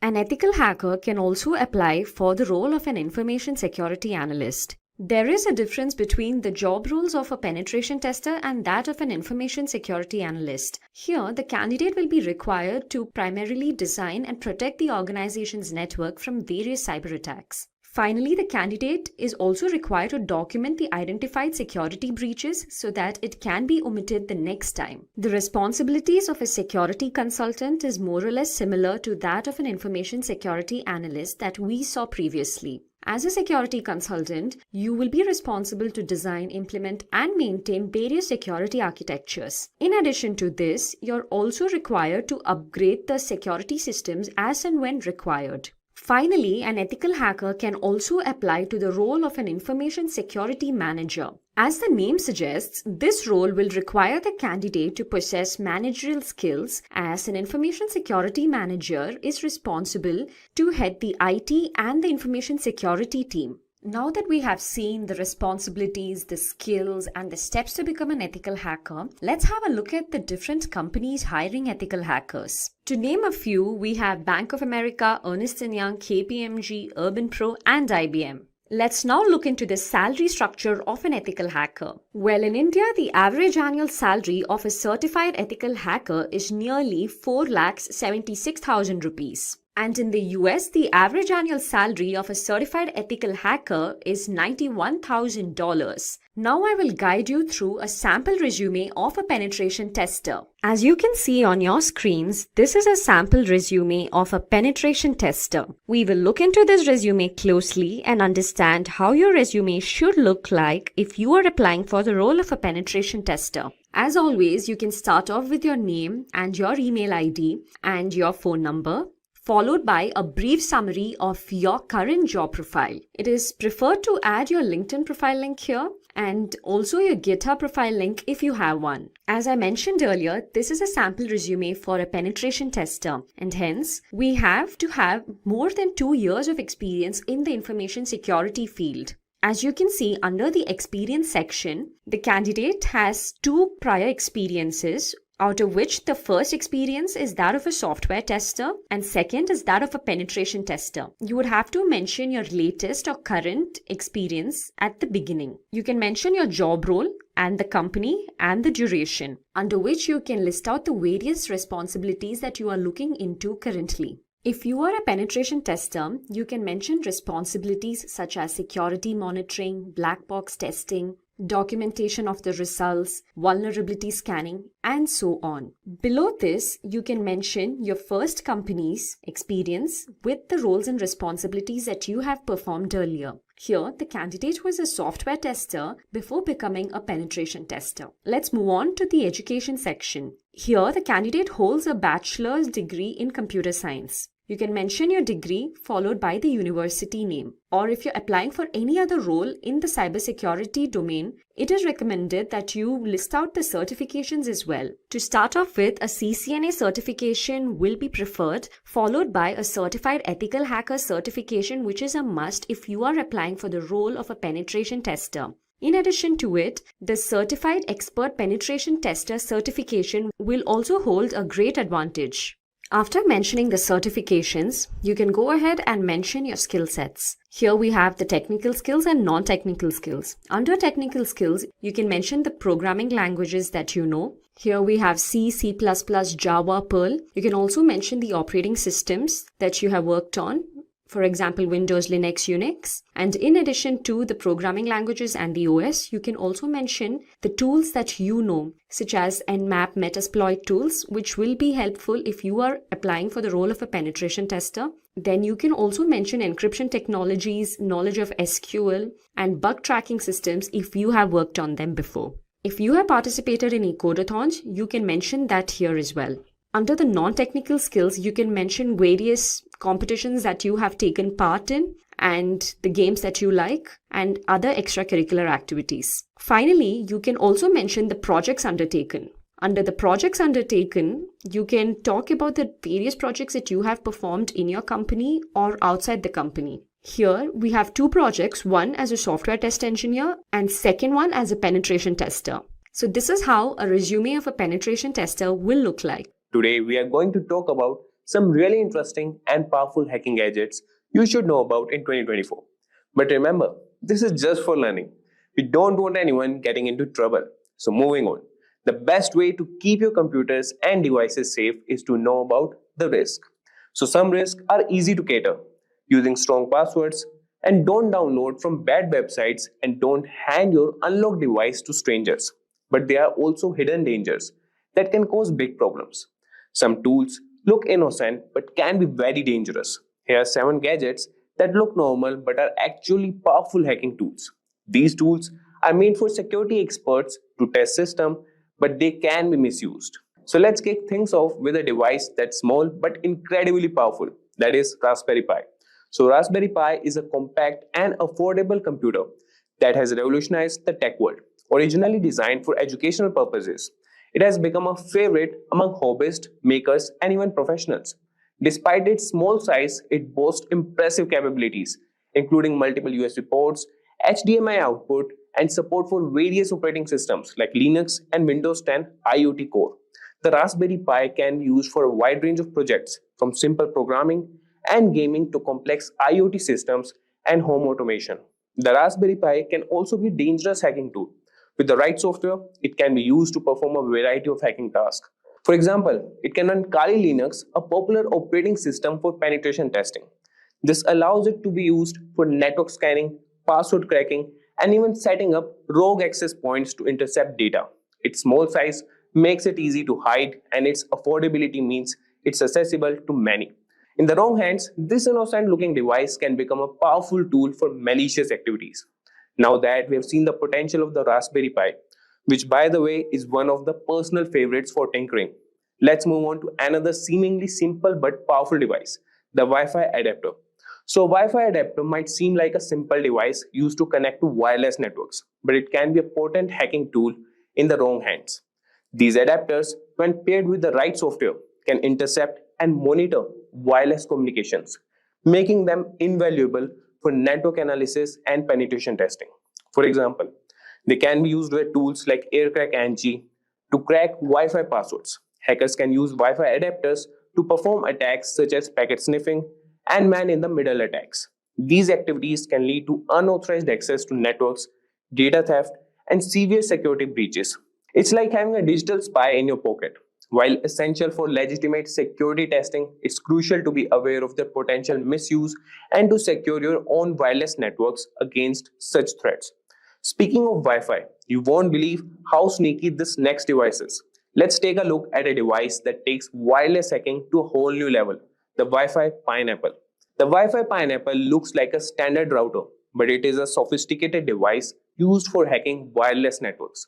It allows attackers to create rogue Wi-Fi access points, tricking users into connecting and revealing their login credentials. Imagine connecting to what looks like a free public Wi-Fi only to have your data intercepted. This device is capable of advanced man-in-the-middle attacks, monitoring and recording data from all connected devices. Additionally, the Wi-Fi Pineapple can capture Wi-Fi handshakes, which can then be used to crack network passwords. Its powerful feature makes it a favorite among penetration testers for assessing network security, but in the wrong hands, it can be used for malicious activities, highlighting the importance of robust wireless security. So from Wi-Fi to Bluetooth, which is everyone these days, right? Let's now explore a powerful tool for Bluetooth hacking, the Ubertooth One. The Ubertooth One is an open source Bluetooth testing tool that appears to be a simple USB dongle. Despite its unassuming appearance, it can monitor and analyze Bluetooth communications, making it a valuable asset for those testing the security of Bluetooth devices. Think of it as a spy for Bluetooth traffic. The Ubertooth One can capture Bluetooth packets, perform Bluetooth attacks, and even explore vulnerabilities in Bluetooth networks. Its ability to dissect Bluetooth traffic makes it a powerful tool for both legitimate security research and potential misuse. Understanding its capabilities helps highlight the importance of securing Bluetooth-enabled devices against unauthorized access and attacks. Continuing with radio frequency tools, which honestly sounds like something out of a spy movie. So let's discuss the Hack RF1 and its versatile capabilities. So the Hack RF1 is a versatile software-defined radio SDR platform that can transmit and receive radio signals from 1 MHz to 6 GHz. It looks like a standard electronic device, but can be used for a wide range of hacking activities. Imagine being able to capture and manipulate signals across a broad spectrum. With the Hack RF1, users can capture and analyze various radio signals, jam frequencies, and even spoof signals to manipulate communication systems. This tool is particularly useful for exploring and testing the security of wireless communication systems. While it serves an essential role in legitimate research and development, the Hack RF1 also demonstrates the need for robust security measures to protect against radio frequency-based attacks. So now let's look at a tool that takes advantage of a computer's trust in USB devices. And trust me, this one's sneaky, the USB rubber ducky. So the USB rubber ducky is a device that looks like a regular flash drive but acts like a keyboard, typing commands into any computer it's plugged into. Hackers use it to execute pre-programmed scripts that can steal data, install malware, or take control of the target device. It's like a tiny digital ninja. This tool exploits the trust computers have in USB devices, making it a potent weapon for cyber attacks. It's a reminder to be cautious about plugging in unknown USB devices, as they could be rubber duckies in disguise, ready to unleash harmful commands and compromise your system security. So finally, we have got a real undercover gadget here. Let's uncover the secret capabilities of the LAN turtle. The LAN turtle looks like a typical USB Ethernet adapter, but it's a covert hacking tool used to monitor and infiltrate networks. Don't let its innocent appearance fool you. It provides hackers with several capabilities, such as network scanning, DNS spoofing, and data capture. The LAN turtle can be discreetly plugged into a network, allowing access to gather sensitive information and gain unauthorized access. Its ability to operate undetected makes it particularly dangerous, emphasizing the need for vigilance and robust network security measures to prevent unauthorized devices from connecting to your systems. So there you have it, guys. We have explored some of the most powerful and dangerous hacking gadgets out there. These tools can do a lot of damage if they fall into the wrong hands. That's why it's so important to stay informed and vigilant about cybersecurity. Today, we are diving into a super important topic that affects everyone: phishing attacks. As cyber criminals get more sophisticated, it's important for us to stay one step ahead.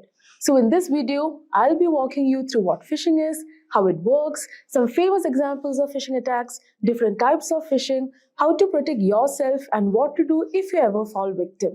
So let's jump right in. What is phishing? To start, let's talk about what a phishing attack really is. In simple terms, phishing is a type of scam where hackers pretend to be legitimate people or companies to steal your personal information, whether it's your passwords, bank details, or even social security number. They typically do this through emails, text messages, or fake websites that seem genuine at first glance. But phishing attacks don't just rely on fake emails. They use a psychological trick known as social engineering. Now, social engineering is all about manipulating people into making poor decisions, like clicking on a malicious link or sharing personal information. Let's take an example. Imagine you work in a company and one day you get an urgent email from someone who looks like your boss. The email says, "I'm in a meeting right now, but I need you to send me the financial reports immediately. Click here to access a secure file." Because it's your boss and the message sounds urgent, you might not think twice and click the link. But that's where the trick is. The link wasn't real, and now the hacker has the access to the company's sensitive data. So social engineering works because it plays on human emotions like fear, urgency, trust, and leads you to make hasty decisions without double checking. So phishing attacks are serious business, and they have caused some of the most damaging data breaches in history. Let's take a look at some of the most famous examples. First, let's talk about the Sony Pictures hack in 2014. This is one of the most well-known phishing incidents. It all started when Sony employees received phishing emails that looked completely legitimate. Some employees clicked on the links in these emails, which gave hackers access to Sony's internal network. And the result? Over 100 terabytes of data were stolen, including unreleased movies, confidential employee information, and thousands of internal emails. The leaked data caused major damage to Sony's reputation and led to lawsuits. It was one of the most costly cyber attacks of its time. Another incredible phishing incident involved both Facebook and Google. Between 2013 and 2015, a single hacker managed to scam these tech giants out of over $100 million. How did he do it? The hacker, Evaldus, pretended to be a hardware supplier that both companies did business with. He sent phishing emails with fake invoices that looked exactly like the real thing. Because the emails were so convincing, the finance departments of the Facebook and Google didn't question them and wired the money directly to the attacker's account. So these famous examples show that phishing can affect anyone, from everyday people to major corporations. So let's talk about how they work step by step when hackers actually try to steal your information. So how does a phishing attack unfold? Let's break it into easy steps. Step 1. Phishing attacks typically start with a carefully crafted message, often in the form of an email or text. This message will look like it's from a legitimate company, like your bank, a popular service like PayPal, or even someone you personally know. Hackers usually use several techniques to make these emails look authentic. One common technique is domain spoofing.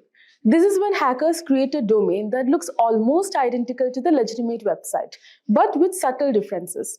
For example, instead of paypal.com, they might use paypal1.com or pay-pal.com. Because most people glance at the sender's email address quickly, they don't notice the subtle change. The next step is to get the victim to visit a fake website. When you click on the link in the phishing email, you're often redirected to a website that looks exactly like the real thing. These fake websites are often designed to perfectly mimic the official login pages of services like your bank or email provider. To create these fake websites, hackers often use what's called a phishing kit. Now, phishing kits are pre-built tools that make it easy for attackers to clone real websites. The hacker then hosts the fake website on a malicious server or uses DNS spoofing, where they manipulate the DNS records to redirect users from the legitimate website to their fake version without the victim knowing. Now, once you land on the fake website, the next step is for the hacker to collect your information. So these fake pages are designed to look identical to the real ones. So when you enter your username and password, you think you're logging in securely. But hear what's happening in the background. Phishing sites use various methods to capture the information you type in. One common technique is form jacking, where the form on the website is modified to send the data directly to the attacker's server. Alternately, hackers can use key logging malware that records every keystroke you make, capturing usernames, passwords, and even credit card information as you type. So to make the fake site even more convincing, attackers often secure it with a real SSL certificate. Now, this means the website might show up as secure with a padlock symbol in your browser, making you believe it's legitimate. So this is why it's important to check more than just the HTTPS in the URL. Now, once the hacker has your data, they can use it in various ways.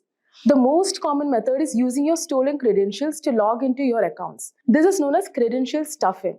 But they can also use your personal information for identity theft, or they might sell your data on the dark web. But phishing isn't a one-size-fits-all approach. Hackers use several different types of phishing attacks, and each one is designed for a specific target or method. So now let's talk about the different types of phishing attacks. First, we have general phishing, which is the most common and broad type.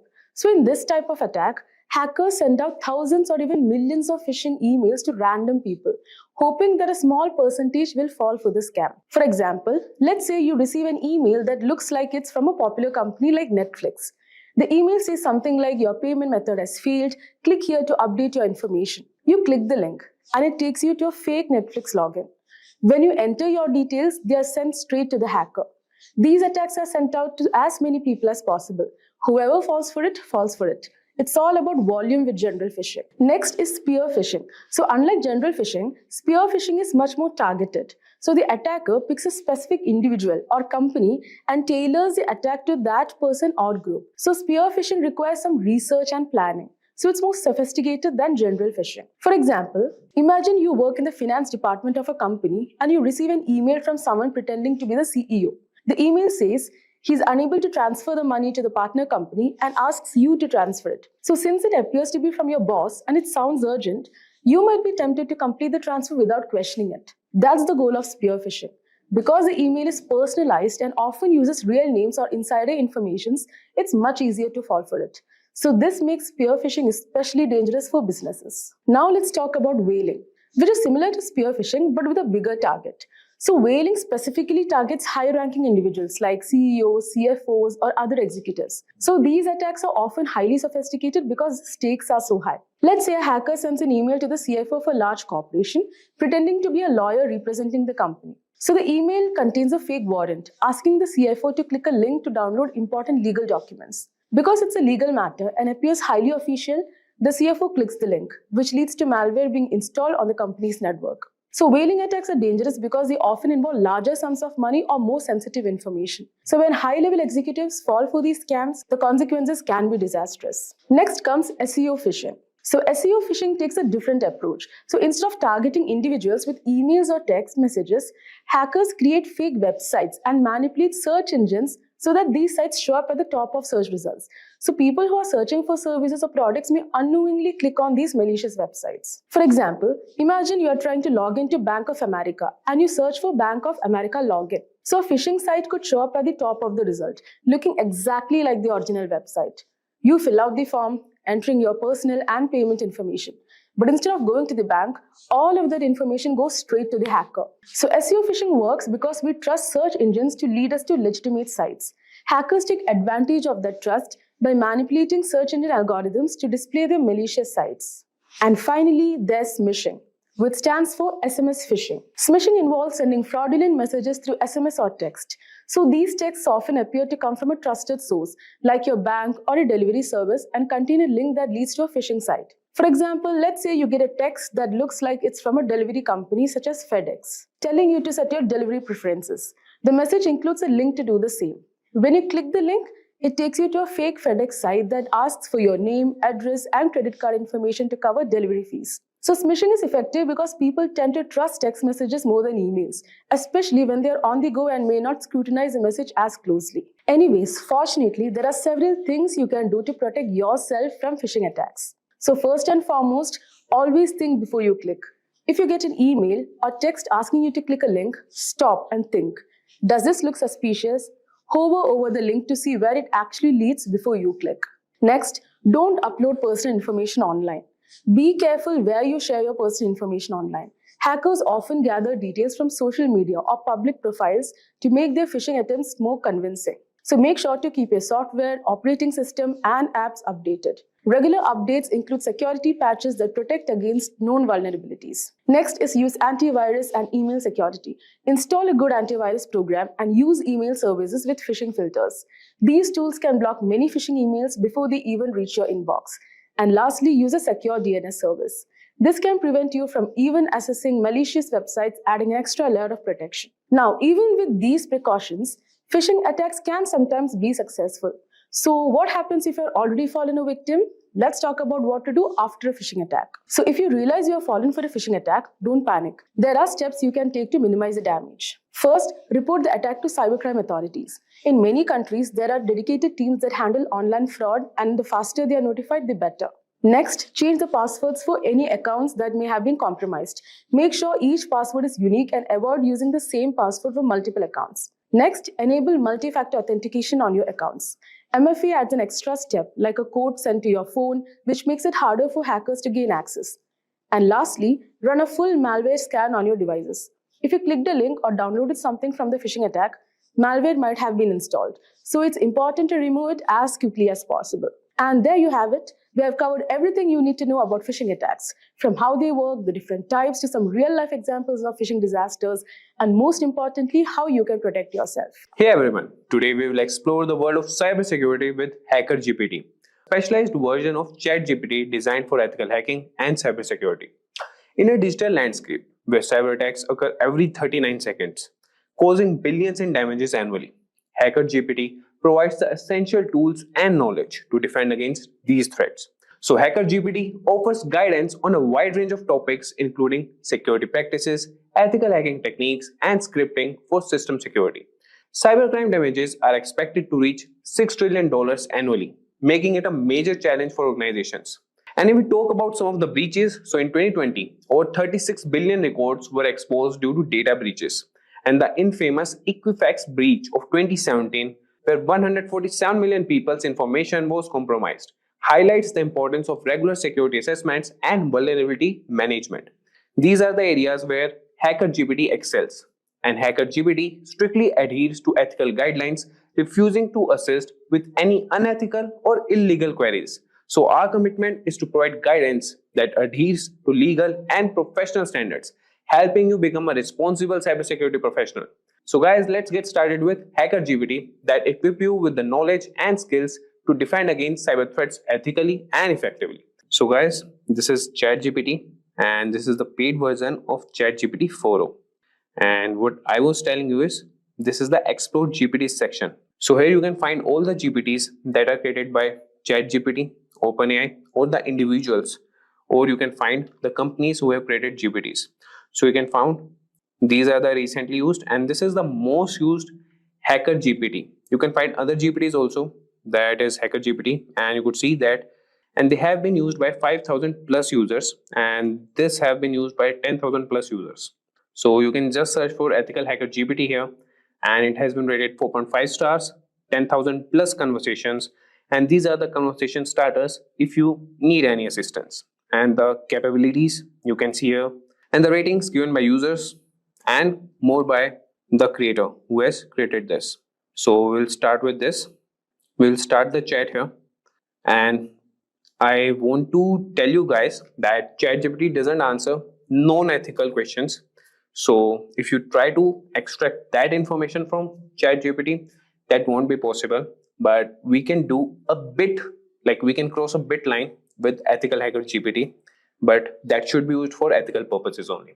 So I will show you guys how you can utilize this GPT. And one more thing guys, if you want to create your own GPT, you can also create that also.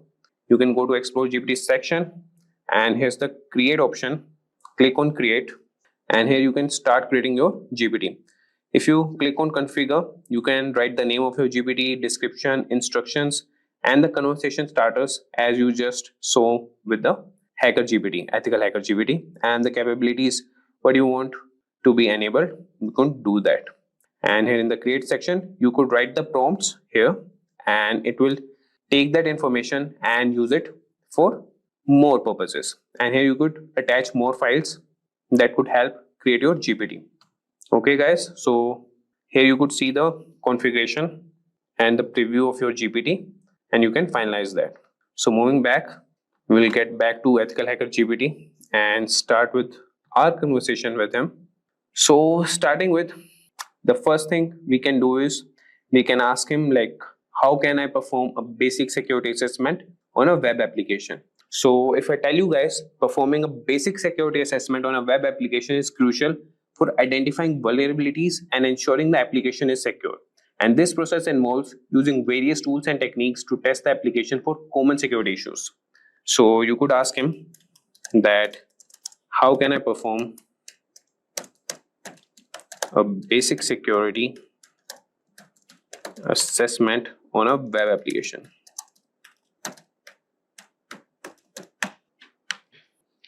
And just wait for a few seconds, and you could have the response from Ethical Hacker GPT.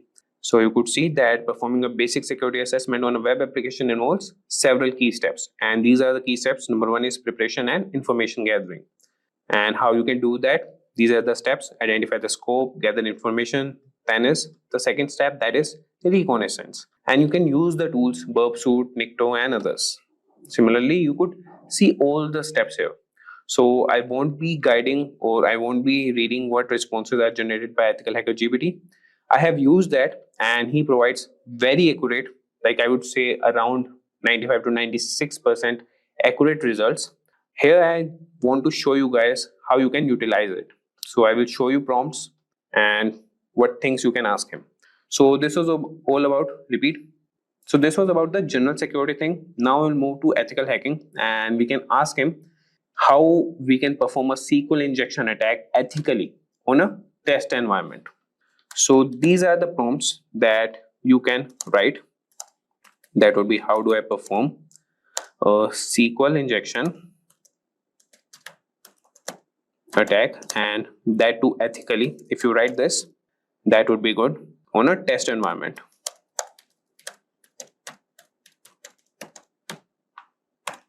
And if I tell you guys, so SQL injection is one of the most common web application vulnerabilities, and understanding how to perform a SQL injection attack ethically on a test environment can help you identify and mitigate this risk in your own applications. And you could see he has responded and he has provided you the steps that you can set up a control test environment first thing, then preparation, and you could use these tools. Then you have the manual SQL injection testing.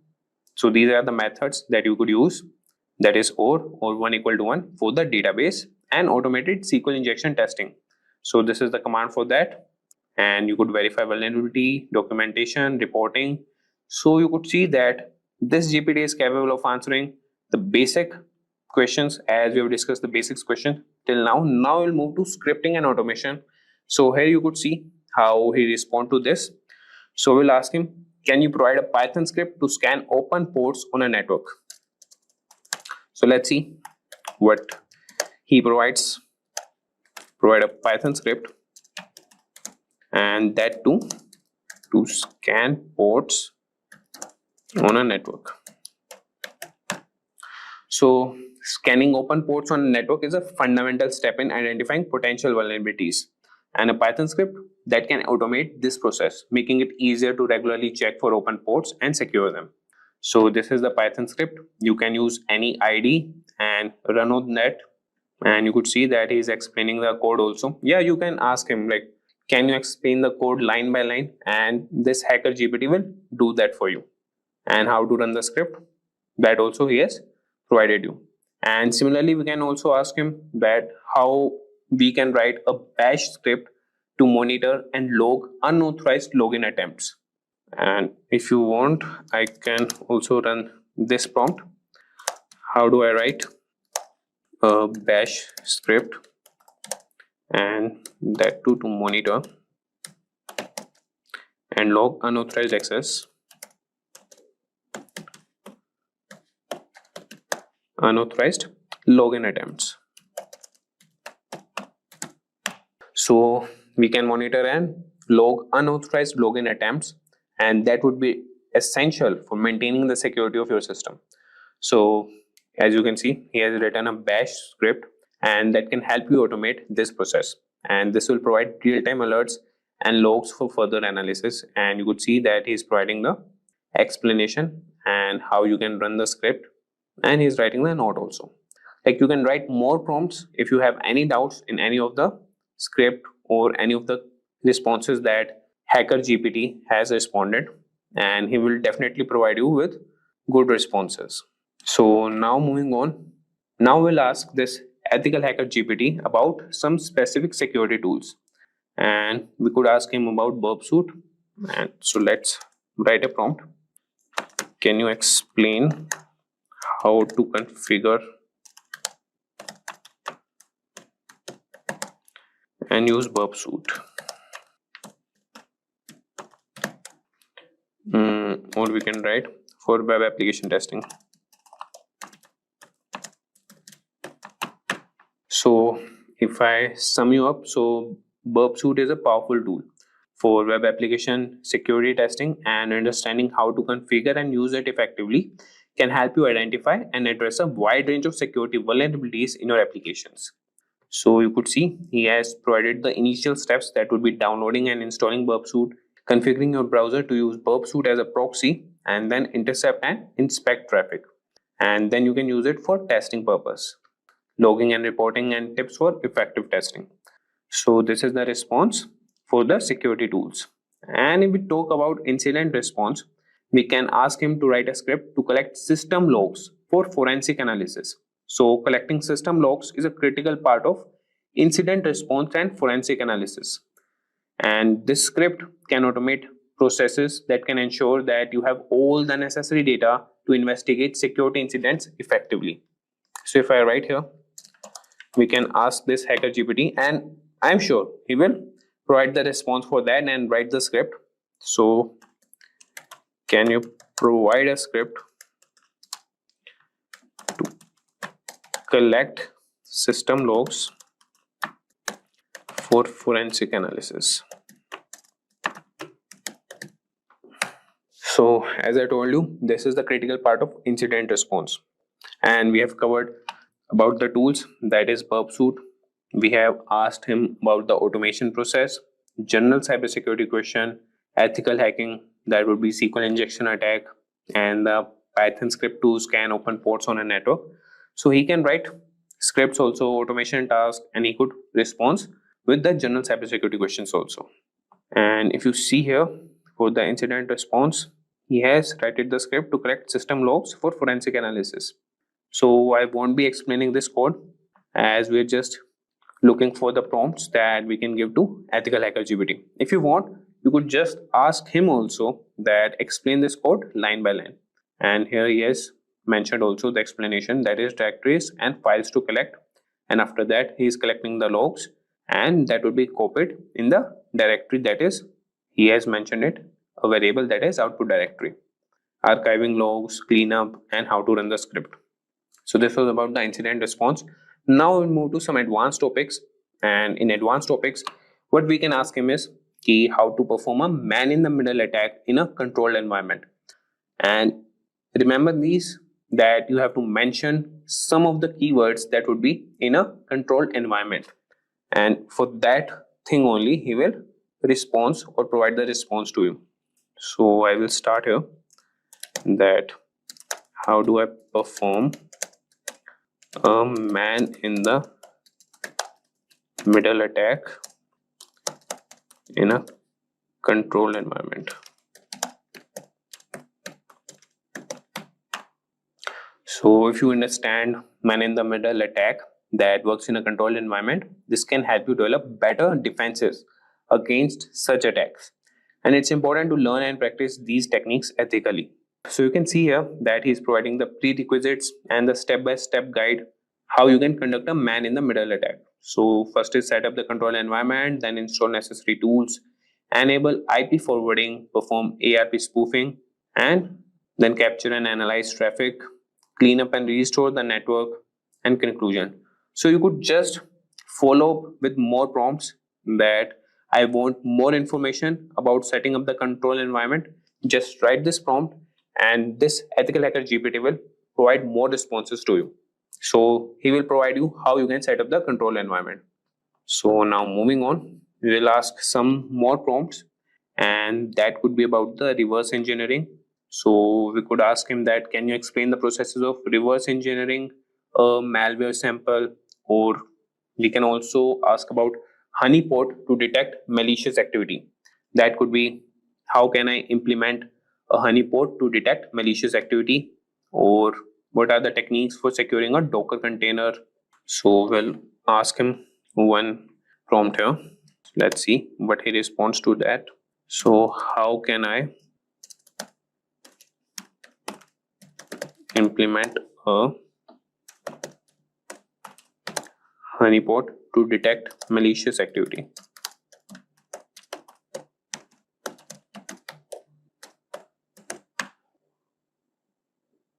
So you could see that he has started responding to that. And if I tell you the sum, so a honeypot is a security mechanism set to detect, deflect, or in mechanism to some manner, and it counteract attempts at unauthorized use of information systems. Implementing a honeypot can help you monitor and understand attack patterns. And this is the step-by-step guide to implement a honeypot.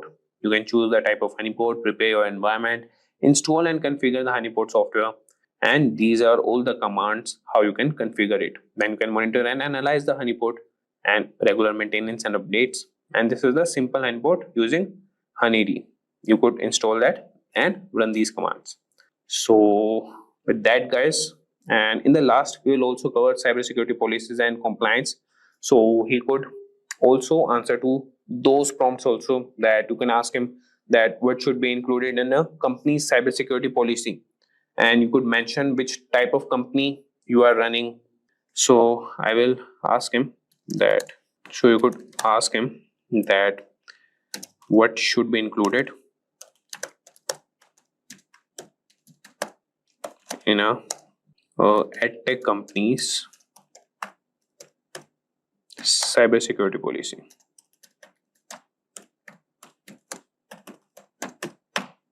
So let's see. So you could see here that creating a comprehensive security policy for an edtech company involves adding various aspects, and that would be introduction. First is the purpose for cybersecurity policy, scope, roles and responsibilities, data protection and privacy, network security, application security, user security awareness and training, incident response and management, compliance and legal requirements, physical security, device and endpoint security. So similarly, you could ask him that draft me the company's cybersecurity policy and start with the introduction. So he will provide you all the introduction points, and then you can ask him that draft roles and responsibilities. He will draft that also. So you could like break it into parts and ask the EthicalHacker GPT, and he will respond to you, as it has some limitations of some words and some of the responses. So you could ask him in the breaking parts and he will respond to you. Once you dive into the world of cybersecurity, it becomes clear that there are many certifications to choose from. Some of these are relatively easy to obtain, while others are known to be extremely challenging. The difficulty of these exams basically depends on few things, like how much you know, how much time you put into studying, and the hands-on experience you have in the field. Some people breeze through the toughest certification without breaking the sweat, while others might struggle with them. But here's the thing, it's really hard to rank how difficult a certification is, because testing organizations don't always share the pass rates for their exams. Despite this, there is plenty of talk in the industry about which certification is the hardest one. So based on the discussions and insight from cybersecurity experts, we have put together a list of 8 most challenging cybersecurity certifications. So guys, without further ado, let's get started. So guys, the first certification in our list is, in the decreasing order that we have, is AWS Certified Security Specialty. Our list basically begins with the AWS Certified Security. This specialty certification is a must-have for cloud security professionals. This certification focuses on especially security in the Amazon Web Services cloud environment. In this certification, you will learn about AWS security concepts like the shared responsibility model, data protection, and secure internet protocols. You will also cover topics like identity and access management, incident response, and infrastructure security. The exam itself lasts for 170 minutes and consists of 65 multiple choice and multi-response questions. While there are no official prerequisites for this certification, it's recommended that you have at least 5 years of experience in designing and implementing IT security solutions and 2 years of hands-on experience with AWS. Most candidates who attempt these exams usually have the other AWS certification under their belt, such as the AWS Certified Solutions Architect. AWS Associate also works, and also the AWS Certified Solution Architect Professional. These certifications basically provide a strong foundation in the AWS concepts, making the AWS Certified Security Specialty kind of easier to tackle. But still, it's a tough exam, and passing it will make you a valuable asset to any organization that uses AWS. Now, let us move to the next one. The next one we have is CompTIA Advanced Security Professional Practitioner Certification, or CASP+. So guys, this is one which is aimed at cybersecurity professionals who work at more advanced level. The CASP+ focuses on enterprise security, risk management, and security operations. The exam itself consists of maximum of 90 questions, and you have 165 minutes to complete it. It covers basically 4 main areas: security architecture, security operations, security engineering, and cryptography. Also, it covers governance, risk, and compliance. Each area requires you to have a deep understanding of complex topics, making these exams quite comprehensive. The CISP Plus is often compared to the Certified Information Systems Security Professional or CISSP certification exam, and it is an alternative for certain US Department of Defense roles. If you are aiming for a career in the government cybersecurity, then this could be a certification for you. Now let us move on to our next certification. So guys, our next certification is GIAC Certified Incident Handler Certification or GCIS certification. This is for those candidates who are focused on incident handling and response. The GIAC Certified Incident Handler is a key certification.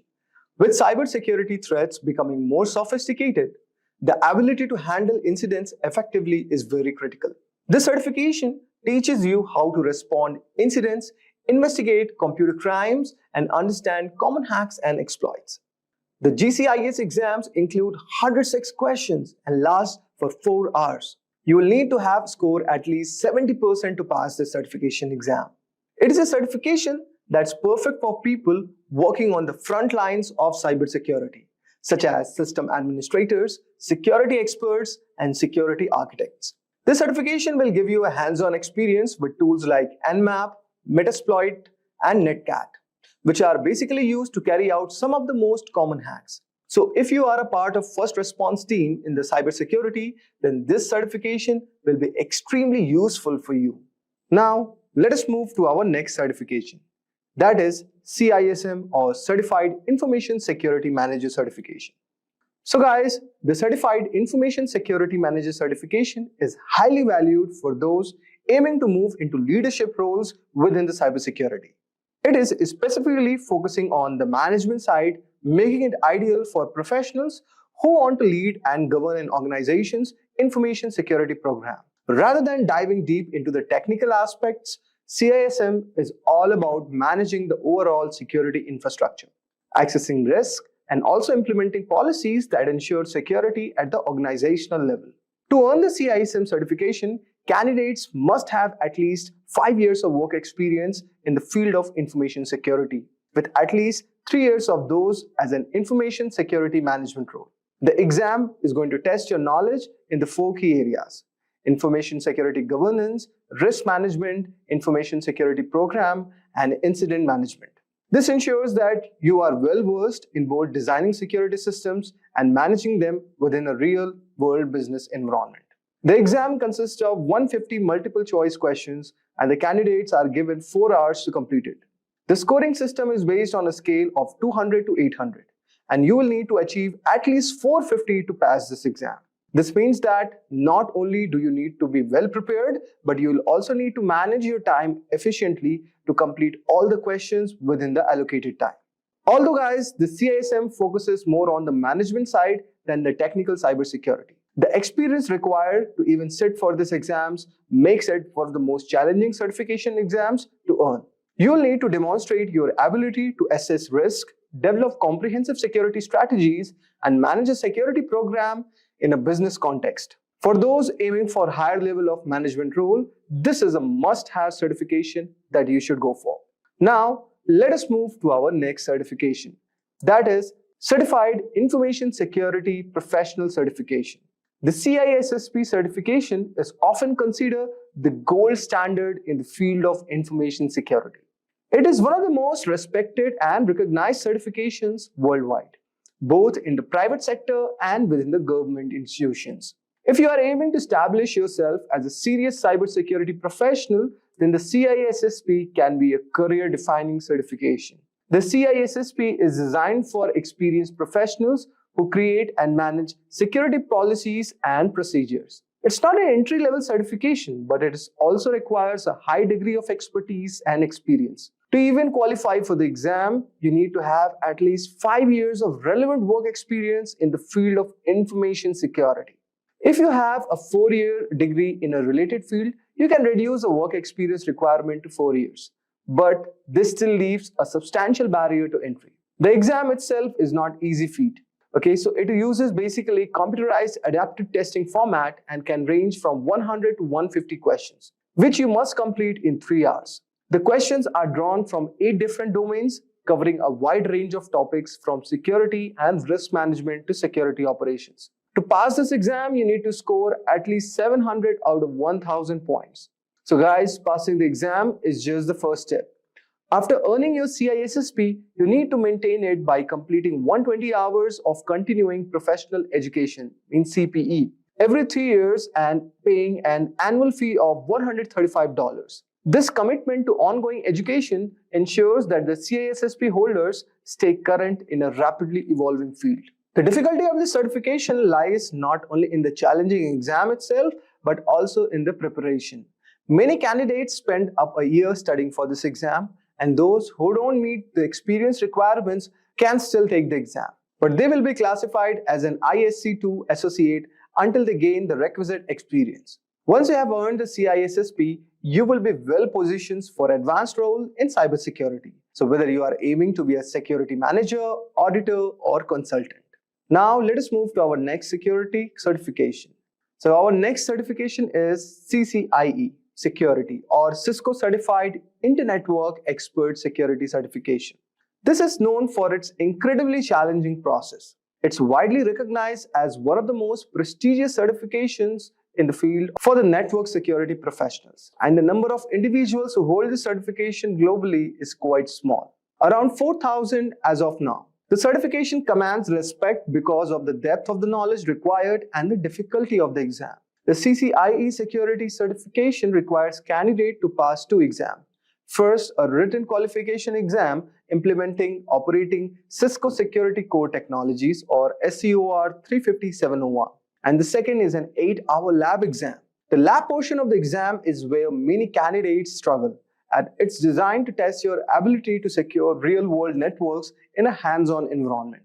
You will need to configure and troubleshoot a series of complex networks using Cisco Core Security Technologies. The lab exam is grueling, lasting an entire workday and testing not only your technical knowledge, but also your ability to work under pressure. It's designed to simulate the real-life scenarios where quick thinking and problem solving are very essential. So guys, passing this exam is a massive achievement, and the CCIE Security Certification is highly sought after by employers. Due to the difficulty of both written and lab exams, the CCIE Security Certification is generally aimed at high-experienced professionals who have extensive knowledge of Cisco technologies. So guys, for those who are looking to specialize in network security and are prepared for rigorous challenge, the CCIE Security Certification career can be a very defining achievement for your next role. Now, let us move to our next certification, which is Offensive Security Certified Professional Certification or OSCP. For those interested in penetration testing, Offensive Security Certified Professional Certification is one of the most respected and challenging certifications available. The OSCP is unique because it focuses on practical, hands-on skill rather than just theory. During the exam, candidates must hack into a series of virtual machines to demonstrate their ability to exploit vulnerabilities and securing systems. The exam itself lasts 23 hours and 45 minutes with an additional 15 minutes of proctoring.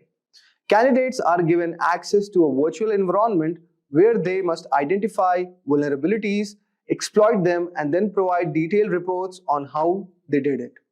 To pass this, you need to score at least 70 points out of 100. So guys, before taking this exam, candidate must complete the Penetration Testing Kali Linux or PEN 200 course, which teaches them the necessary skills for the OSCP exam.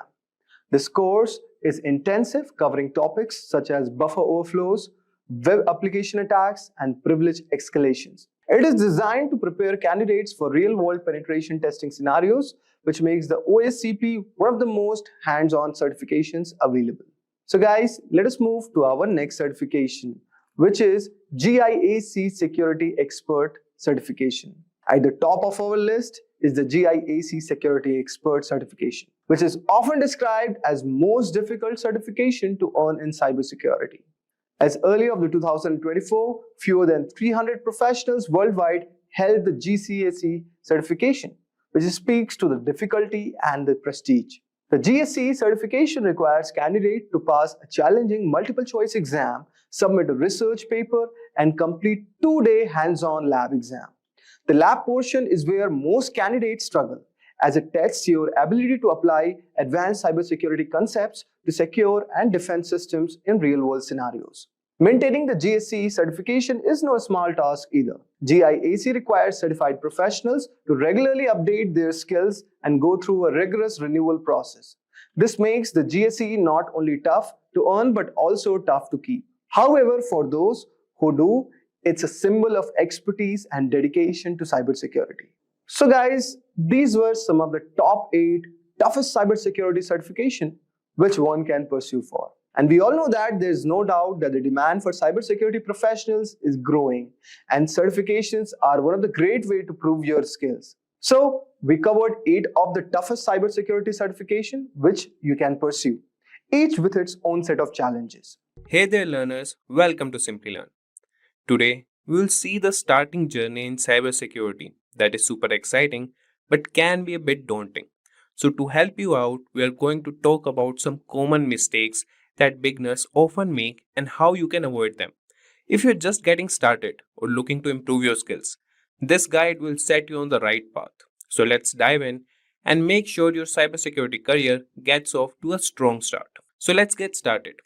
And we'll see the worst beginner cybersecurity mistakes everyone makes. And we'll start with the number 1 point, that is ignoring basics. So many beginners rush into advanced topics without mastering the basics, which can lead to confusion and frustration later on. It's essential to build a strong foundation before diving into complex subjects. If we talk about number 1 is understanding networking. Networking is the backbone of cybersecurity. Learn how data travels across networks, different types of networks like LAN and WAN, and basic networking protocols. Knowing how network protocol functions help you understand how attacks occur and how to defend against them. Then comes mastering operating systems. So operating systems are another critical area. Whether it's Windows, Linux or Mac OS, you need to know how different OS work and learn about file systems, user management, and basic command line skills. So this knowledge is crucial for tasks like malware analysis and system hardening. Then comes the basic coding skills. So coding is an invaluable skill in cybersecurity.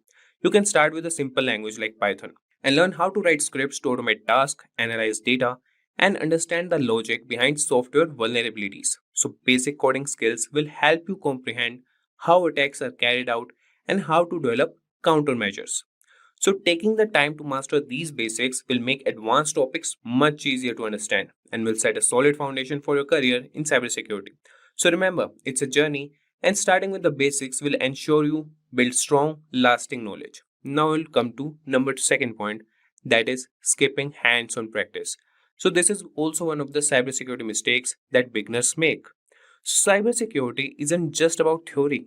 Practical experience is crucial, and many beginners focus too much on reading and studying without applying what they have learned. This creates a gap between knowledge and real-world skills. So the number 1 point here is setting up a home lab. So create a home lab with an old computer or virtual machine to practice what you learn. Install different operating systems, set up networks, and simulate attacks in a controlled environment. Then comes real-world scenarios. So use your home lab to practice real-world scenarios like configuring firewalls and detecting intrusions.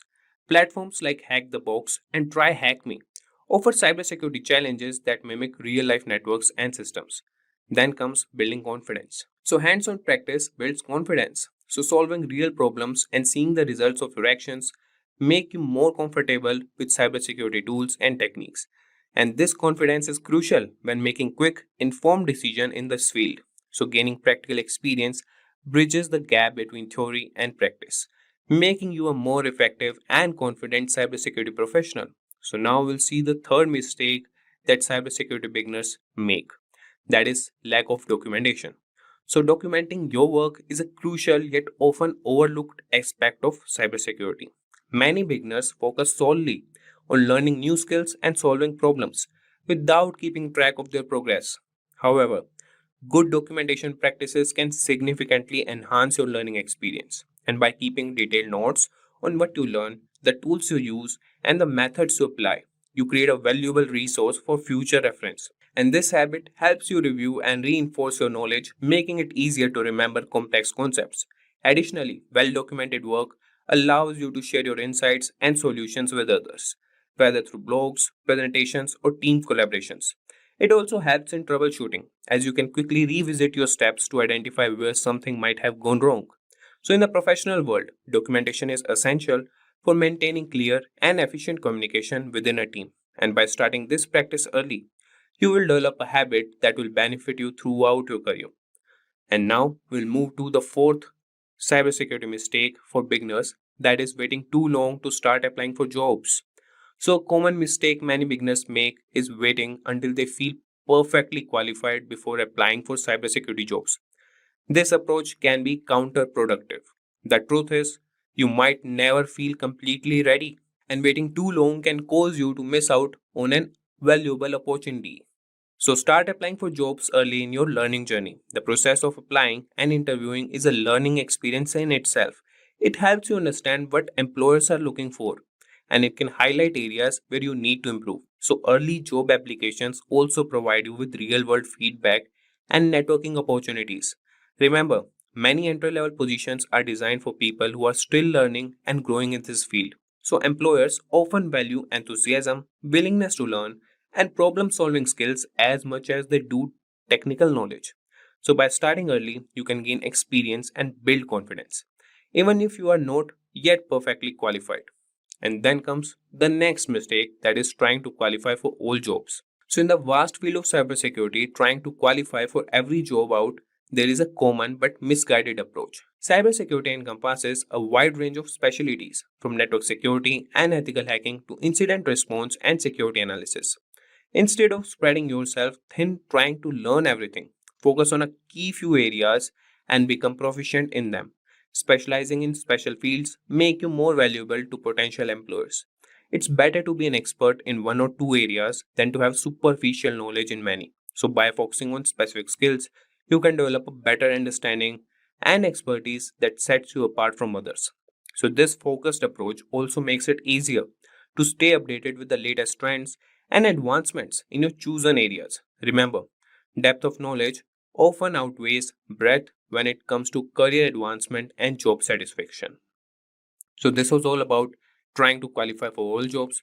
Now, we'll see the biggest mistake, that is IT foundation fallacy. So, many aspiring cybersecurity professionals believe they need a deep IT background to start their career. This is same as the number one point, but this is a misconception. While having a solid foundation in IT can be beneficial, it's not a prerequisite for success in cybersecurity. What you need are the specific skills and practical experience. Focus on learning about networks, operating system, and security tools. Engage in hands-on practice through labs and simulations to build real-world skills. Cybersecurity is a field where practical knowledge and the ability to apply concepts matter more than theoretical IT knowledge. And many successful cybersecurity professionals come from diverse backgrounds, including those with minimal IT experience. So they succeed by continuing learning and adapting to new challenges. So don't let the lack of deep IT foundation hold you back. Concentrate on gaining the skills and experience that are directly relevant to the cybersecurity roles you are interested in. Now moving to number 7, that is not attending cybersecurity events. So attending cybersecurity events is one of the best ways to stay updated and connected in the field. These events, including conferences, webinars, and meetups, offer a wealth of information on the latest trends, tools, and threats in cybersecurity. They provide a platform to learn from experts, gain insights into industry developments, and discover new technologies. Additionally, these events are excellent networking opportunities, meeting other professionals that can lead to job opportunities, collaborations, and mentorship. Building a network within the cybersecurity community can provide support and guidance throughout your career. And many events also offer hands on workshops and training sessions that can enhance your practical skills. So, by actively participating in these events, you can demonstrate your commitment to continuous learning and professional development. Make it a habit to attend cybersecurity events regularly to stay engaged and informed. So, this was all about number 7 point, that is not attending cybersecurity events. Now, moving to number 8, that is obsessing over which specialization to choose. So, when starting a career in cybersecurity, many beginners obsess over which specialization to choose. This can be overwhelming and counterproductive. Instead of stressing about making the perfect choice, allow yourself the freedom to explore different areas of cybersecurity. The field is diverse, with specializations like penetration testing, incident response, security analysis, and more. Take the time to experiment with various topics and see what interests you the most. This exploration phase is valuable for gaining a broad understanding of this field. So, over time, you will naturally gravitate toward areas that align with your strengths and interests. So, remember, your specialization can evolve as you gain more experience and insights. Early in your career, focus on building a solid foundation and gaining exposure to different aspects of cybersecurity. This approach allows you to make an informed decision about your specialization when the time comes, ensuring you choose a path that truly excites and motivates you. Do you know, friends, that Wireshark is a powerful network protocol analyzer that helps you capture and analyze network traffic in real time? It allows you to deep dive into data packets traveling through your network, giving you insights into network performance, security, and troubleshooting. In this tutorial, we'll guide you through the basics of using Wireshark, from setting up your capture environment to interpreting the data. By the end of this tutorial, you'll have a solid understanding of how to navigate Wireshark interface, set of filters, and analyze the network traffic for different use cases. So guys, let's get started. Let us start first by understanding what is Wireshark. Wireshark is a comprehensive open source network protocol analyzer that basically allows user to capture and analyze the data traveling over the network in real time. It is widely used by network administrators, security professionals, and also developers for various purposes. For example, guys, like network troubleshooting, where you have to identify and resolve network issues by examining the traffic patterns and diagnosing the connectivity problems. The next one is network analysis, which we'll also be doing in our hands-on, where you have to understand and optimize network performance by analyzing data flows and interaction between network systems. The third one is security auditing. You will also have to detect and investigate unusual or potentially malicious network activities such as unauthorized access or data breaches. And finally, you have a protocol development, where you can debug and develop network protocols by capturing and analyzing protocol messages and behaviors. The key features of Wireshark are: the first one is packet capture. Wireshark captures packets of data transmitted over the network. Each packet contains a wealth of information, including source and destination addresses. And also you get protocol, types, and payload data. So as you can see all over here, I've already downloaded Wireshark, and I'll guide you also how to download it. But as you can see, these are the lines that shows that the Wi-Fi packet graph is showing that this is how the packets are transmitting. So this is basically the real-time analysis what you can get through in Wireshark. Next one is you get a detailed inspection. Guys, Wireshark also decodes and displays data at various protocol layers. Example, you can get Ethernet, IP, TCP, HTTP, which allows for detailed examinations of network communications. You can also perform filtering and searching. Then you'll also get a chance to do data visualization, which includes features for visualizing network traffics such as flow graphs, as you can see all over here, and also statistics, which can help in understanding network behavior and performance. Wireshark is available for multi-operating systems, like for Windows, Mac OS, Linux, and many more. Now, there are certain scenarios where network security engineers use it. Suppose for network performance monitoring, where you track and analyze the performance of network applications and services. You also get an incident response. You investigate and respond to network security incidents by analyzing captured traffic. And you also do the protocol analysis, where you examine and troubleshoot network protocols and ensure proper implementation. Now, let us start with the Wireshark. So first, let us download the Wireshark. And before we download it, I expect that you would have got some brief idea regarding what is Wireshark. Now, what you have to do, guys, you have to go at this link, wireshark.org.download.html. So since I'm using Windows, so I have clicked on Windows x64 installer. Just right click on this. So as you can see, it will start downloading. So guys, since I've already downloaded it, I may not have to do it again. And the steps are very simple. Just you have to click yes, and it's going to download all the required dependencies, and your installer will be ready. And after clicking all the OKs, you are going to get something like this. So this is your entry of the Wireshark network analyzer. Now, so as you can see all over here, you can capture the network packets from these interfaces. So you can see local area connection 10, adapter lookup, traffic capture, Bluetooth is there, then you have the Ethernets, okay? So let us choose the Wi-Fi as a network interface, okay? And just click on this. So as you can see all over here, so many of the packets have started running up, okay? And this is a shark icon. So basically, it is doing the real-time packet capturing where you have all these things. So now let us try to understand what is there in Wireshark. So you can see you have file, basically for managing files. You have open, save, export. Okay, so these kind of options are there. You can also export the TLS session keys. Okay, you can export the objects, and you can do print, quit. Then here in the edit, so edit, you can modify the preferences, settings, and profiles. If you talk about view, you can adjust the layout all over here of Wireshark. If you talk about go, you can navigate through the packets all over here. Then here is a capture. You can start or stop all over here. You can restart it. Then next is analyze. So as you can see all over here, you have display filters, display filter macros, display filter expressions, and many more. Okay. Similarly, you have statistics, okay, which helps in viewing network statistics and data summaries. Here you have telephony for using these kind of protocols. Okay. Then you have wireless. Okay. Then you have tools all over here, firewall, ACL rules, MAC address. Okay. And there you have the help icon. So this is a very basic overview of this application. Now, let us do some basic exercises first. So let us try to capture a traffic first. Okay. So since I've already selected our network interface as Wi-Fi, and let us restart it. So you can just go on capture and just start the restart. Okay.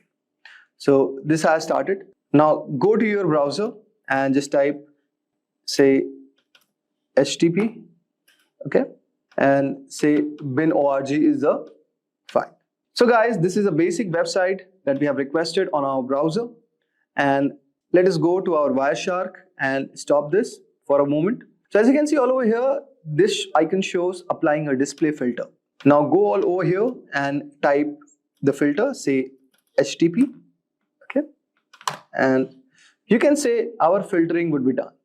So as you can see, here you have the source, you have the destination, here you have the time, here you have the number, here you have the length of the packets, okay, and this is the info, okay. So now let us do the general analysis of the Wireshark output. So as you can see all over here, the first one is HTTP request and responses. So as you can see, this is our source, okay. We are sending a request to the destination address with 44.219.81.240. The protocol is HTTP and the length of the packet is 480. And it is basically a GET request, okay. So get HTTP/1.1.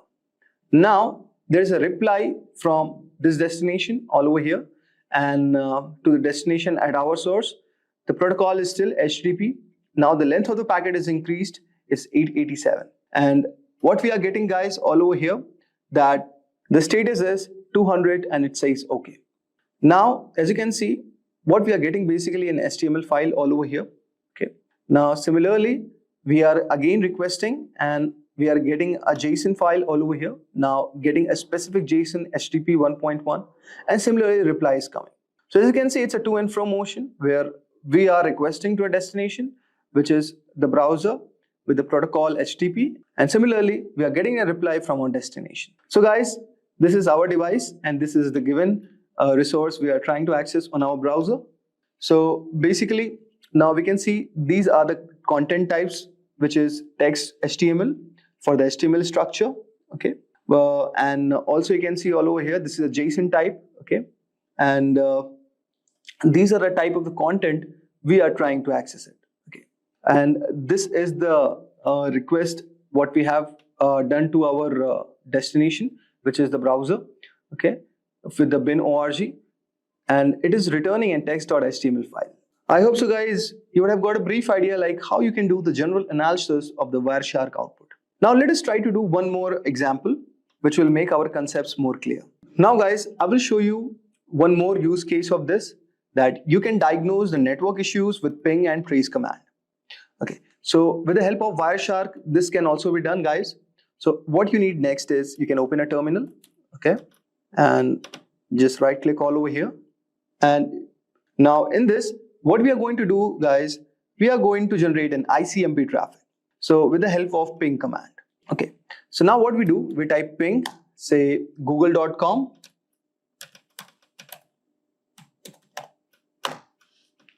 and you can see all over here the request and reply have started. And now what we will do, guys, we will use the tracer command for tracing our packet flow. So you can see something we have got all over here. We will discuss about this bit later. Now let us open our Wireshark. Okay, and what we'll do, guys, we will type ICMP. Okay, and just click all over here. Okay. So guys, go to the filter and type ICMP. Okay, and just click all over here. And but before that, you have to stop this. And now let us try. So you can see all over here that here the destination is showing unreachable, but here we are getting the reply. Okay. Now let us try to examine this protocol. Okay. So what all over here, let us try to understand first what we did in the terminal. Okay. So guys, when we are typing the command ping google.com, this command is basically testing the reachability of google.com by sending the Internet Control Message Protocol or ICMP echo request packets and waiting for the replies, which is echo response. Now guys, let us break down the ping results. So first 3 replies, we are going to see that each reply shows the IP address of 142.250.193.110, which is one of the Google servers. And you can see the round trip time latency for the packets. For the first time, it is showing around 76 milliseconds. For second round trip time, it is showing around 88. Then third is 99, and fourth one is 30 milliseconds. Now you can see there is something called time to live also, and in this case the time to live for each packet is around 55 milliseconds. Okay, so basically this field indicates how many hops or routers the packet can pass through before being discarded. Okay, now you can also see the request timeout. So the fourth packet is a request timeout, meaning no reply was received within this set time. And you can also see the ping statistics. So you can say here sent 4 packets, received 4 packets, and there is no loss. Okay, so this is one thing. And also approximate round trip in milliseconds, you can see minimum is 30 milliseconds and maximum is 99 milliseconds. Average is calculated 73 milliseconds. So this is statistics what we got. Now you can see all over here we have the tracer command. Okay, so here no arguments are provided first. So let us try to understand. The D means do not resolve IP address to host names, okay, where H means maximum number of hops of routers to search, and W means timeout in milliseconds for each reply. So suppose if I see tracer.google.com, so guys, this will show all the hops that the packet has to travel through reach the Google server, which will help to diagnose where the delays or issues might occur on the path. Now you can see all over here there are a lot of options are given. So similarly you can read this. Now let us try to do the Wireshark analysis. So you can see all over here with our source 10.101.5.118, and we are sending the request to the Google server, and this is Internet Control Message Protocol. So you can see all over here this is echo, this is a ping request with ID 0x001, and we can see the sequence is also given, the time to live, and we are replying in 7641 milliseconds. So this packet is basically what we are doing, guys. We are 7630 is our packet number, and this is what we are sending as a request. Then 7641 is a reply from the Google server with the given ID, okay, the sequence number of this and the time to live, and it is also giving the request one. Now what you can do, guys, you can also apply one filter all over here. We can, okay, now with the help of this you can just see there are a lot of options as a filtering. Okay, so you can read the documentation for this, and whenever it is turning red, guys, it is showing something as error. Okay, and now let us do this and let us type our IP address. say 101, okay, 1.5.118. Okay, so this is also one of the way you can apply the filter. Okay, so it's going to filter out the IP address. Okay, say let's do this. So it is going to filter out our IP address, which is basically the same which is sending, because we have not given any other ping request. So guys, here what we can see, so this is kind of the analysis what we are doing basically. Okay, so guys, this was a Wireshark analysis for diagnosing the network issues with the help of ping and trace commands. And you can do a lot more other things with the help of Wireshark. Basically, these tools are used by network administrators, hackers, and also network engineers to understand the network performance, diagnose the network issues. Okay, so this was a short exercise which I have shown you about the basics of Wireshark. I hope so you would have enjoyed our today's video. Welcome to our video on top cybersecurity interview questions. Are you having a hard time landing that coveted interview, or even worse, bombing interviews left and right? It might be time to start prepping for those tough interview questions. Preparing for interview questions is an important part of the job search process and can greatly increase your chances of getting the job you want. The cybersecurity field is constantly evolving, which means that you need to have a strong understanding of the latest technologies and techniques in the industry. This makes cybersecurity interviews challenging, as interviewers may ask many complex questions about various cyber threats, security controls, and vulnerabilities. By spending time preparing for these questions, you will have the knowledge and skills required to tackle them with ease. And if these are the types of videos you would like to watch, then hit the subscribe button, like, and press the bell icon to never miss any update from Simplilearn. So without any further ado, let's get started with the top most important cybersecurity interview questions. So we'll start with the first question. That is, what is CRF? Or you can say the interviewer asks, can you explain what CSRF in the context of cybersecurity? And we can answer that certainly. CSRF stands for cross-site request forgery. It is a type victim is authenticated. The attack takes advantage of the trust a website has in the authenticated user's browser. Now we'll see how it works. So, security vulnerability that occurs when an attacker tricks a victim into performing an unwanted action on a website or web application, in which the attacker creates a malicious website or injects malicious code into a legitimate website that the victim visits. And when the victim visits the attacker's website or the compromised legitimate website, the malicious code can execute without the victim's knowledge. The malicious code sends a request to the targeted website or application on behalf of the victim. This request may include sensitive actions like changing the victim's password, making financial transactions, or modifying personal information. Since the request originates from the victim's browser, the targeted website or application considers it legitimate and processes the request. The victim's account is compromised, and the attacker gains unauthorized access or performs unwanted actions. To protect against CSRF attacks, web developers can implement several countermeasures, including using anti-CSRF tokens. Using anti-CSRF tokens, web applications can generate and include unique tokens in each form or request. These tokens are verified by the server before processing the action, ensuring that the request originated from the same website. The next is same-site cookies attribute. Web developers can set the same-site attribute on cookies, which prevents them from being sent with cross-site requests, thus reducing the risk of CSRF attacks. Verifying the origin header. Servers can check the origin header to ensure the request originates from the same domain. The next is implementing strict access control. Web applications should enforce strict access controls and authorization mechanisms to ensure that only authorized actions can be performed. And the next measure can be by implementing these countermeasures, organizations can significantly reduce the risk of CSRF attacks and protect their users' sensitive information and accounts. And the next question is, that is the most important question, which interviewer asks, that is difference between XSS and CSRF.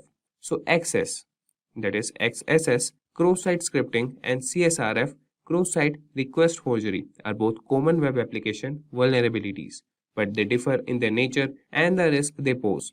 So XS is a vulnerability that occurs when an attacker injects malicious scripts into a trusted website, which is then executed by the user's browser. This can happen when the website does not properly validate or sanitize user input. The injected scripts can be used to steal sensitive information such as login credentials or session cookies and can also be used to modify the content of the website or redirect users to malicious websites. CSRF, on the other hand, is a type of attack where an attacker tricks a user's browser into making unintended or unauthorized requests to a website. This attack relies on the fact that many websites use cookies or other mechanisms for session management, and these cookies are automatically sent with every request made to the website. By tricking a user into visiting a specially crafted website or clicking on a malicious link, the attacker can perform actions on behalf of the user without their knowledge or consent, potentially leading to unauthorized actions, data manipulation, or account compromise. In summary, XSS is concerned with injecting and executing malicious scripts within a website, while CSRF involves tricking users into performing unintended actions on a trusted website. Both vulnerabilities can have serious consequences, and it is important for web developers to understand and mitigate these risks through proper input validation, output encoding, and security mechanisms such as CSRF tokens and secure session management. Now moving to next question. Is XSS client-side attack or server-side attack? So XSS, that is cross-site scripting, attack can occur on the client side, which means it targets vulnerabilities in the user's web browser or the client application. This type of attack takes advantage of security weaknesses in the client-side code, allowing an attacker to inject malicious scripts into a trusted website or web application. Once the script is executed by the user's browser, it can lead to unauthorized actions, data theft, or other malicious activities. And it's important to note that while XSS attacks primarily target the client side, they can have significant consequences on the server side as well. The injected script may interact with the server or exploit vulnerabilities in the server-side code to perform actions on behalf of the attacker. Therefore, XSS attacks can have an impact on both the client and server components of a web application security. And the next question is, what is IOC? In cybersecurity, IOC stands for Indicators of Compromise. These are pieces of evidence or artifacts that suggest the presence of malicious activity or a security breach within a system or network. IOCs are used to identify, detect, and respond to potential security incidents. There are several types of IOCs that security professionals look for. The most common types include file-based IOCs. These include malicious files such as malware, executables, scripts, or documents that have been identified as part of a cyber attack. File-based IOCs can be identified through file hashes, file names, or specific file content. The next is network-based IOCs. These indicators relate to network traffic associated with malicious activities. They can include suspicious IP addresses, domain names, URLs, or patterns of network communications that indicate a potential security threat. The next we have is behavioral IOCs. These indicators are based on abnormal behavior exhibited by users, systems, or applications. For example, a sudden increase in failed login attempts, unusual file access patterns, or unauthorized system modifications can serve as behavioral IOCs. The next is registry or system configuration IOCs. These indicators involve changes or additions to the Windows registry, system configuration files, or other system settings. Attackers may alter these configurations to gain persistence on a compromised system. The next is threat intelligence IOCs. These IOCs are derived from external sources, such as cybersecurity vendors, government agencies, or threat intelligence platforms. They provide information about known malicious actors, their tactics, techniques, and procedures, and specific indicators associated with their activities. When organizations collect and analyze IOCs, they can proactively detect and respond to security incidents. By monitoring for these indicators, security teams can identify potential threats, investigate the scope of an attack, and take appropriate measures to mitigate the risk. It's worth noting that IOCs are not static and continuously evolve as attackers develop new techniques. Therefore, staying up to date with the latest threat intelligence and sharing information within the cybersecurity community is crucial for effective defense against cyber threats. And now moving to another question, that is fifth question. And it is that can you explain the difference between antivirus and EDR in cybersecurity? So antivirus and endpoint detection and response, that is EDR, are both important components in cybersecurity, but they serve different purposes. We'll see them. That is, first, antivirus, that is also known as anti-malware software. It is designed to detect, prevent, and remove known types of malicious software such as viruses, bombs, trojans, and ransomware. It relies on signature-based detection, where it compares the code patterns or files or programs against a database of known malware signatures. When a match is found, the antivirus software takes appropriate action to quarantine or delete the infected file. On the other hand, the EDR goes beyond traditional antivirus solutions by providing real-time monitoring, detection, and response capabilities at the endpoint level. EDR solutions are designed to detect and respond to sophisticated and advanced threats that may evade traditional antivirus software. They use a combination of techniques, including behavioral analysis, machine learning, and threat intelligence to identify malicious activities and potential threats.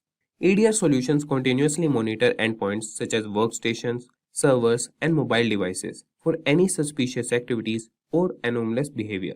They collect and analyze vast amounts of endpoint data, including process executions, network connections, file changes, and system configurations to identify potential security incidents. If a threat is detected, EDR solutions provide detailed visibility into the incident, allowing security teams to investigate, contain, and respond to the threat in real time. While antivirus focuses on known threats and relies on signature-based detection, EDR solutions are more proactive and capable of identifying previously unseen or zero-day threats. They offer enhanced threat hunting capabilities, allowing security analysts to search for indicators of compromise, that is IOCs, and identify potential vulnerabilities or security gaps in the environment. In summary, antivirus is an essential component in protecting against known malware, while EDR provides advanced threat detection, real-time monitoring, and incident response capabilities to defend against sophisticated and emerging threats. Combining both antivirus and EDR solutions can significantly enhance an organization's overall cybersecurity posture. Now, moving to another question, that is IPS versus firewall. That is, can you explain the difference between IPS and a firewall in cybersecurity? So, an IPS, that is intrusion prevention system, and a firewall are two distinct but complementary security mechanisms. Let's see the differences between them. So a firewall acts as a barrier between an internal network and external network, typically the internet. It examines incoming and outgoing network traffic based on predefined rules or policies. Its primary function is to enforce access controls and permit or deny network traffic based on factors such as IP addresses, ports, protocols, and application types. Firewalls work at the network layer, layer 3, or the transport layer, layer 4 of the network stack. On the other hand, an IPS is designed to detect and prevent network-based attacks. It goes beyond the basic access control functions of a firewall. An IPS monitors network traffic in real time, searching for signs of known attack patterns or suspicious behavior. It can detect and block unauthorized access attempts, malware, network intrusions, and other malicious activities. IPS systems are typically placed in line with network traffic and can operate at the network layer, that is layer 3, transport layer, layer 4, or even the application layer, that is layer 7. To summarize, a firewall acts as a gatekeeper, controlling the flow of traffic into and out of a network based on predefined rules. It focuses on access control. On the other hand, an IPS is a more advanced security mechanism that actively inspects network traffic, identifies potential threats or attacks, and takes action to prevent them. It focuses on detecting and preventing intrusions. In practice, organizations often use both firewalls and IPS systems together to provide layered security. Firewalls protect against unauthorized access and filter out unwanted traffic, while IPS systems add an additional layer of protection by actively monitoring and blocking malicious activities. So this was all for firewall and IPS. Now moving to what is security misconfiguration.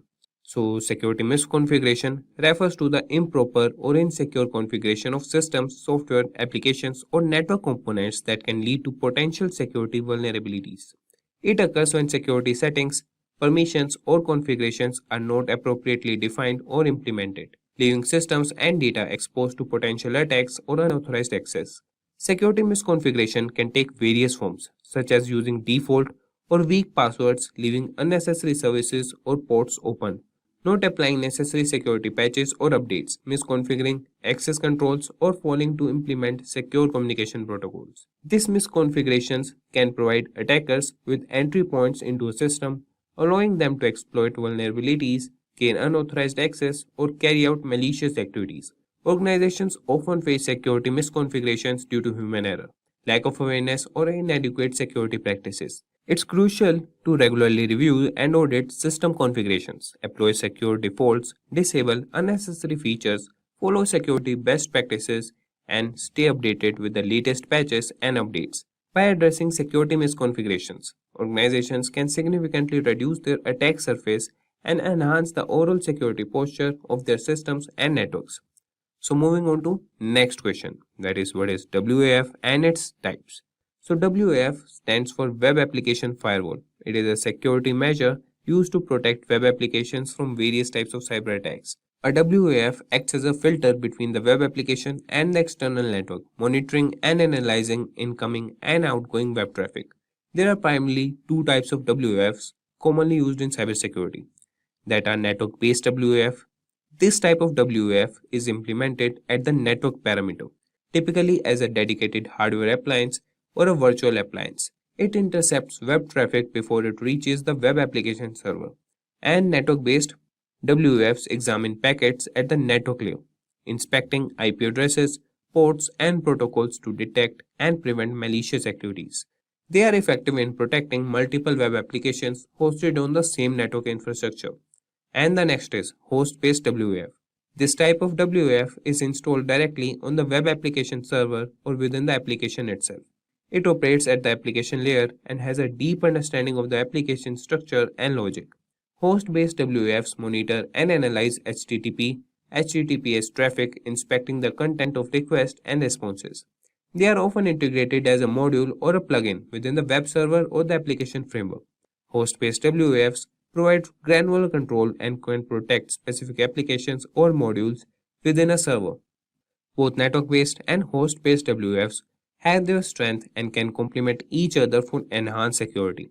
Network-based WAFs are suitable for large-scale protection across multiple applications and servers, while host-based WAFs offer more precise control and visibility into application-specific vulnerabilities and attacks.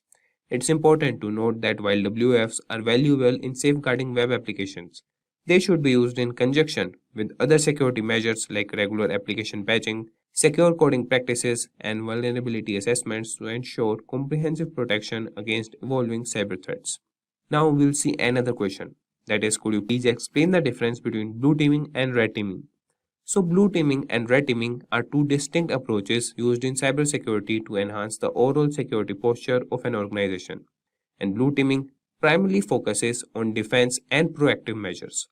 Blue teams are responsible for protecting the organization's assets, systems, and data from potential threats and attacks.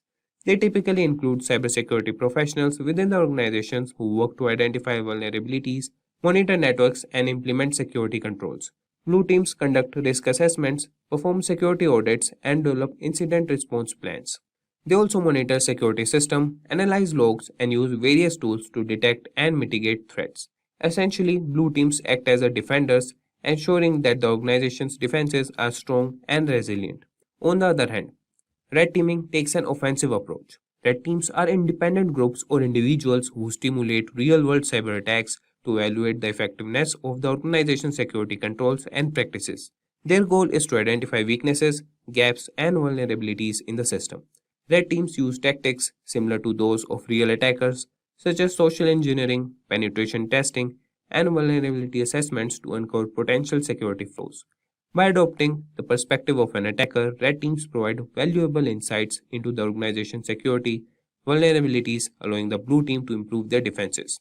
In summary, blue teaming is focused on defense, while red teaming is focused on offense. Blue teams work to prevent and mitigate cyber threats, while red teams act as adversaries to identify weaknesses and improve the organization's security. The collaboration between blue and red team is crucial in maintaining a strong security posture and effectively protecting sensitive information. So this was all. That is the difference between blue teaming and red teaming. Now moving on to the 10th question, that is what is false positive and false negative in case of IDS. So in the context of intrusion detection system, that is IDS, false positive and false negative are two important terms used to describe the accuracy of the system in identifying and classifying security events. A false positive occurs when an IDS incorrectly identifies a benign activity or event as malicious. On the other hand, A false negative happens when an IDS fails to detect an actual malicious activity or event. It occurs when an intrusion or attack goes unnoticed and is not flagged by the system. This can be quite dangerous as it allows malicious activities to go undetected, potentially causing harm to the system or network. Ideally, an IDS should strive to minimize both false positives and false negatives. However, there is often a trade-off between the two. Increasing the sensitivity of an IDS to reduce false negatives may result in more false positives, and vice versa. Balancing the detection accuracy is crucial to ensure that genuine threats are identified while minimizing the number of false alarms. So, to improve the effectiveness of an IDS, continuously monitoring, fine-tuning of detection rules, and incorporating machine learning algorithms can be employed. Additionally, it's important for security teams to carefully analyze and validate alerts to distinguish between false positive and true threats, ensuring efficient incident response and mitigation. Now moving to another question, that is, what is TLD? So TLD stands for top level domain in the field of cybersecurity. In the context of the internet, a top level domain refers to the last segment of a domain name located after the final dot. It is also commonly known as domain extension. Examples of TLDs include .com, .org, .net, .gov, .edu, and country-specific TLDs like .uk, .fr, or .au.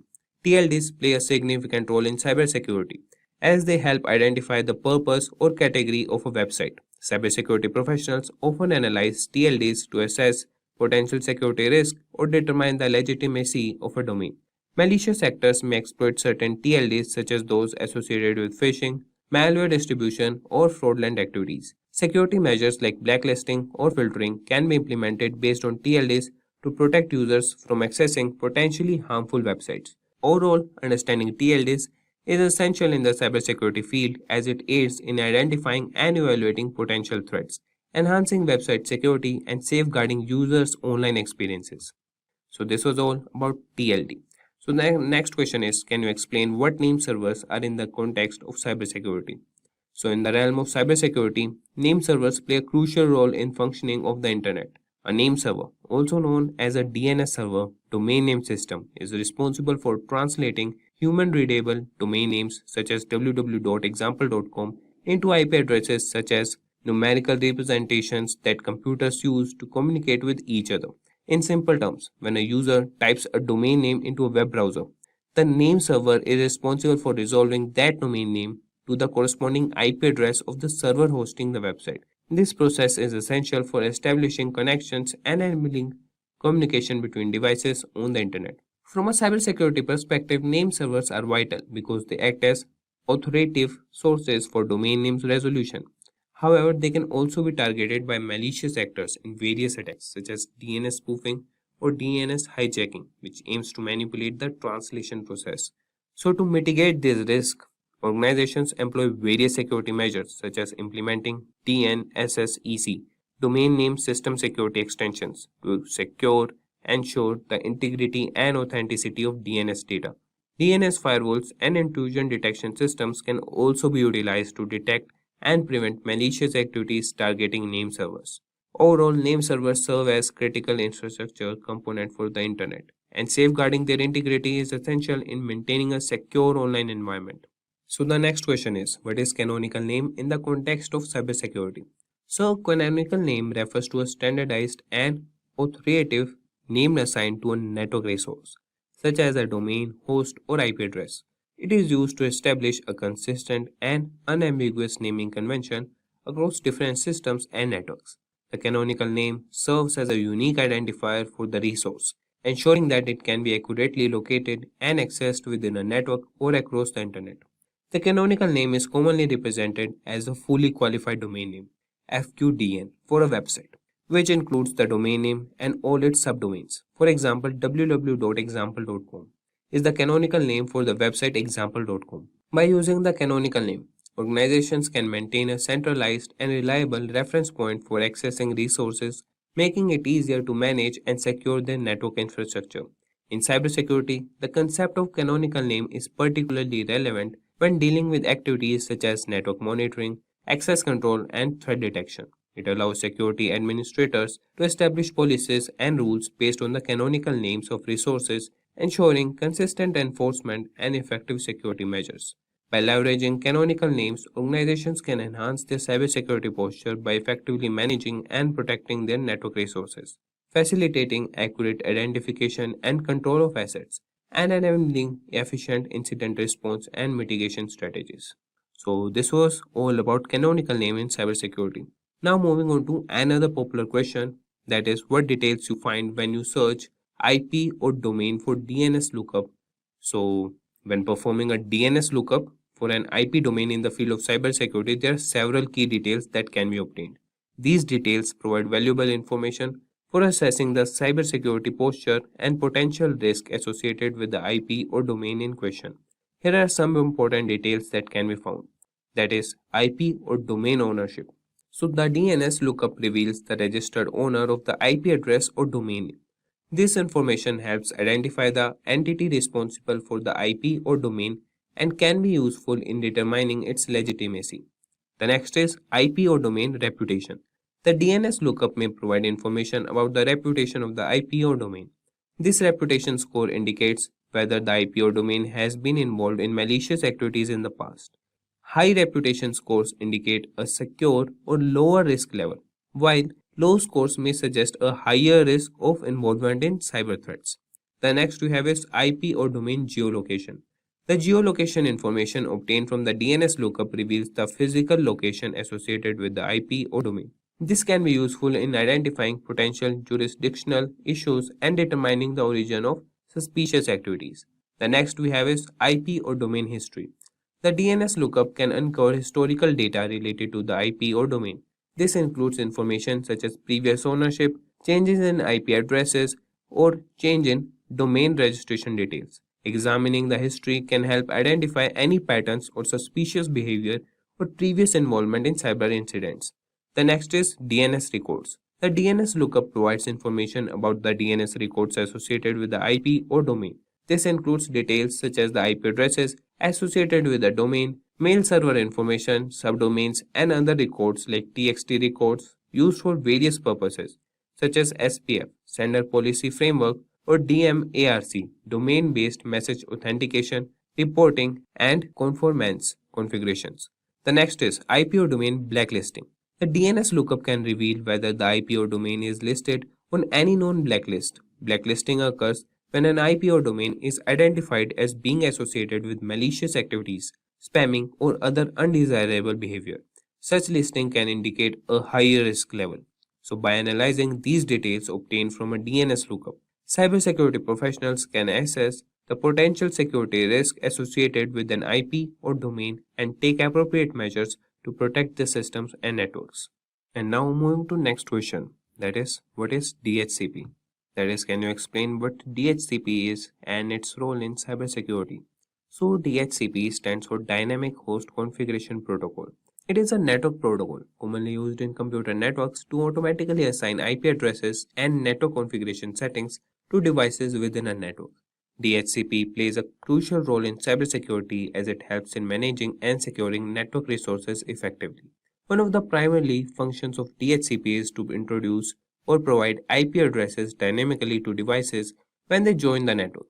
By assigning IP addresses dynamically, DHCP prevents the need for manual configuration, making it easier to manage a large number of devices in a network. This automated process helps ensure that devices are correctly connected and can communicate with other devices and network services. In the context of cybersecurity, DHCP helps in enhancing network security by enabling features such as IP addresses management and network access control. Here's how, that is IP address management. DHCP allows network administrators to centrally manage IP addresses. By controlling IP address assignments, administrators can prevent unauthorized devices from connecting to the network. This helps in mitigating the risk of unauthorized access and potential security breaches. The second is network access control. DHCP can be used to enforce network access control policies.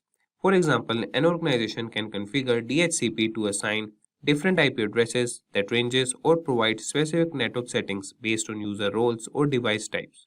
This allows for granular control over network access, ensuring that only authorized devices can connect to specific network segments or services. Additionally, DHCP servers can be configured to provide additional information to connected devices such as DNS server addresses, default gateway settings, and other configuration options. By centrally managing these settings, DHCP reduces the likelihood of misconfigurations that could introduce security vulnerabilities. Moving to next question, that is, what is CVE? Which authority generate CVE? And we'll answer CVE stands for Common Vulnerabilities and Exposures. It is a system used in the field of cybersecurity to identify and track known vulnerabilities in software and hardware. The purpose of CVE is to provide a standardized way of referencing and discussing security vulnerabilities across different organizations, vendors, and researchers. The authority responsible for generating CVEs is the MITRE Corporation. That is, MITRE is a non-profit organization that operates the CVE program under contract with the National Cybersecurity FFRDC, that is, Federally Funded Research and Development Center. They maintain the official CVE list, assign unique identifiers to vulnerabilities, and facilitate the sharing of vulnerability information among cybersecurity professionals and organizations.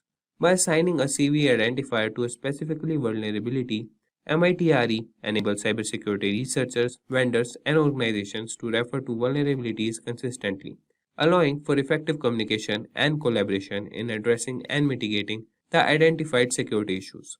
So, this was the explanation. So, we can also think of providing an example of a CVE identifier.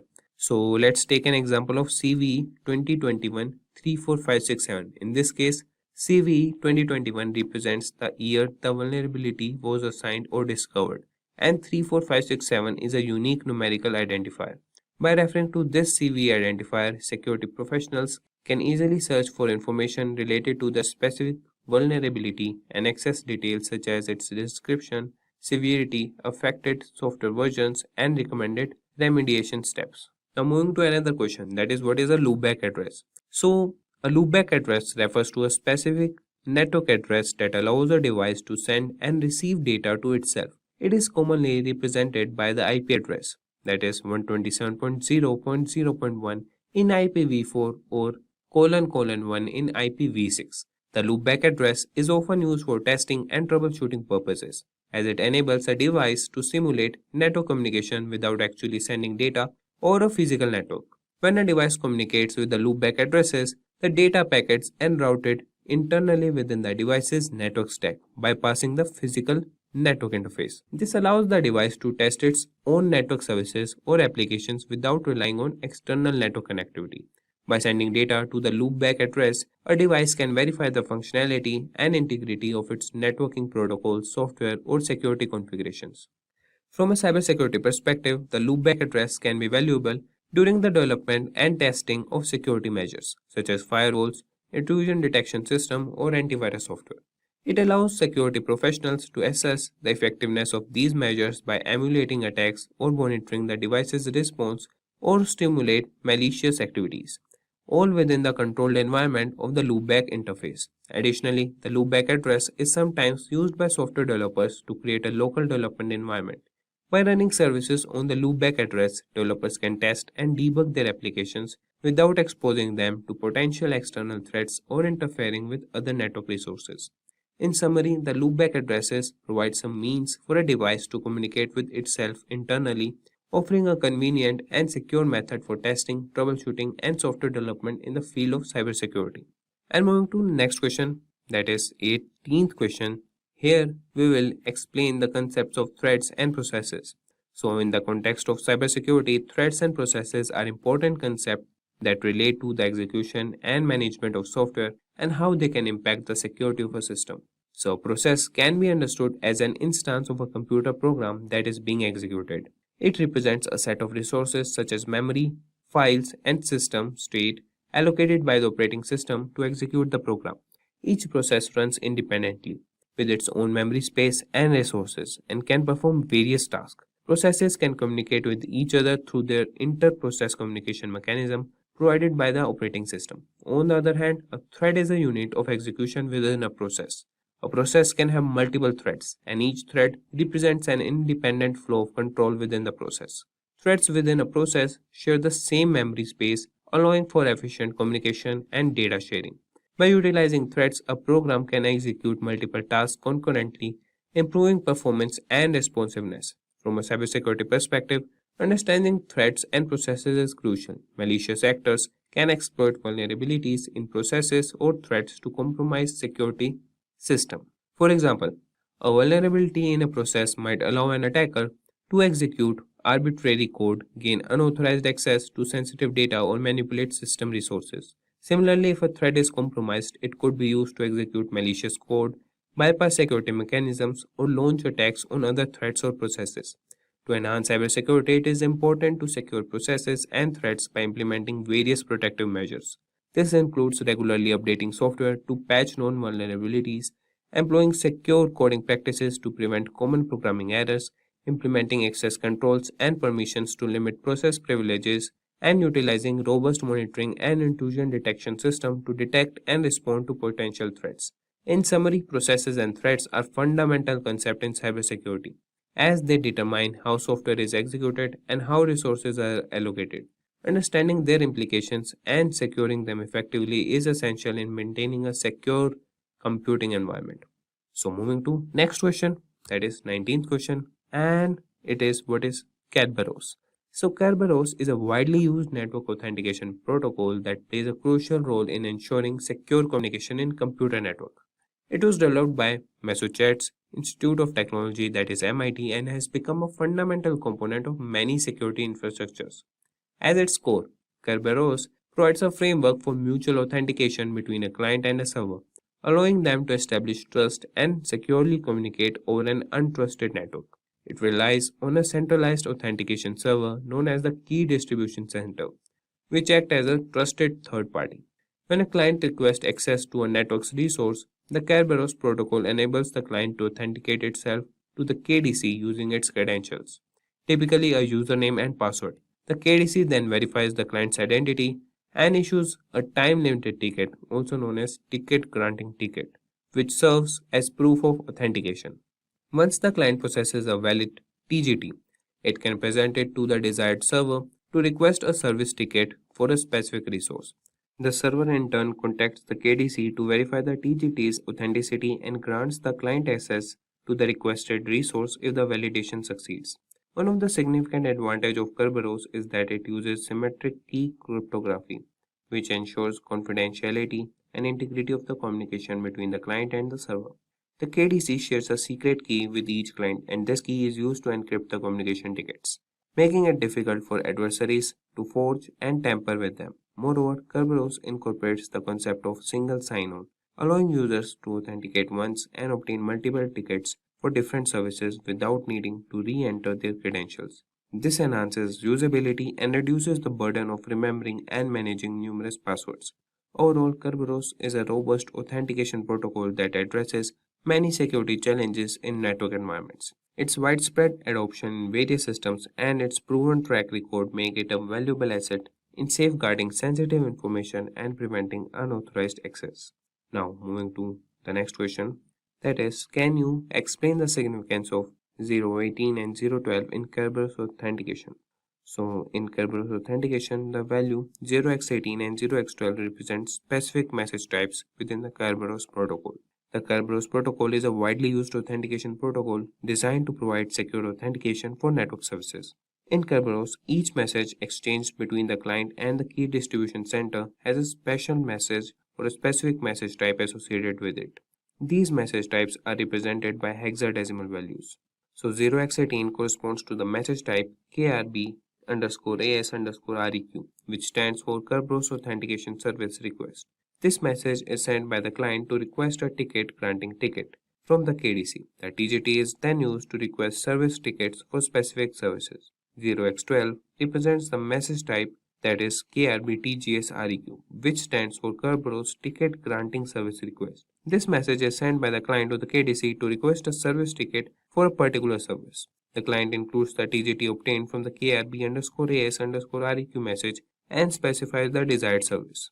These message types are essential in the Kerberos authentication process as they allow the client and the KDC to exchange the necessary information for authentication and authorization. The Kerberos protocol uses the message types to ensure secure communication and prevent unauthorized access to network services.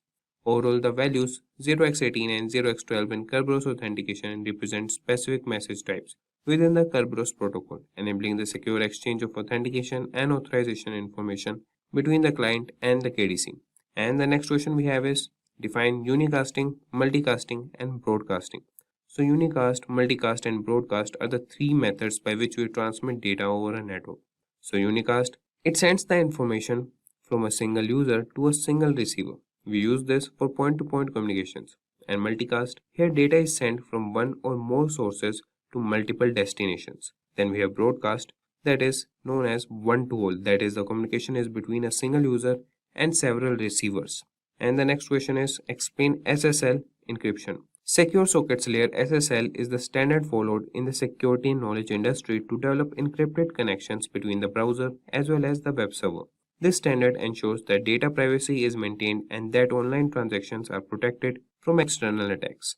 The following steps have to be followed to establish an SSL connection. The browser will connect to the web server, which is secured by SSL. The browser will send a copy of the SSL certificate. The browser verifies if the SSL certificate is trustworthy. If trustworthy, the browser will send a message to the server requesting to establish an encrypted connection. The web server acknowledges and starts to build an SSL encrypted connection. The encrypted SSL communication begins between the browser and the web server. And now we have the 23rd question, that is, what steps will you take to secure a server? So the Secure Socket Layer SSL is a protocol where data encrypting and decrypting will protect it from being intercepted by authorized users. The simple ways to secure the server are as follows. Ensure that the password for root and administrative users is secured. New users can be included in the system now. They will manage the system as per the policies established. Remote access is removed from default administrator accounts. The following steps have to be followed to configure firewall rules for remote access. Now we have the 24th question, that is, what is data protection in transit versus data protection at rest. So when data is protected in transit, the data goes only from the server to the client. The effectiveness of data protection, repeat, the effectiveness of data protection is critical for ensuring that there is no loss of data. Data protection at rest. It is when the database is on the hard drive. The data at rest is sometimes less vulnerable than the data in transit. So this was all about it. And the next question is, what is the difference between VPN and VLAN? So VPN, the group workstations are within the same locations and in the same broadcast. The main logically segregated networks and have no physical connection. Whereas VLAN, this is related to remote access to the company network. The connection of 2 points within a secured and encrypted tunnel. There is no encryption technique involved and it slices the logical network into different sections to manage and secure different aspects. And this was all for this tutorial or the interview questions. Hope you guys found it informative and helpful. So that's a wrap on a full course. If you have any doubts or questions, you can ask them in the comment section below. Our team of experts will reply you as soon as possible. Thank you and keep learning with Simplilearn. Staying ahead